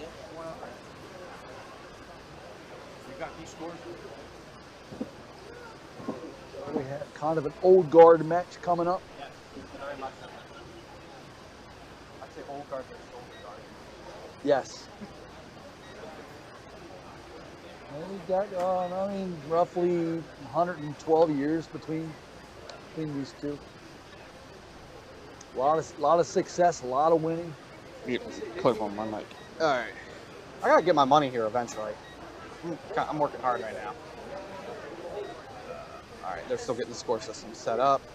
I'm going to quickly share a link.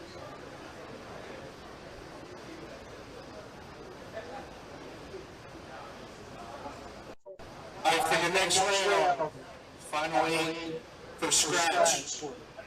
If I say your name first, you are the higher seed. The lanes 15 to 16, John D'Antonis, Mike Steiner. Lanes 11 to 12, Wayne Lipka, Rob Yale. Lanes 7 and 8, Bernie Lipkins, Mike Lemikis. Lanes 3 and 4, Colton Gill, Billy Thomas. 15-16, John Mike. 11 and 12, Wayne and Rob. 7 and 8, Bernie and Mike. 3 and 4, Colton and Billy. For your POA bracket, All right. again, if I say your name first, you're the higher seed. Lanes 33 and 34, Bucky and Seth. Lanes 29 and 30, Denise and Jenna. Lanes 25 and 26, Dennis on a roll. Abby and Sam. Lanes 21 and 22, Logan and Bill. So 33, 34 would be Bucky and Seth. 29 and 30, Denise and Jenna. 25 and 26, Abby and Sam. 21 and 22, Logan and Where am I going to Bill. move the camera If you're next? the higher seed, you have the option to finish last or second. Next, we'll go to 9 and 10. And that If you will get be... to the lane, just Next one will be on 9 and 10. And then the finals are on 11 and 12. Perfect. This is the only one we kind of got to go for. okay, if you go to the lane, you can throw a couple balls when you're ready. You can hit next game if there's already a game there. If there's no game there, We're going to you keep can it on type out average. your name and start bowling or select bowling. I got If you have any 160. issues, just come find me here. You good on all your battery stuff and everything? Batteries will be fine. And we'll give you a minute or so to move up. All right, that'll be the last ab break. All right. So Duckpin Stats Guy has John D'Antonis, a 2.5 point favorite, with the over/under at 281. All right, you good, Nick? I actually like that. I actually like a little over that.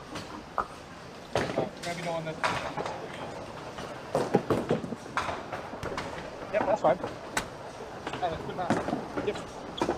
What do you think, Nick? So the 2.5 for John, and what was it? 281 for the over under.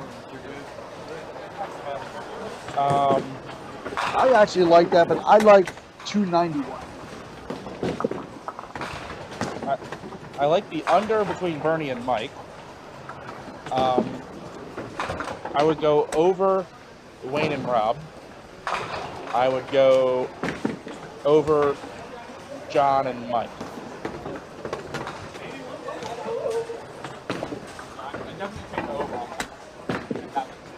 On 15-16 too. And 15-16 just had 324 shot on it, so.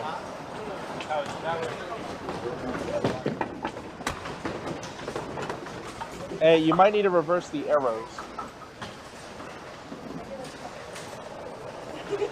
right, everybody, if you can reset your lane to the left guy scoring, please remember if you're on camera, please be respectful. John. Wait, hold on. Wait, hold on.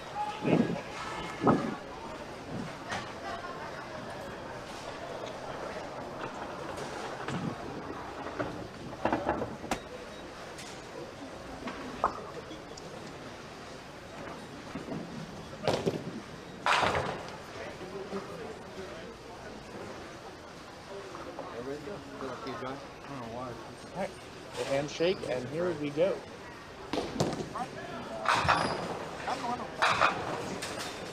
Agreed. He normally does. Normally I watch him go first. I wonder if he had a lane that he didn't want, like if he didn't want to finish on the right lane for some reason or another. Mike starts out through the middle. Mike changed his shirt too. Normally has that red shirt he wears.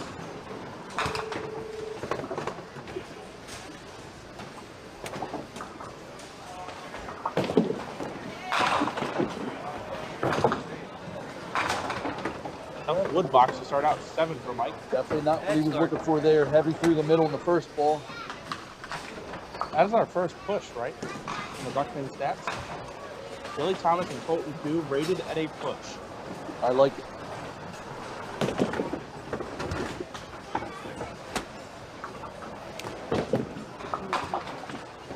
First stats brought to you courtesy of the Buckman stats guy.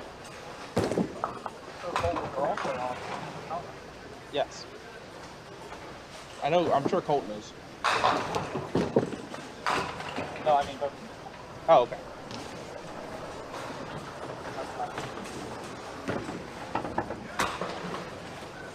Rick Baker saying JD bowled with 204 in this game. Take the over.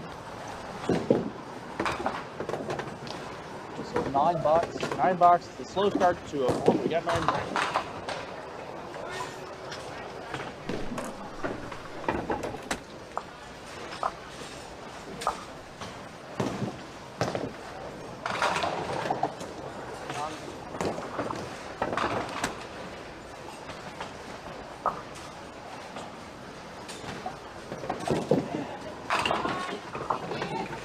Heavy Whoa. takes out 2 of them. Very heavy and ends up with just a 4 pin. John again is one of the coalition of 4 bowlers going for star number 12. Bernie's still alive. This game against Mike Ramikis. Is that how we said? Ramikis? Close enough. And John against Mike Steiner. I like that. The 25th best bowler in the Dr. Prince River Power Rankings. I like it. So how often will the power rankings change? After every tournament. Okay. And your scores from those tournaments only stay on your power ranking for so long. And as new ones come on, old ones go off. So it's rolling. Yeah, it's a rolling weighted average.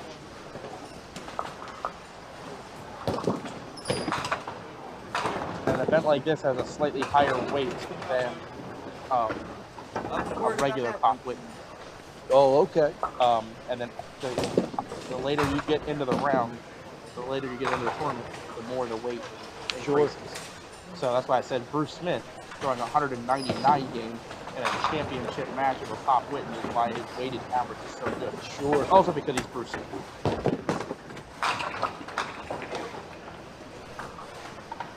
9 on Mike, who goes off the side.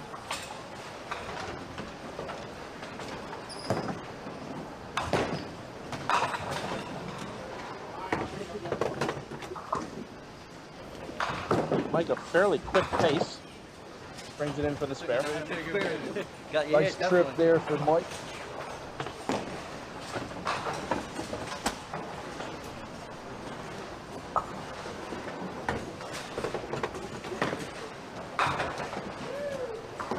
Third frame for John, hasn't marked yet. Leaves a 2-1.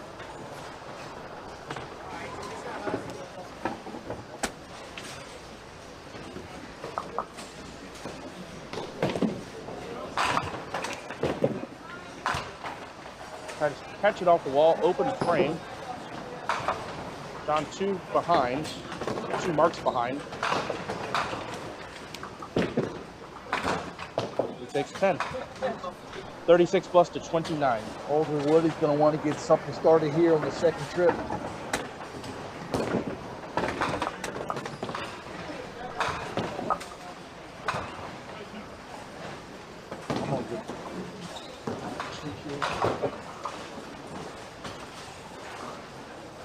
John looking to not let the stretch of opens go too much longer. In fact, I'll healthy wager that he marks in this frame.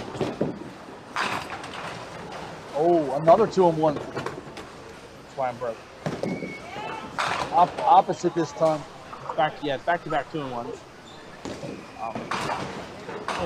3-2 is attack for this one. That actually got worse. Okay. He's left with the 4-6 and 4 opens to start the match. It was a 2-chop in the first, a missed single in the second, and now back-to-back 2-1s. So some work to do. Needless to say, a lot of work to do for John. On the other side, if you're Mike here, you want to take advantage now.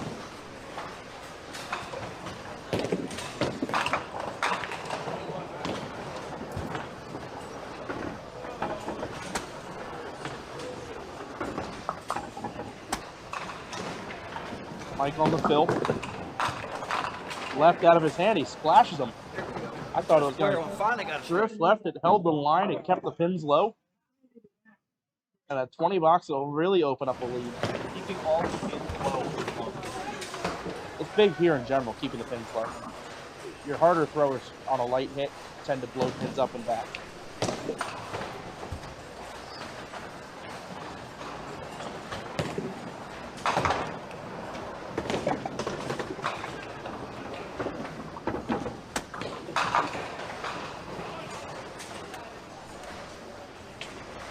Oh yes, LAR. You can check out our Facebook page. We have new Duck Pins Forever Power Ranking. That is a rolling weighted average of bowler performances in all tournaments, including the Men's Pro Tour, the Women's Pro Tour, and the Pop Whitten. That will update after every tournament, and it's good water cooler talk. So John is ranked number 20 right now in our power rankings. Mike Steiner is 25. Number 1 right now would be Bruce Smith.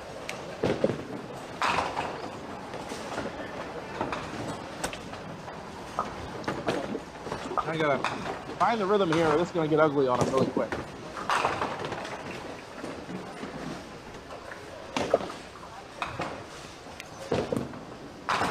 He's got the spare.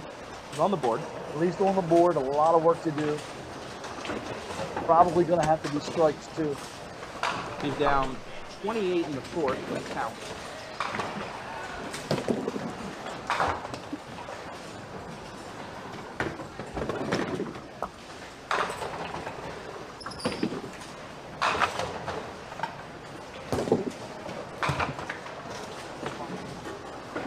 Important fill shot here to stop the bleeding.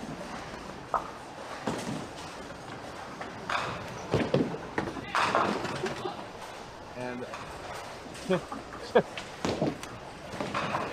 I know what John's saying in his head, which is why is that 8? Because that is a common hit here. That was a fast 8 too. Smash the pocket and leave the 6-10, or smash the pocket and leave the 4-7. Hoping he makes it, and he missed left. With any kind of good trip to the lanes here from Mike, you can close the curtains on your 20C.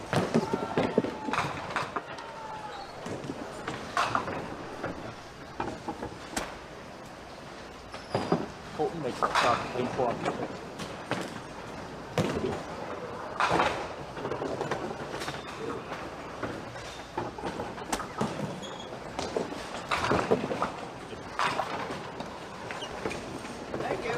And there's the difference in the match. That's twice. That's twice now.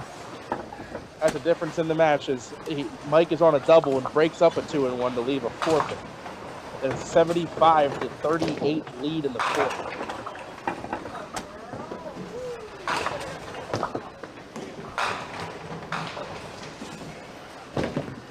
Mike will take the spare. Now a 105+ to 66 lead. 39 pins in a count for Mike Steiner. 4 frames left. That's Oh no.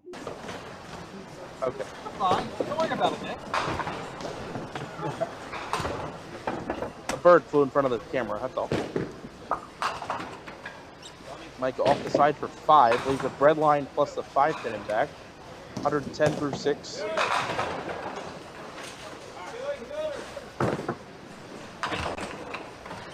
Tries to wall banger it, doesn't convert.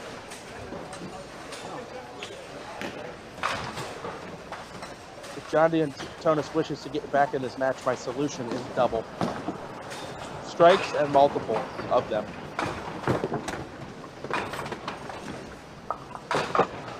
There's strikes plural and strikes consecutive. Yes. Can still get the 186, but they obviously have to be strikes. Yeah, you know, just casually catch a 6-bagger. No problem, right? Starts with 1 though. I think two would do him quite well. Speaking of 2, that's the 2-7-10.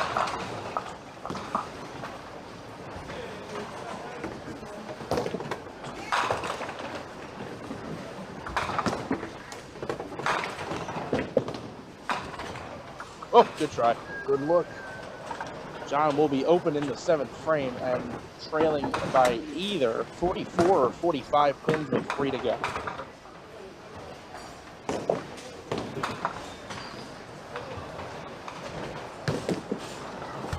We'll sound the alarm, gentlemen, but we are in must-strike territory.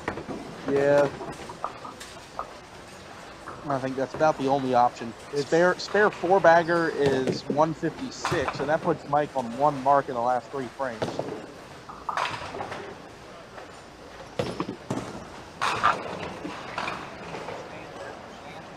Not really. No, I'm really not. There's no chance. So, and Slim just left town. John might throw his next 2 balls and then turn the power switch off on the camera.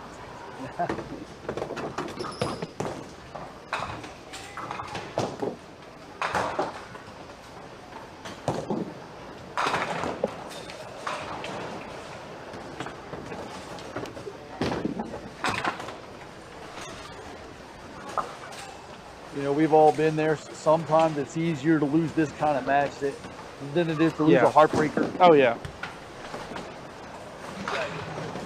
So, while that is true, I'm sure John is not interested in growing 104 on TV.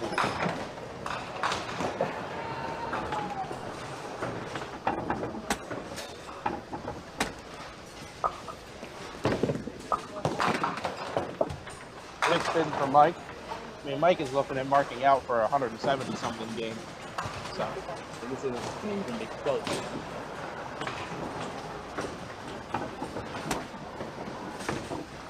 Probably make this because there's no pressure on him. Yeah, he'll make it.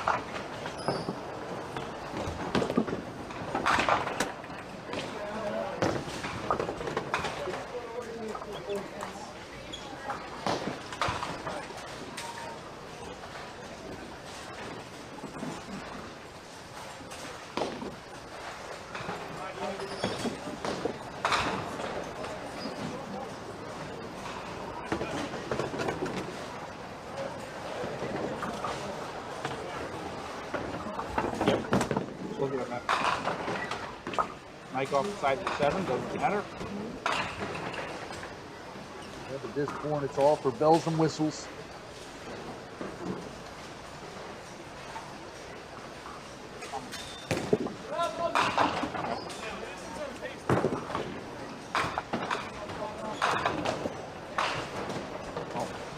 He gets 1 more pin, it's mathematically over.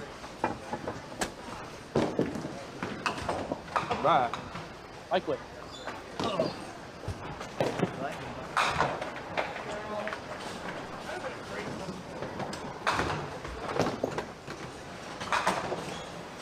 guess an upset alert in progress.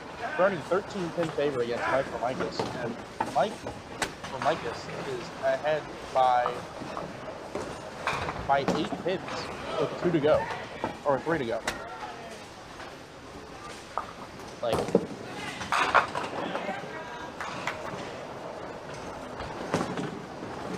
should you have to interview that guy later, I think we should get a confirmation on the pronunciation of the. I had it from his father earlier, and I forgot.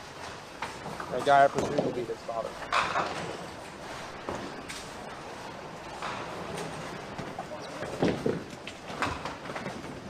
I believe that's his first appearance ever on Duck Pins Forever too. Rick Baker, you predicted Johnny Antonis would shoot 204. I don't know that he might not get half of that. He needs 9 to get half of 204.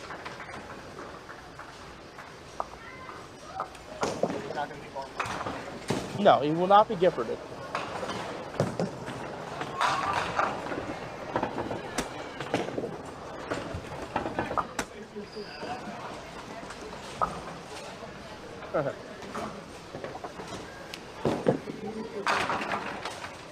All right, John, come on. He's fist pumping because he has 100. That's not what I'm worried about. I need you to get within half of 204 so that Rick Baker doesn't hit his massive parlay. All right.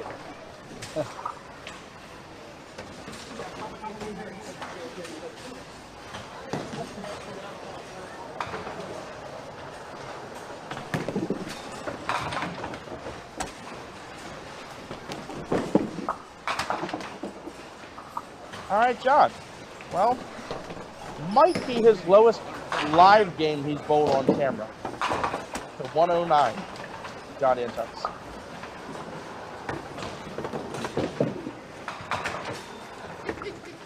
Convenient timing. Mike Steiner takes the deuce. And might throw it through the hole.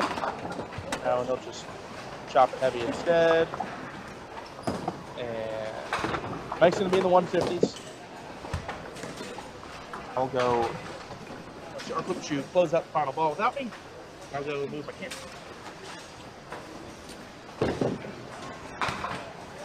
9 out for Mike. He'll finish with 155. Thanks. That game went under. It did. All right, I'm gonna move the camera to the Bernie Hipkins Mike. I can't pronounce his name. I'm sorry.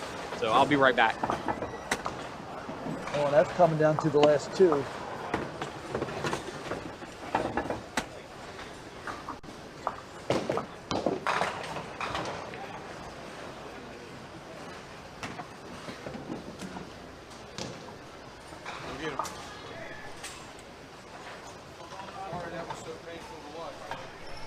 That was definitely tough. How many red marks was that? 1, 2, 3, 4, 5, 6? No, 5. Had a few of those games here.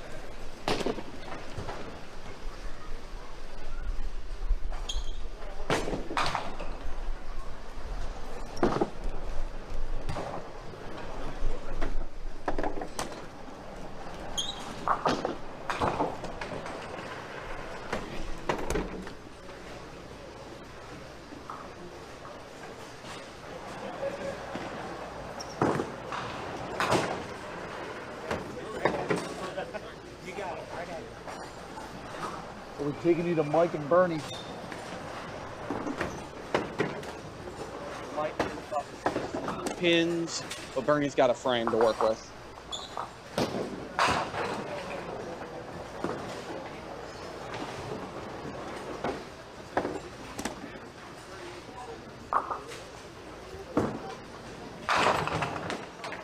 Bernie with a really good ball. Another 4-7 lead.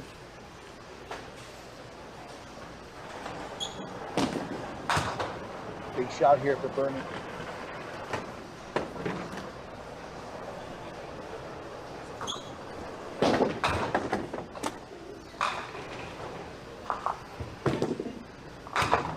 He's all over it. And needed it. Never In fact, sure a about those good two count here gives him the lead. Down 6, but up a count.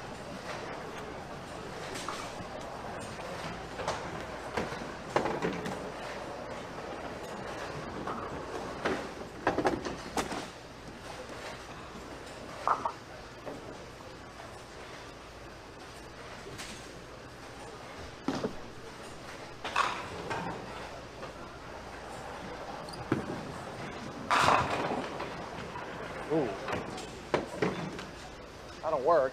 Probably 3-6 there for Bernie. 8 count. you probably thought it was a better ball than that. It's another pin. He forces a mark out of Mike.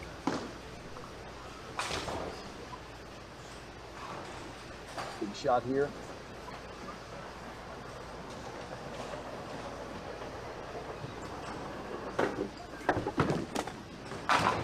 Got it.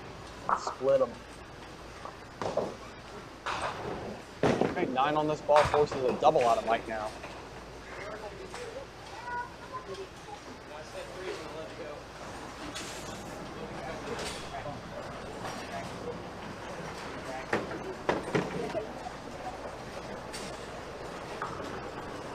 Big ball here.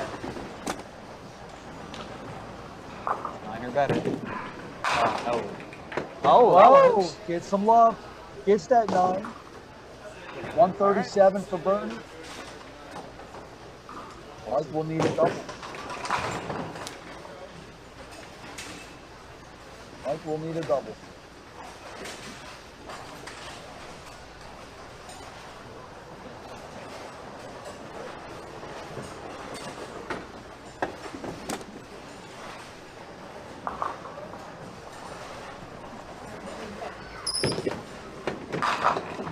Gets the first one. Hold all tickets. Hold all tickets. Gonna have to get another one.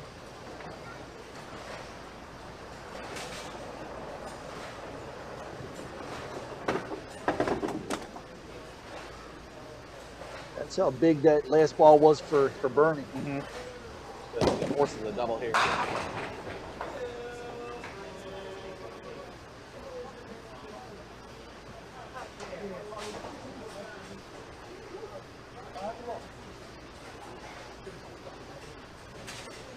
Mike with the double. Oh, light. Light hit. Bernie's gonna win the match. Yep, make the shot. Bernie wins by 1.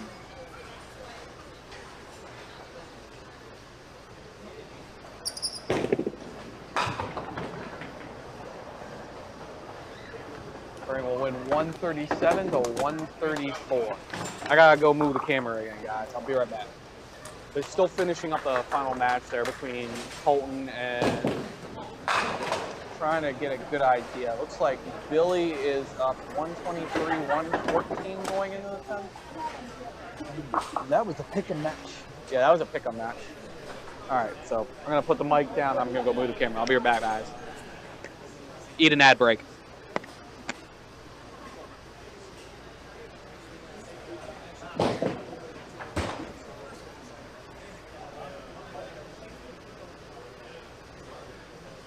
How you doing?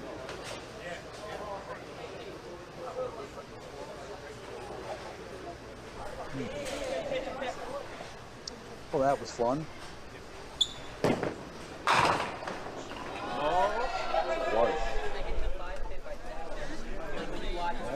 For any of you never know with that guy. I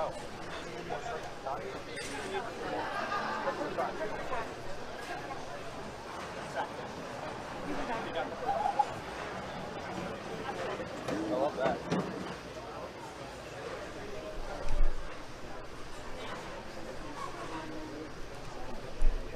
I've been there. It's rough. 4-1.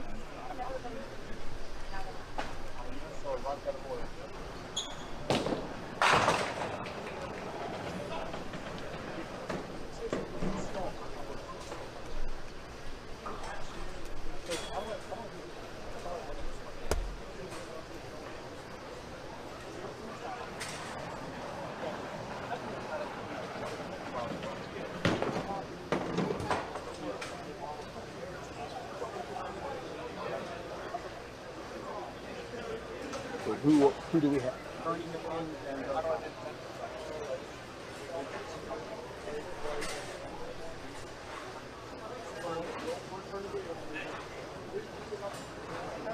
So Billy Thomas did defeat Colton.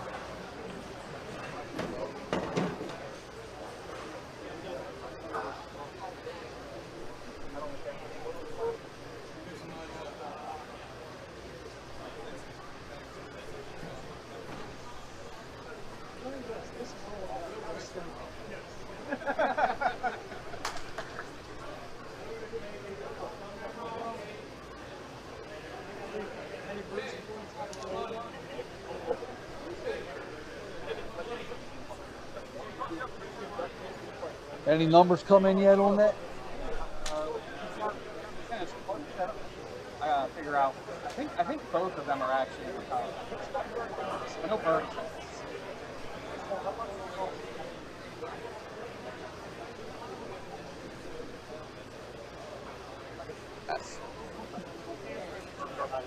All right, let me take a moment to check our power rankings. I know Bernie's up. I know Bernie's in top 25. Another tournament. We've had a high qualifier go deep. You can warm up on your lane if you need 30 seconds or so, put it on to. And then you can put in your name, hit next game, or hit next game, then put your name. If I say your name first, you're the higher seeds, you have a choice whether to finish first or second. He's not in top For 25. your POA bracket, on lanes 23 and 24, it'll be Bucky and Denise. Bucky's Lanes still alive. 29 and 30, it'll be Abby and Bill. For your scratch bracket, on lanes 17 and 18, it'll be Mike Steiner, Rob Yarrow, 9 and 10. It'll be Bernie and Billy. So 17, 18, Mike and Rob, 9 and 10. Bernie and Billy, 23, 24. Bucky and Denise, 29 and 30. Abby and Bill. Is that Abby Schlein? Abby Schlein and Bill Bright. Yeah, Abby's been on a heater too. Put in your names, whatever you got to do, but you can get going once He, we're ready. He went like 660 something Friday night, and then made. Saw that, yeah. Obviously made the cut and won her run today. She's on a heater. 9 and 10.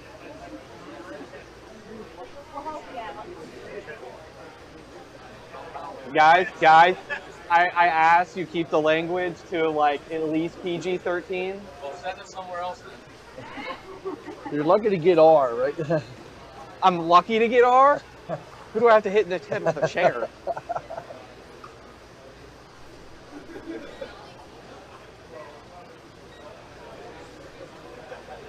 All right, you good? You good, Nick? All right, here's your mic. Billy Thomas and Bernie Higgins.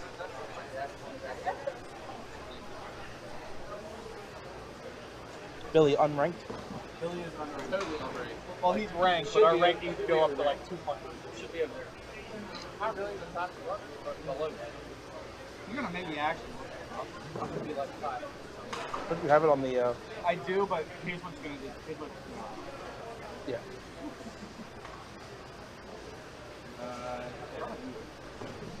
Billy Thomas is ranked 92. Oh, okay. We can put that in there. In between Matt Wareheim and Connie Wolf. Good company. 9 and 10 next year. Alright, I was only going to put it in top 25. Fair. Do my NCAA. Like top, like NCAA. Others receiving votes. Good way to put it.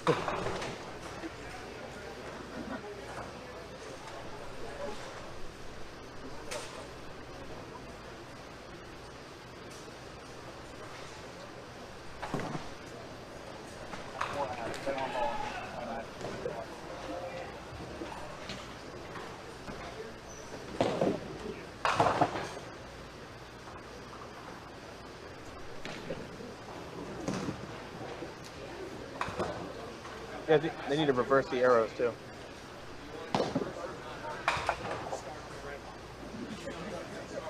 They actually started at the same time. Way to make this not complicated at all. Billy is first.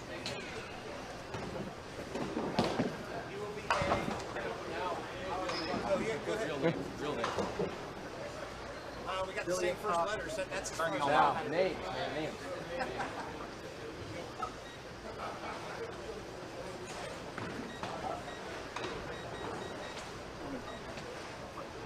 It's Bill. What do they have to spread? Bernie minus 7.5.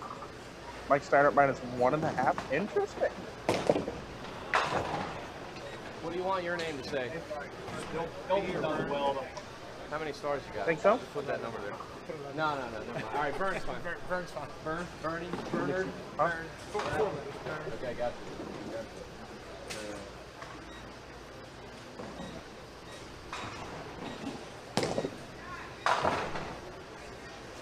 All right, so here's the secret to this. See how it still says 8 and 1 down there? All you have to do now is next game on both sides, and that picture is fucking garbage. Fucking computer ass. Good luck, Bernie. Thank you. Good luck, man. Good luck. They're waiting on you. Come on, we get paid by the match. Let's go. I know. Where's your bowling ball?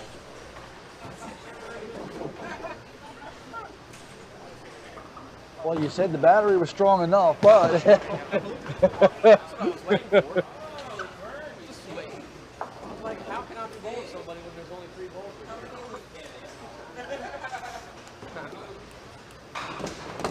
Bernie said I have to have my balls first.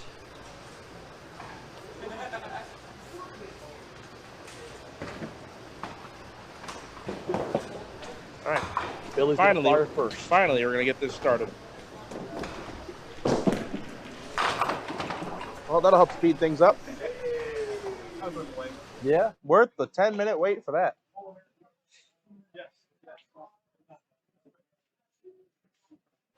Bless you.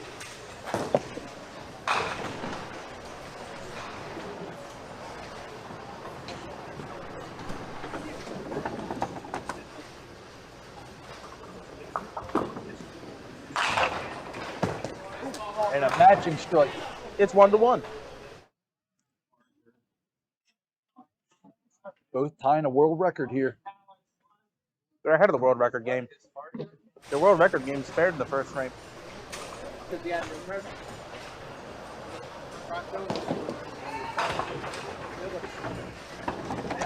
I think one person did. No. I am? Correct. Yes. Dick Westlake didn't do it? No, he had 8 out of 8. 8. Maybe 5-7 or 5-10. I don't remember which. Split it clean. And then 8 the next night. 8 down. No. 8 on the back. Split it clean. 9-1. No. Got it.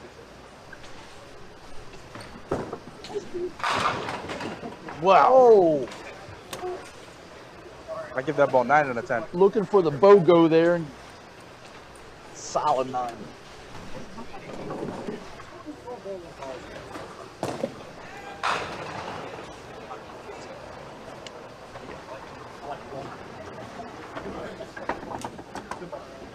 Bernie for the $20. You got it.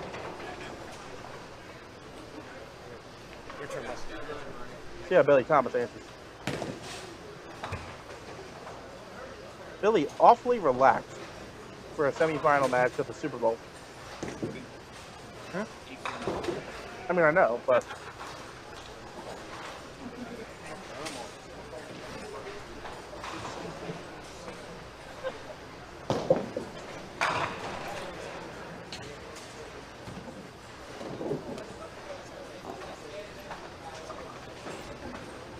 for the double? Oh, yes. Yes. Oh, yes. And the money is coming flying in for the Hipkins-Thomas over.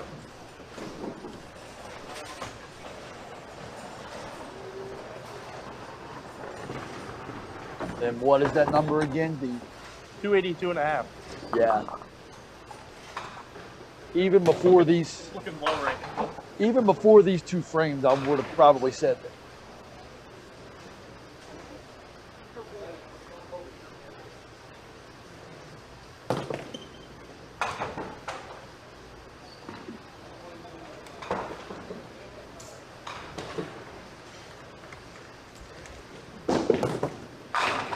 Oh, yes. And how about 3? Opening triple for Bernie, or for Billy Thomas. Conserving that energy. Very efficient with the motion. Only 1 ball at a time. Have a seat. I am one of the guys that had you. I When I know. was 19. That's me. And all 3 credible strikes, too. Well, right now we're looking at 300 to 280. I'll see how Billy responds, or how Bernie responds. Through the middle. Our first split of the game. I wonder, have we ever had a 200 shot in a semifinal? I know we haven't had one live in the finals. We had 199. Oh yeah, 225. I didn't remember if that was semis or quarters. Come on, Bernie, yeah! Wow, replay. You bet. Take that 2-4, slam it into the 6 wall banger. Got it. He's right there. Harvey, what'd you think of that shot? And that's just to stay with Billy right now.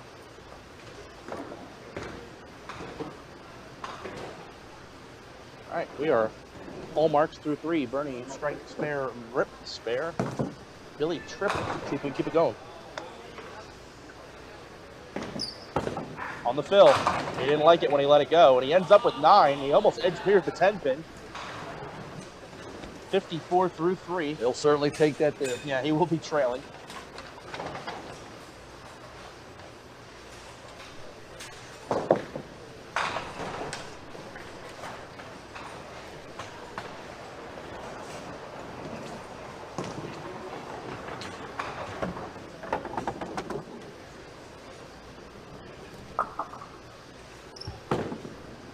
And the burn all over the 10 pin. 4 for 4 to start the match. 7 for 7 so far.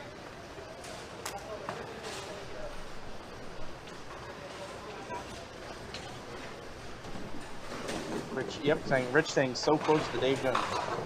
Don't remind me, I'm disappointed that that challenge has not been beaten yet. Great shot nonetheless. Billy for the opening 4-backer. Maybe. Through the middle. 4. How many? 5. No bad 55s in the second.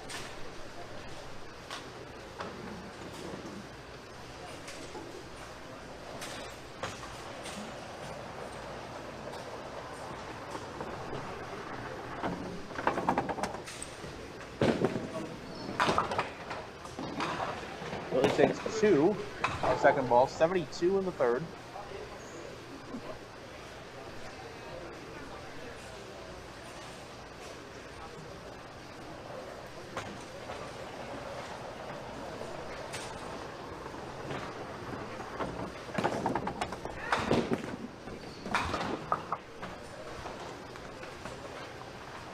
All right, 80 to 64 plus in the fourth. Relatively speaking, Bernie came out of that pretty cheaply.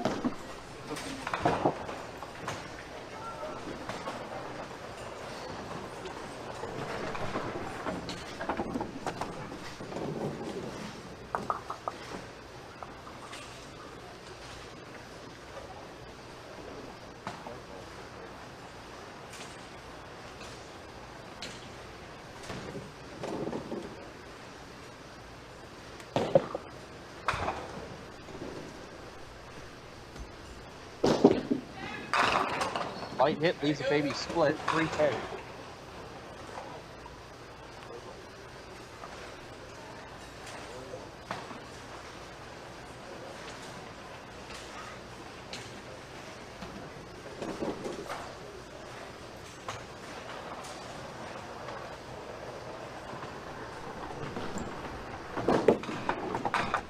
Two full on the 3-pin, 2 open frames this trip from the lanes for Billy. Wood here could have 90 in the 5th.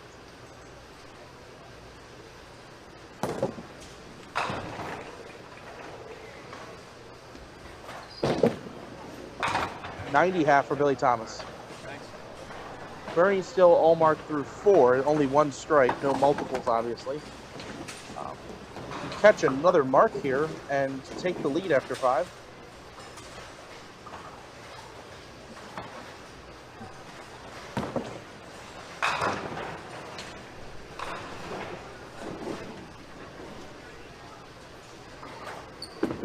Bernie on the fill.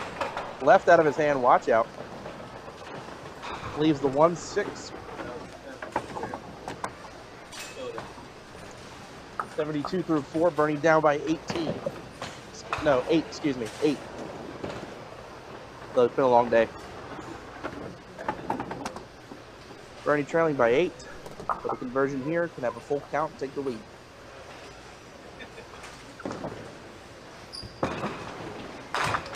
Well, his opponent did tell us 1,000% chance he made it, and he made it as clean as he could have made it. All marked through 5 for Bernie, 82 plus. 9 count or better, he will be in the lead outright. We have 172 total pending a count. I think we're going over.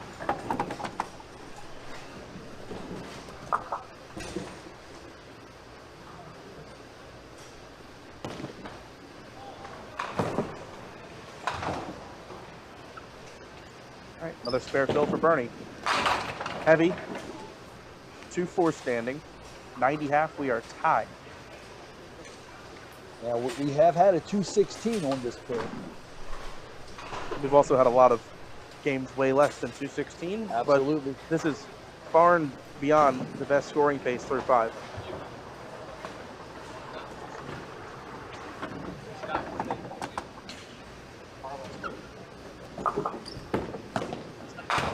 Fair for Bernie, 6 marks in a row.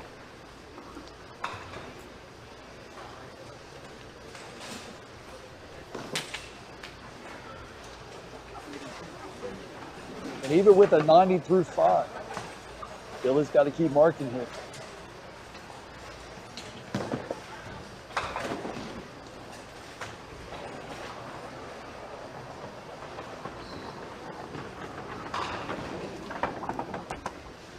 Billy in the 6, that's heavy. Good break, leaves 10 pin.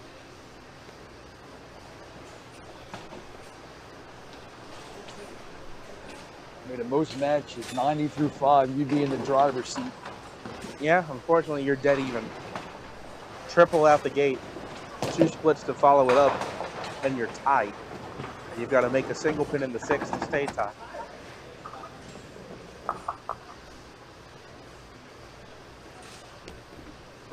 No.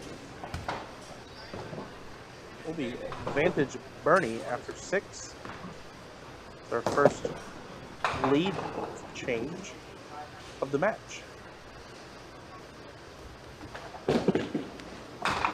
10 box for Billy. 100 to 100. Tie game with Bernie up a spare. And a nice count of 215 of you watching on YouTube. Appreciate it. Still Make sure while Bernie takes a sip, rehydrates for the next frame. You check out the Ko-Fi link, donate to Duck Pins Forever, or check out the join button on YouTube to become a Duck Pins Forever Pro member. It's only $10 a month, and it's such a fun time. Join us there, access to a bunch of great stuff, and really cool pieces of duck pin history. Check it out, $10 a month.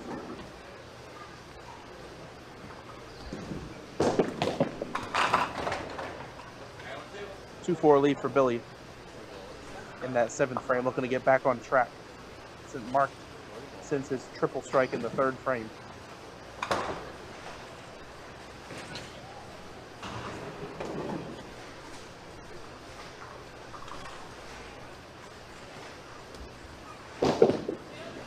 He's got them both. Nice conversion there for Billy. At least gives Bernie something to think about here. Now let's see now if Bernie can continue the pace he's on, just banging away on spares. Catches a strike or two, he can get closer to 200.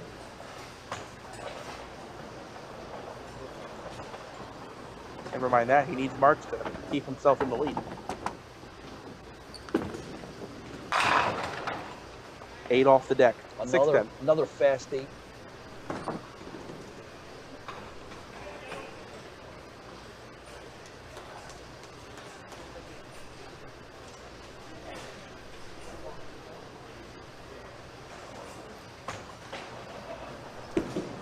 Bernie looks good, got them both. 7 marks in a row strike, and then 6 consecutive spares. Bernie an 8-pin lead, both bowlers on a spare.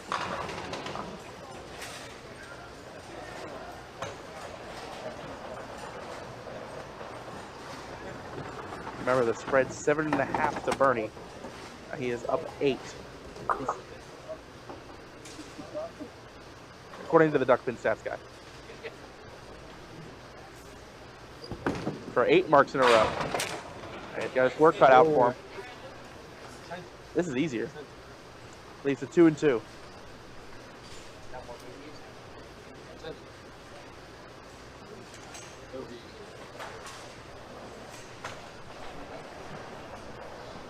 Bernie be looking to slide this here. Went full on the 2-4.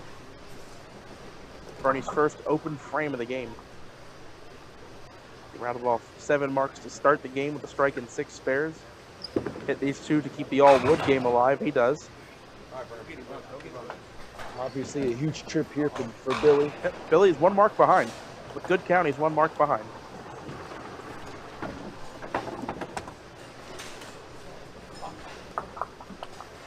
This will be the biggest ball thus far. Going to have a count here.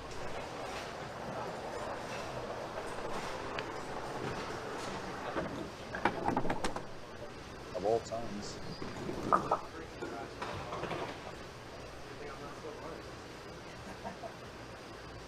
We'll see if he can get the shot off cleanly here. It's an important shot. He's late in the game. He's on a spare. He may just try to plant. The way his delivery is, he may just try to plant and throw it. And he's a guy that can do that. Yep. Taking a little extra time here to feel it out, and here he goes. He is going to plant.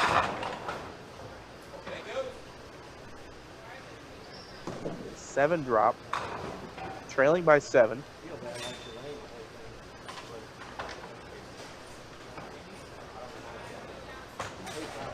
Easy 1-2-7, makeable shot.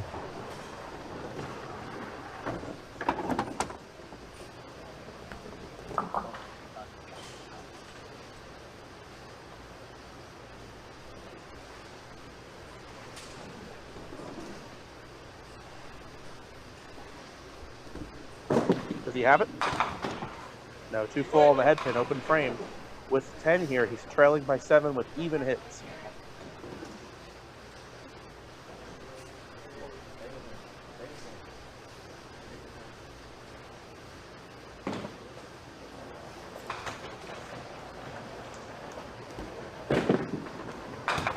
Takes 1 more. 8-pin match.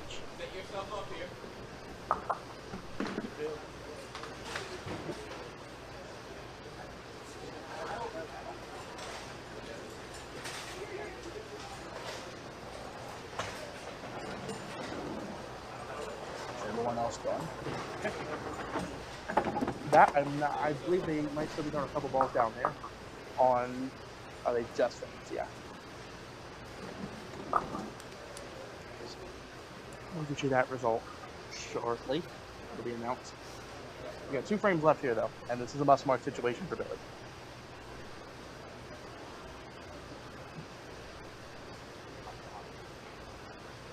Gonna try to slide. To decent effect. It leaves a 7-pin, and this could be a tough shot. If you're not super confident in your approach conditions, this could be a tough shot for him. Throwing the ball right to left with a backup. I'm clearly not comfortable with the slider right now. This is going to require a little bit of just a full commitment to it. Taking a little extra time here, feeling it out on the back of the approach. There he goes. Got it. He got it. Hangs on. Enough. Got enough of it. You heard that? Yeah. And like you said, you got to be committed on that. You got to be committed on a shot like that. You're not thinking you're going to slide.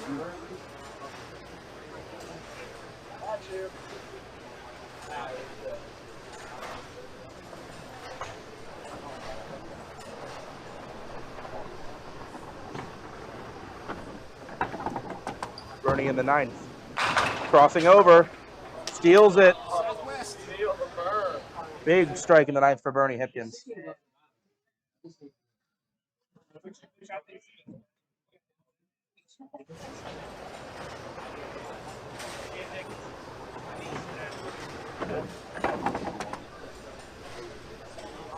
Are they waiting? Are they waiting until this is done?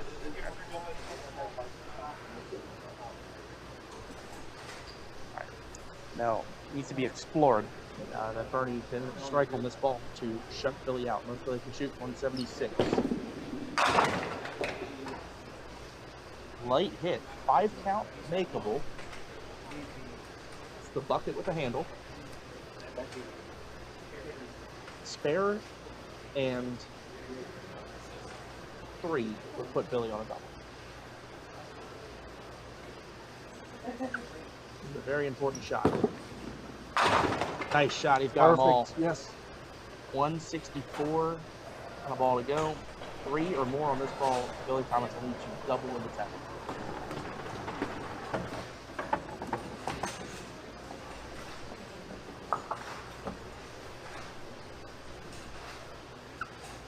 For a possible 174. Well, 172. So Billy Thomas will need to strike twice and fill 7 to win. Already fill shattering the over-under. Yes, we'll need to fill 27 in the 10th to win.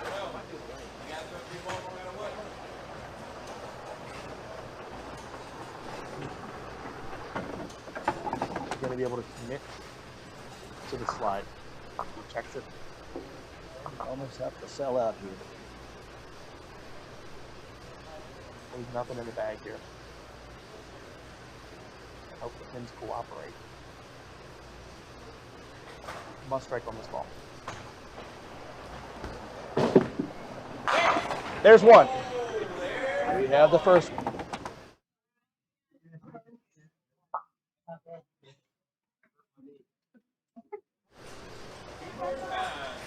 Well, the first three balls were strikes. Let's see if the last 3 can be.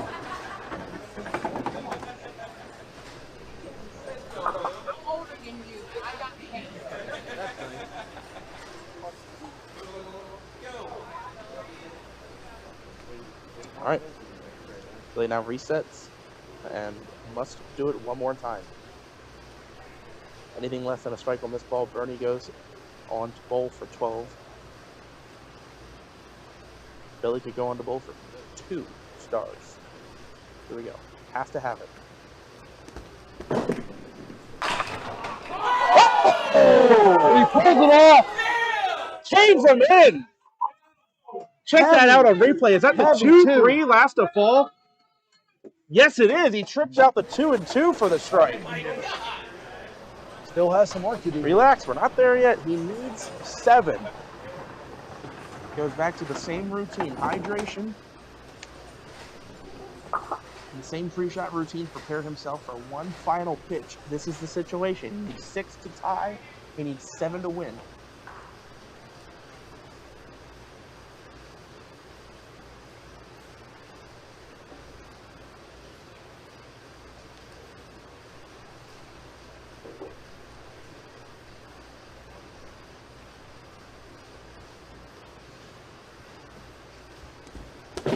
For the win. He's got 8. He got the win. What a match. Despite approach issues, committed to it in the 10th. 174 to 172. Billy Thomas goes for his 2nd star. Coming up next. Wow. Cameron, we'll be back to the final. Billy Thomas versus Mike Steiner. Yep. We're going to have Billy Thomas versus Mike Steiner in the finals coming up. All right. Again, I just want to thank everybody for their support this weekend. At 280 entries. It's the most we've ever had. And thanks to Ann and Amanda, Aaron, everybody that worked this weekend. For your finals, the scratch division, lanes 11 and 12. It'll be Mike Steiner, Billy Thomas. Mike Steiner is the higher seed. For your POA division, On lanes 25 and 26. So you wonder It'll be Denise Knowles if and he's going to Abby try to Schlein. do something to get his shoes in order. Abby is the higher seed. So 11 and 12, Mike and Billy. 25 and 26, Denise and Abby. If you need to throw a ball or two to get warmed up on each lane, that's fine. When you are ready, please hit next game. Putting your name. Well, that's a game. If you're Bernie, you say, I didn't lose that game. Billy won that game. You could. I mean, when you shoot 172 and lose, there's not much. There's not I much. mean, in sports, there's times you lose and there's times somebody just wins.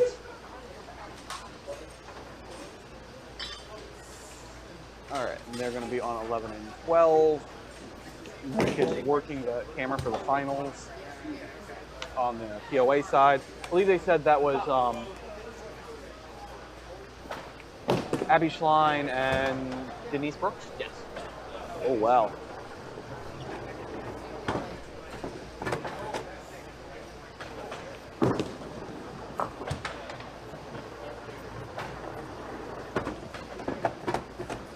All right, Duckpin Stats guy has Mike Steiner -5 and the over-under at 283. Are you not entertained, Nick? That'll get your blood pumping. Yeah. Good for TV. How about that? 174, 172. Shut up, Nick. Commercial. I'm hoping they catch it when I say I'm running an ad. Safe flight repairs. Safe flight replace.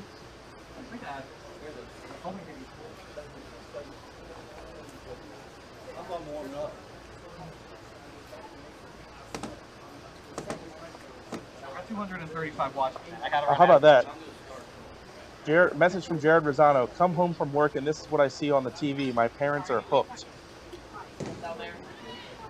Well, I hope Rosano family enjoyed that match, because that was some top tier entertainment.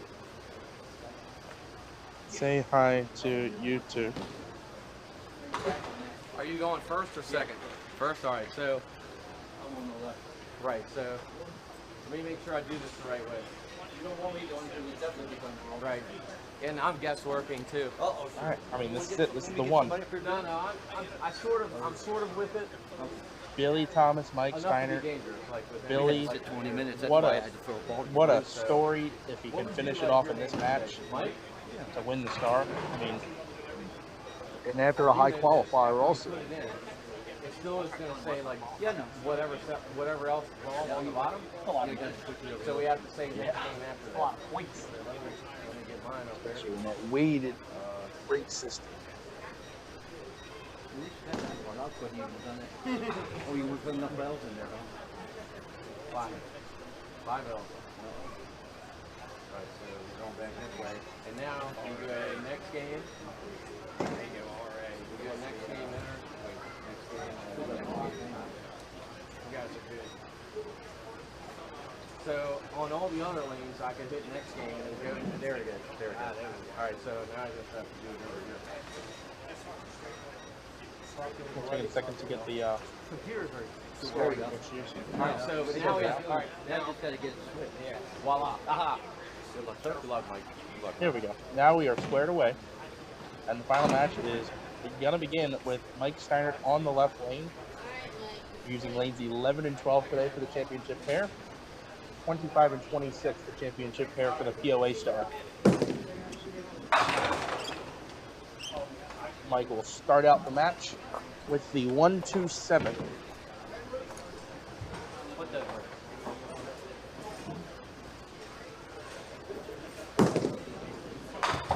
And 2 full on the head pin, open frame. I would have to think, after that match in particular, most of the crowd around is going to be rooting for Billy Thomas. Billy, yeah. Probably ran down. And That's a it. good match.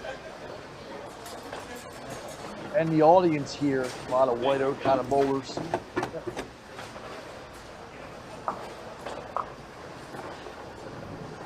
It will not be the first woman to win a star. It will be the first woman to win a POA star.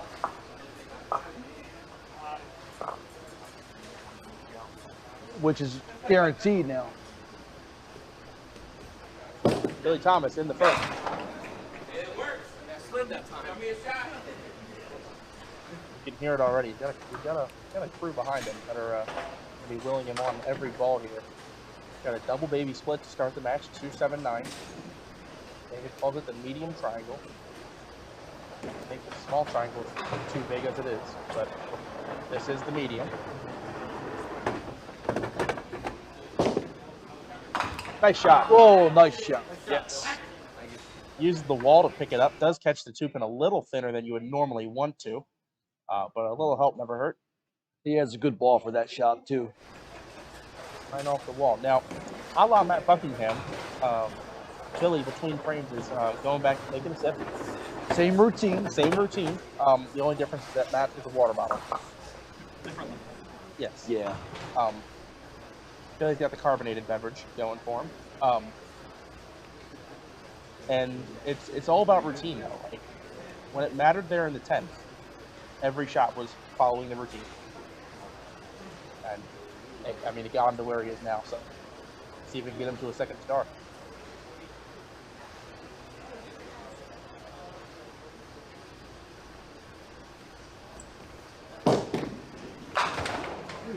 How many? 4 pin almost fell backward. Some nice love there. Ends up with an 8 count there. 18-10 lead early. And another makeable. Oh no, the camera heard that.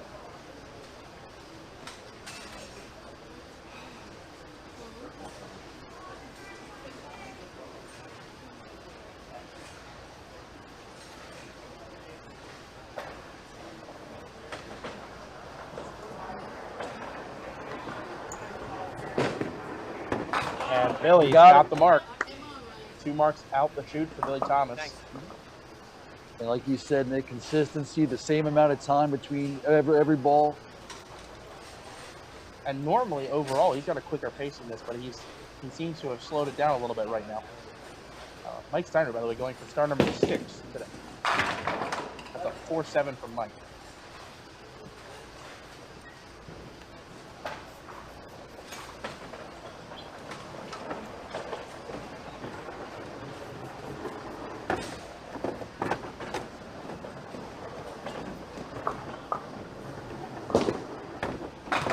Mike's got the mark. 28 plus to 20 plus.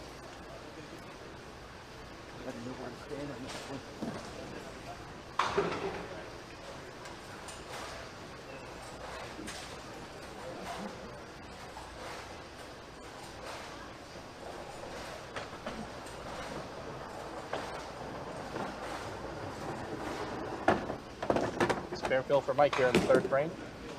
That's in the pocket, solid 6 frame.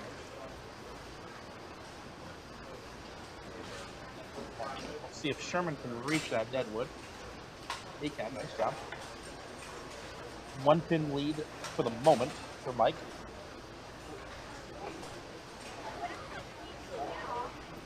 And all over the 6 pin, he's got the mark. 2 spares on this trip to the lanes for Mike Steiner, senior.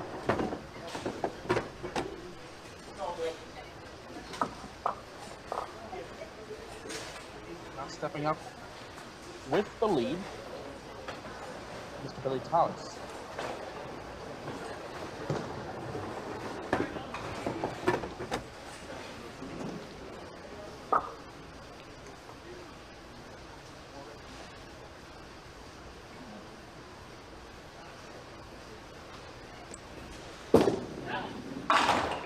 Good break for Billy. High and tight hit, leaves a 10 pin and a 37 for 2 8-pin lead. Good mix there. Again, the ball is in the lane early.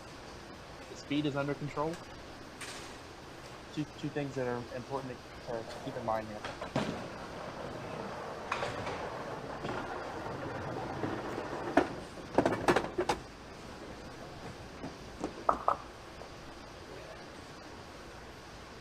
Going for the 10 pin. No trouble. Turns his back on it. 8-pin lead outright for Billy Thomas. Spare up on the board. Billy looking relaxed and focused, like you alluded to a little while ago. Looks very, very calm. I mean, he definitely showed some emotion there in the 10th frame of the last game when he got the job done. Sure.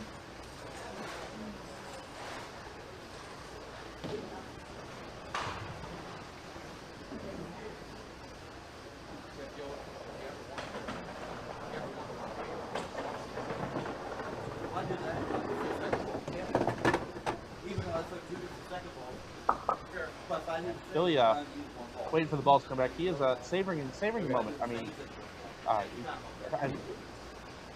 don't blame anyone for doing that. It's not awful that you're bowling for stars unless you're Exactly. It's a gone down. fleeting moment. Even when you have 3, 4, 5, 6, whatever it is, it's fleeting. Sure. So he's enjoying the moment. The ball has been returned. He's gonna set his feet and do that test slide, which seems to be mellowing out. Here we go, start of the 4th frame. High and tight, leaves it 2-4.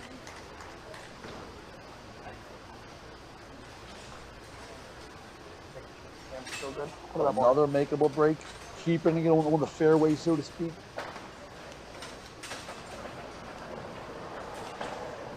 Take your chance, Kitty.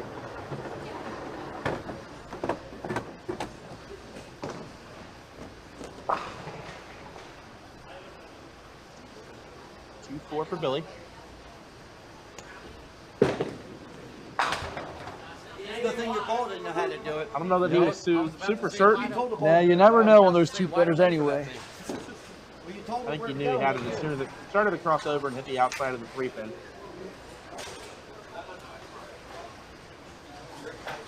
Four marks out of the gate for Billy. No strikes, 4 spares. That's what Mike can do in his 4th frame. Light hit, good break, leaves the triangle. 9-pin match.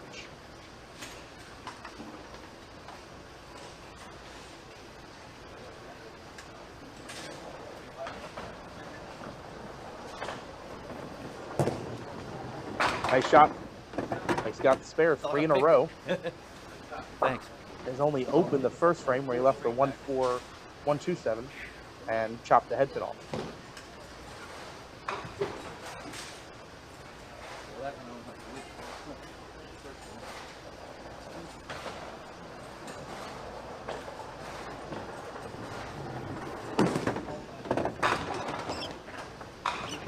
Holes a little left there. Mike definitely going at a little faster pace than Billy. Makeable shot here, but not super simple. It's the 1-3-8-9. Got a couple options here. You can catch the head pin up high, or you can play it off the wall. But you do have to hit it.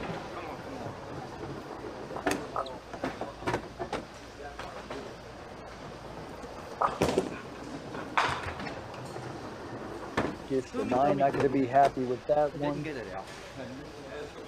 71 at the half. You can hear Mike saying he did not like that one when he let it go. He knew right away.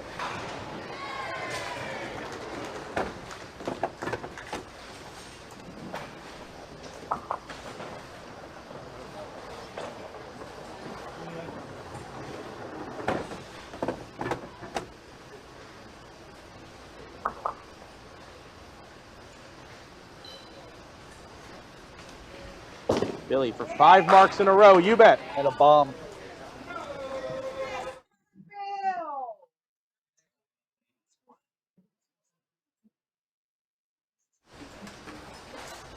While Bernie goes through the beverage procedures, we will leave you with this. I actually like that, Nick. If it's working, you stay with the same routine.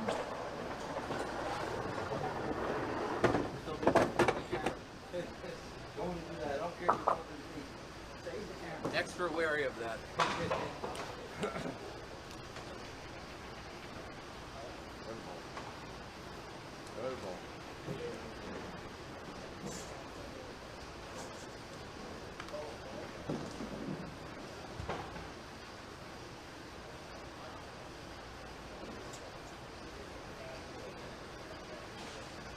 Billy for 6 marks in a row and a double.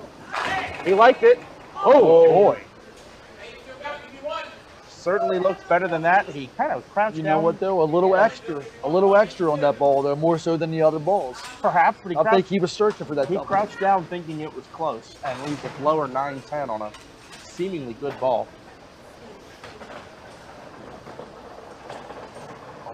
There'll be a reaction from the folks around us and behind us if you were to slide this to EPL marking. Oh goodness. Gave it a look. 94 half for Billy Thomas. The all-mark game does come to an end, but he's got a 23-pin lead to show for it. Starting out 5 for 5, and then encountered that pocket 9-10 in the 6th.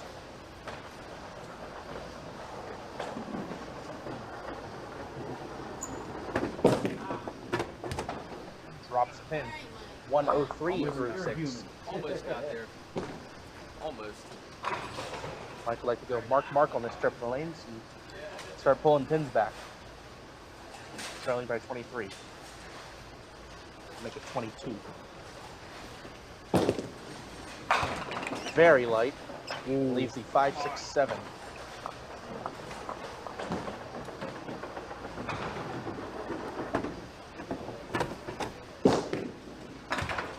Went for it. Went for the conversion. Took the 5-7, leaves the 6.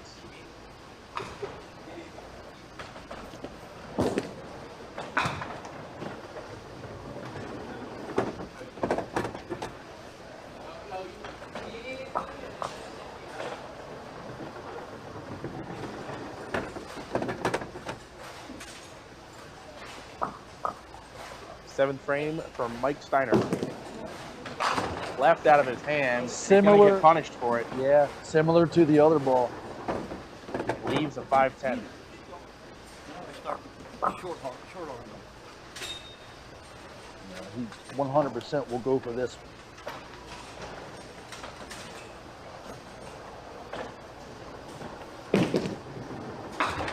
Didn't catch the side of the 5-pin enough. Will be another open frame. 2 splits on this trip to the lanes, both on badly thrown balls. A really good chance for Billy Thomas to step up here. At worst, with a 10 box, he's up 22 pins with 3 frames to go. Any kind of mark here, and it puts Mike on multiple strikes.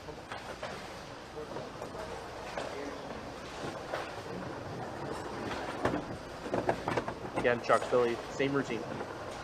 Yeah, and this is, you know, when you want to keep the intensity here too. Here we go, 7th frame.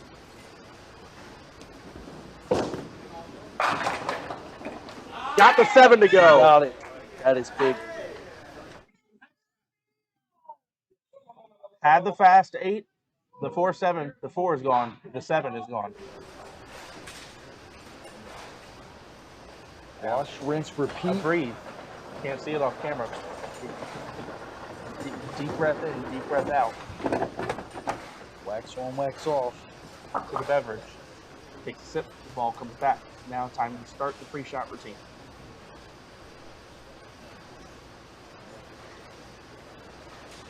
Although that time not as long.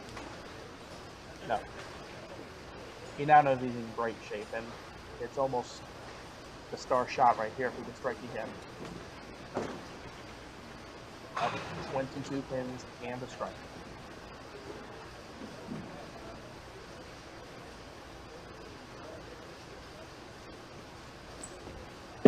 Maybe. Whew. 4 pin.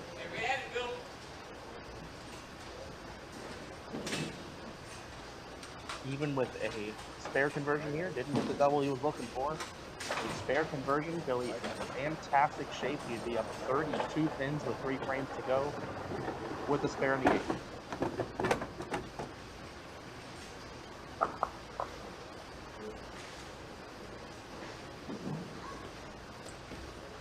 Billy got it. Yeah. Probably a must strike, not just a must mark. And so it's going to require multiple strikes now from Mike Steiner. Consecutively.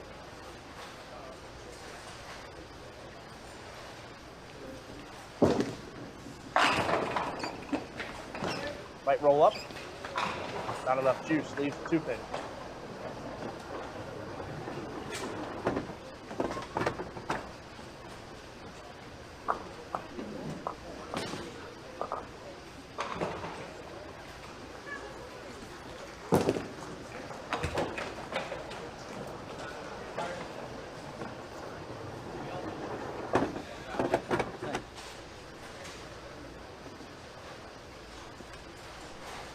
$171's the best Mike can do here. Yep. And you got to think strike here to have any sort of chance.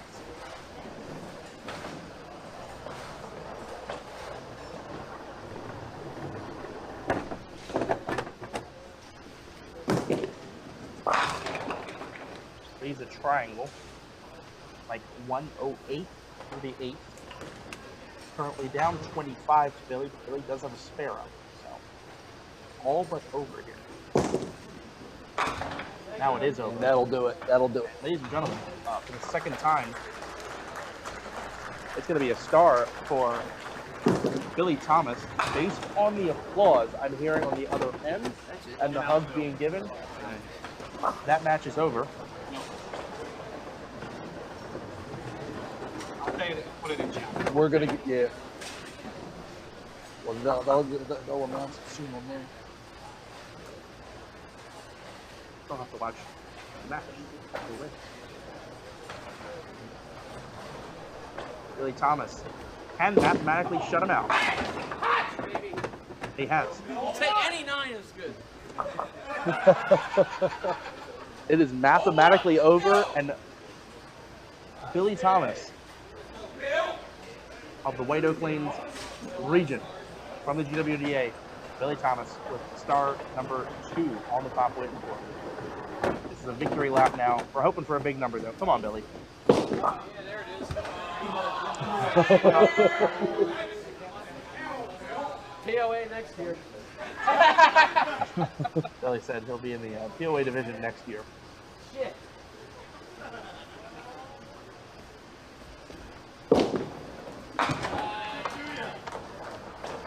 $152 frame to go. What was our line set up to go? We're at 270 right now. We'll go. It'll go low. Billy trying to read a rule book here.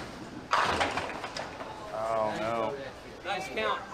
It's a good count. It's a good count. At least you made the run high qualifier. Giving Billy a hard time here. Thank you. Shut him up. It's my month. It's because I'm black. Shut him up and make it. All right. That would be good. Yeah.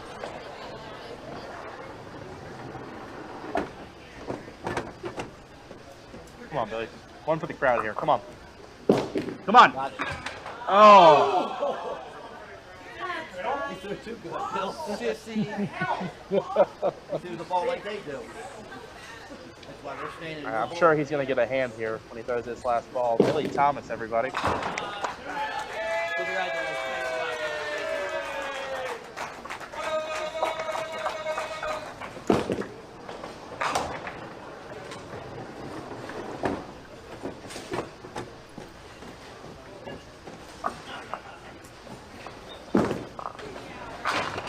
Nice shot, Mike. Now I make it. Now I make it. Make it. One more ball here to close out the top Whitten Super Bowl. We'll be back here possibly in 2 weeks. If David's here. Bet match. All right. Final score with a deuce: 162 to 130. Billy Thomas, I didn't win. a champion for the second time. You know, it's hard to believe that he only has 2. Quite honestly, it seems like he has more than that. I'm gonna run an ad and take things down.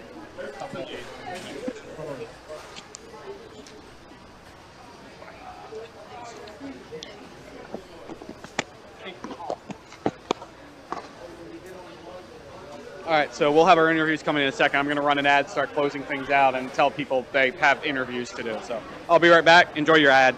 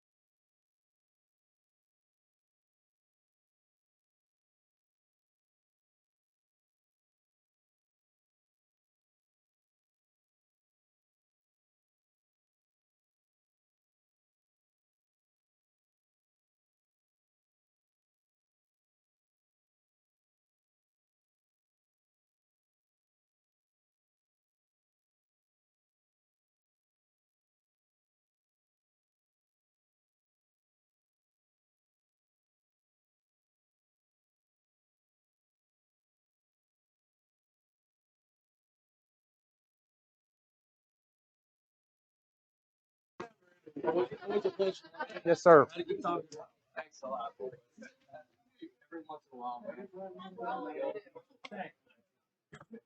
No, that's not correct. When the Easter before, I was. That's why I hold on. Who came over and said it was my fault? The second game of the day.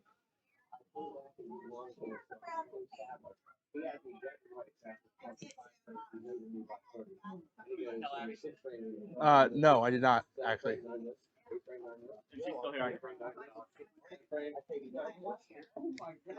Get here before Billy's ready to Right. do the interview. Mhm.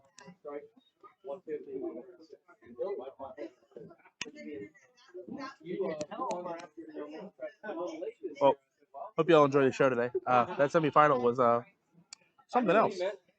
Oh, we gotta do your interview. Now, please. Billy, you won. Can I have my water first? Wait, he All right, let me bring the water. I'll bring the water. All right. Let me hit record because I don't think Okay. on my best behavior. The best Can I get a hat? You can clip that on your Okay. shirt. So before the final match, Yes. what everyone wants to know about is you encountered some approach issues late in the semifinal, Yes. and then you get up in the 10th frame needing a double and count to win. What's going through your mind? What's going through my mind at that point is I'm fortunate that I grew up in a house that is known for its tackiness. So sticking is not a big deal for me. You know, it wasn't something I'm not incredibly uncomfortable with. As long as I know it's going to happen, I can deal with it. It's just not knowing it's going to happen is when it's bad for your bowling ball. So Sure. I knew in the 10th frame it was going to happen, and I stuck and I digged my heel in every ball I threw that frame. Fortunate that you know that the two important ones were strikes. So you get the first hit. I mean, normally in this game when you need a double count, you're framed. But you get the first one. Yeah. Then what? Talk me through the break on that second ball. So, you mean after I threw it or before I threw it? During. I mean, the result of the way the pins fell, that was quite unique. Yeah, it was unique. I just, it's just one of those fortunate situations where I got rid of the ball properly out of my hand. It didn't hit a pocket, but the ball actually, had some juice on it. So, fortunate, of course, that all those pins collapsed forwards. Forward, yeah. I'm just glad that I was able to hit the head pin. I'd rather that happen and not be a strike than throw it off the side and miss the opportunity on that one. This is one of the first Pop Whitten broadcasts we've had in here for the most part in a while that hasn't included a dove or a crew. So with that, I'll leave the last one to you. Anyone you want to thank? Any shout outs? Jeff Piles. He's the guy that allowed me to practice when I was younger. Mm-hmm. Got to bowl for he always wanted 10% of whatever I won. God rest his soul. I love Jeff. Of course, family too. They supported. Nick supported today. All the rest of my brothers, Russ, JB, Jackson. Love you guys. Very fortunate to come out on top today. Had a lot of things go my way. A lot of situations where I was able to come through in the 10th. Fortunate I wasn't buried a lot of times. A lot of times I still had a chance to win it and came through somehow. Well, it was an impressive performance, I can tell you, especially in that semifinal that you had the folks online were loving every bit of that. So congratulations. We do the on-camera handshake up here. Thanks a lot. Congratulations, man. Billy. Appreciate it very much. I'll be back in the booth sometime. Yeah, and we'll see. Yeah, we'll see you tomorrow doing the same old on Mondays with the giant cards and the all that. Sweet. All right, man. Thanks a lot. Yeah, no Appreciate it, guys. Next time for the interview, I need a wig. Okay. Your mic's still on, by the way. That's fine. Here. Thanks a lot, man. Yeah. I have to do another one, right? I would never do that to hit snake. All right. Broke the curse. I think that's the first time I beat Steiner Ever? So has Matt Buckingham told you that Okay. he used to go between me and him?